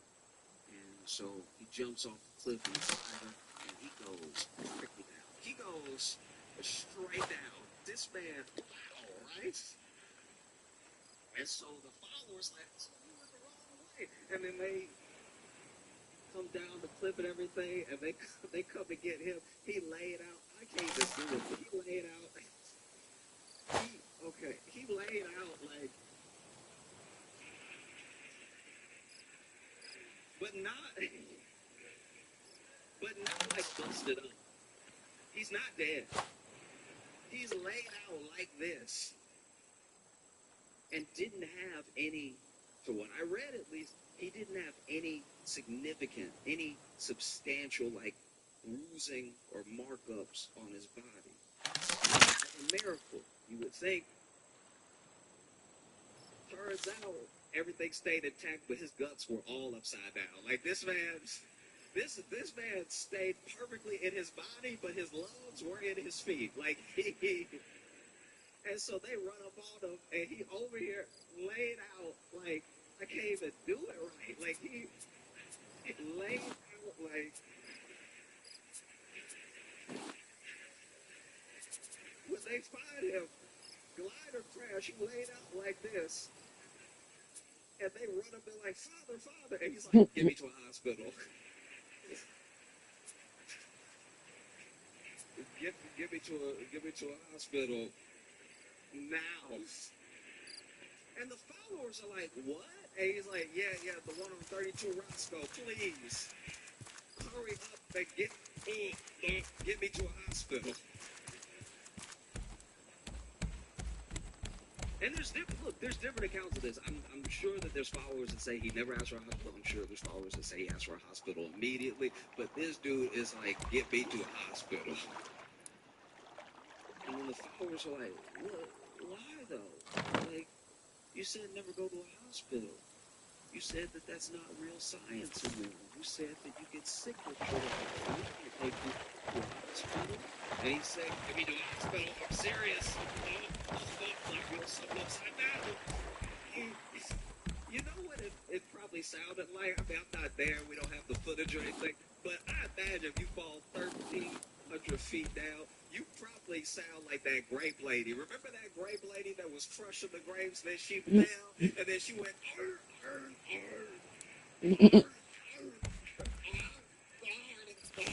off camera, we didn't see her.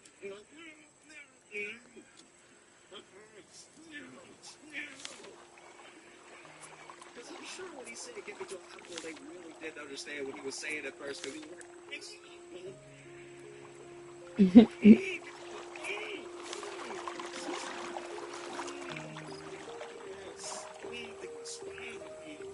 get me to a hospital.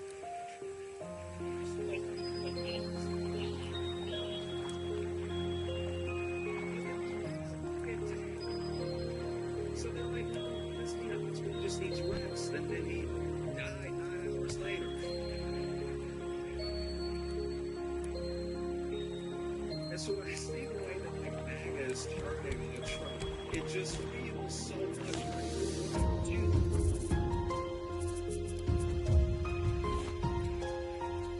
Wait.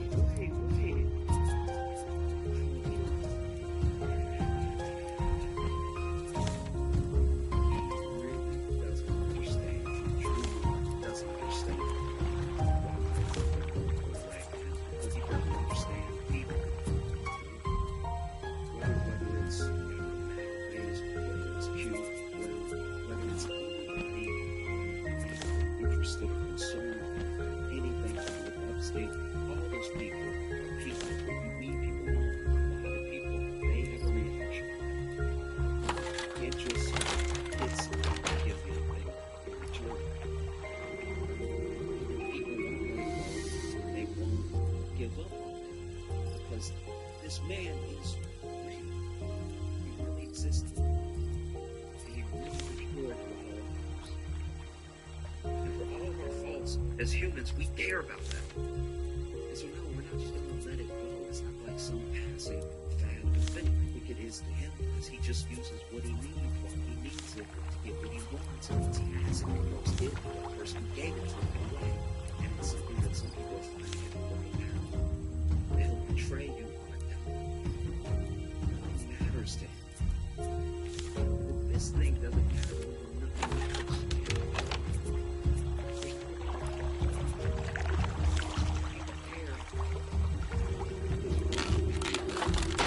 Victimized for a very long time. And whatever part you had to do with that, it can't be covered up because there's nothing that screams I'm in the Epstein files like stop looking for the Epstein files.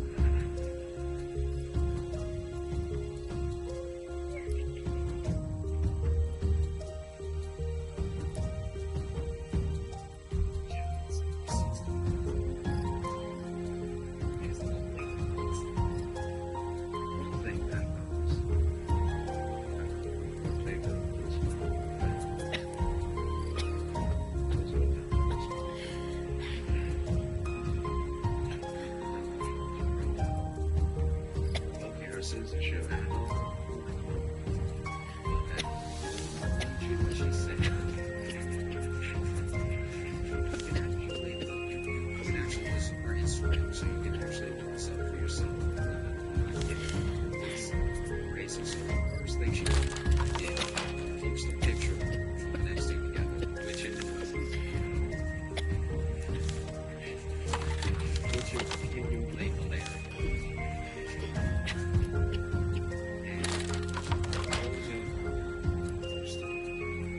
Hey Donald, you graduated again? 18 years later, I still live rent-free in that collapsing brain of yours.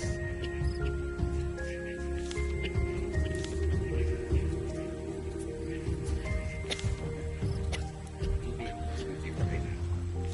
I watch the news all the time. I watch people try to defend Trump. I watch people attack Trump.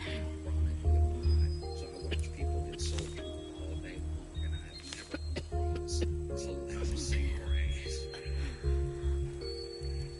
Collapsing brain would actually explain everything. It would explain the made-up words. It would explain the spelling. You call me a threat to humanity, but I'm everything you feel. I'm a woman, a queer woman, a mother who tells the truth, an American who got out of the country. Not a living kid in a country where decency coexists. You crave loyalty. I teach my children to question power. You sell fear on golf courses. I make art about surviving trauma. You lie, you steal, you degrade. I nurture, I create, I persist. You are everything that is American. I am everything you hate about what's so right with it. Do you want to revoke my citizenship? Go ahead and try. King Joffrey with a tangerine spray tan.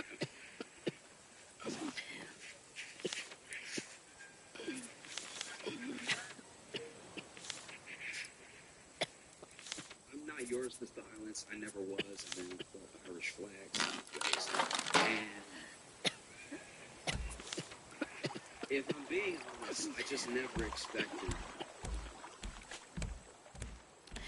Like, I never expected the President of the United States to be so effectively eviscerated by one of the supporting actresses from A League of Their Own. Like, it just feels wild that this is life. Billy, y'all been phenomenal. Thank you so much. I appreciate y'all. I hope you had a fantastic time. You scared of I had so much fun with you. Thank you for an incredible weekend at the Fillmore. Thank you for 8 sold-out shows. I appreciate you so much.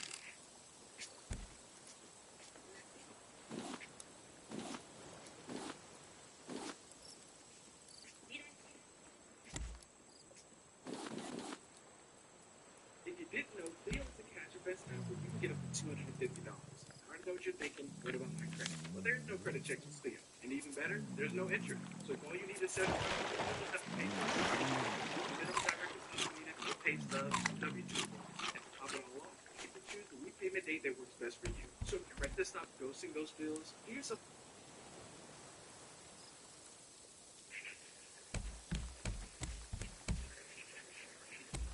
Cool. How y'all doing? Everybody good? Sweet, sweet. I was reading this news story from Australia where this woman has finally been charged in connection with the death of three people. She's been charged for three people who died after they ate lunch at a lunch party she threw. And when they arrested her, she was like, how am I supposed to know what's poison and what's not poison? You know what I mean? Like, it could be anything. Why could the meal be so good that they died? Did anybody think of that? And the more that I read about the story, it was baffling. So it turns out everybody, just about everybody at the lunch party were her ex-husband's relatives. So yeah, I think you might have done it. Wow, that's crazy. I know some of y'all out here love staying friends with your exes and stuff, but if I ever have an ex-wife, and one day, randomly in July, she's like, how about you and your whole family come?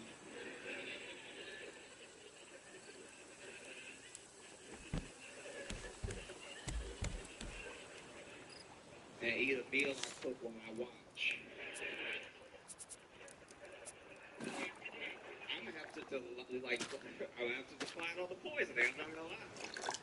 I don't care. I don't care what type of apple flavors you make it. You're not killing me, okay? You know? And the only reason the husband's still alive is at the last minute he couldn't make it. So he was also going to be there, and he was like, oh, sorry, got held up at work. Then he lived. That feels crazy, you know. They say revenge is a dish best served beef Wellington. And I loved it, though, because it was such a weird story. And then imagine your alibi being like, y'all know I can't cook. Like, what is your plan here, man? You don't ever have that person in your life that's like the dumbest person you know, like you're top to bottom, you're like, how are you still alive? You know what I mean? You just won't even understand how they function. You know, it's like you made it this far. Yesterday couldn't have been easier than today. You keep racking up days consecutive. I know a dude that I won't even call him a friend. I know a dude that is the most unsuccessful drug dealer I've ever met in my life. This is absolutely astounding. How do you fail at selling drugs to people who very much want drugs? Like, they would like drugs very much until they meet you. That is crazy. What kind of bad vibes are you putting out that someone on crack is like, you know what? I'll wait. That's insanity. How did you take the urgency out of drugs? It's truly wild. I've never seen anything like it. He honestly cleaning up the streets. Everybody he tries to sell to don't want it. I'm like, making the neighborhood safer by the day. Really need work for the DARE program or the police. Where you can make money by being bad at what you do. It's astounding. I told him, I was like, you need to do something else with your life. This is clearly not your calling. All right? You know, because when you're good at selling drugs, if you're good enough, they'll make movies about you. They'll make TV shows about you. His movie will be 8 minutes. It would be tackling for the price of meth with somebody and then be like, you know what? Keep it. And then just walk it away. I told him, I was like, you need to do something else. And he got all defensive. You know, he was like, you putting it all on me. It's not all me. You know? This dude actually said to me, he's like, can I borrow a couple dollars till I get paid? I'm like, there's no payroll. Like, you sell drugs, and you'll be paid. I'm not giving you money, because then you'll literally have to pay me back with drug money. That's insane. Now I'm part of the operation. I don't have anything to do with this. He's always so defensive, like, you put it all on me. It's not all me, okay? it's this economy. I'm like, no. No one smoking crack is saving up for a house.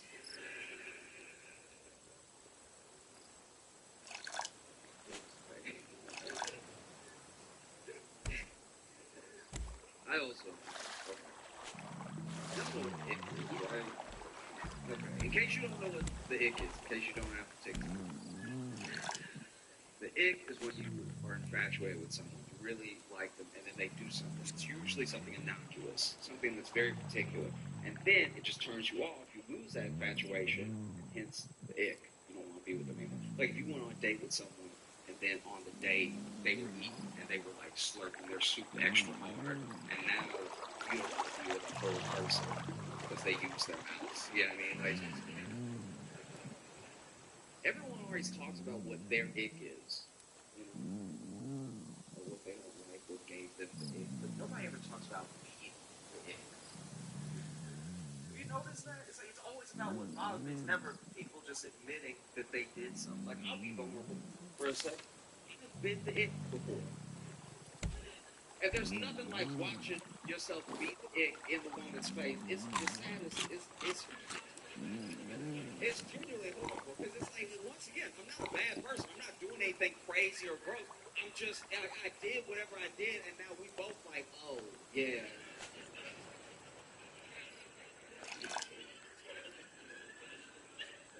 I'll give you some examples. I used to live in Chicago, right? And when I lived there, my life was not great. I don't know, I was very broke. I remember I had gone on this date, and the date was fantastic. We had a great time. She even came back to my place. We're sitting on my Very bed. happy We're about going that. to spend the night. It's definitely about to happen. But I had work in the morning, so I just wanted to make sure that I had set my alarm for work and I plugged my phone in so it didn't die, right? But I'm not sure if I'm on the boat. the way that my bed was, the plug for the outlet was slightly behind the bed. Okay? So now I'm trying to reach and plug it in, but I'm also trying to maintain this eye contact, this vibe that we have going. So now I'm trying to plug it in, but I'm not looking and I can't find it, right? And so I'm just watching her slowly get more and more disappointed People and that trying shark to keep plug eating this this in. fucking And I bait. can't. And I'm talking my gang too. I'm like, you gotta tear it up, girl.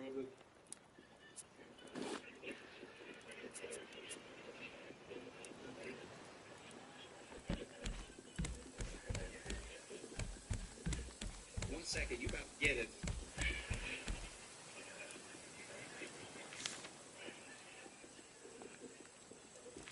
At one point, I think I even said, come on!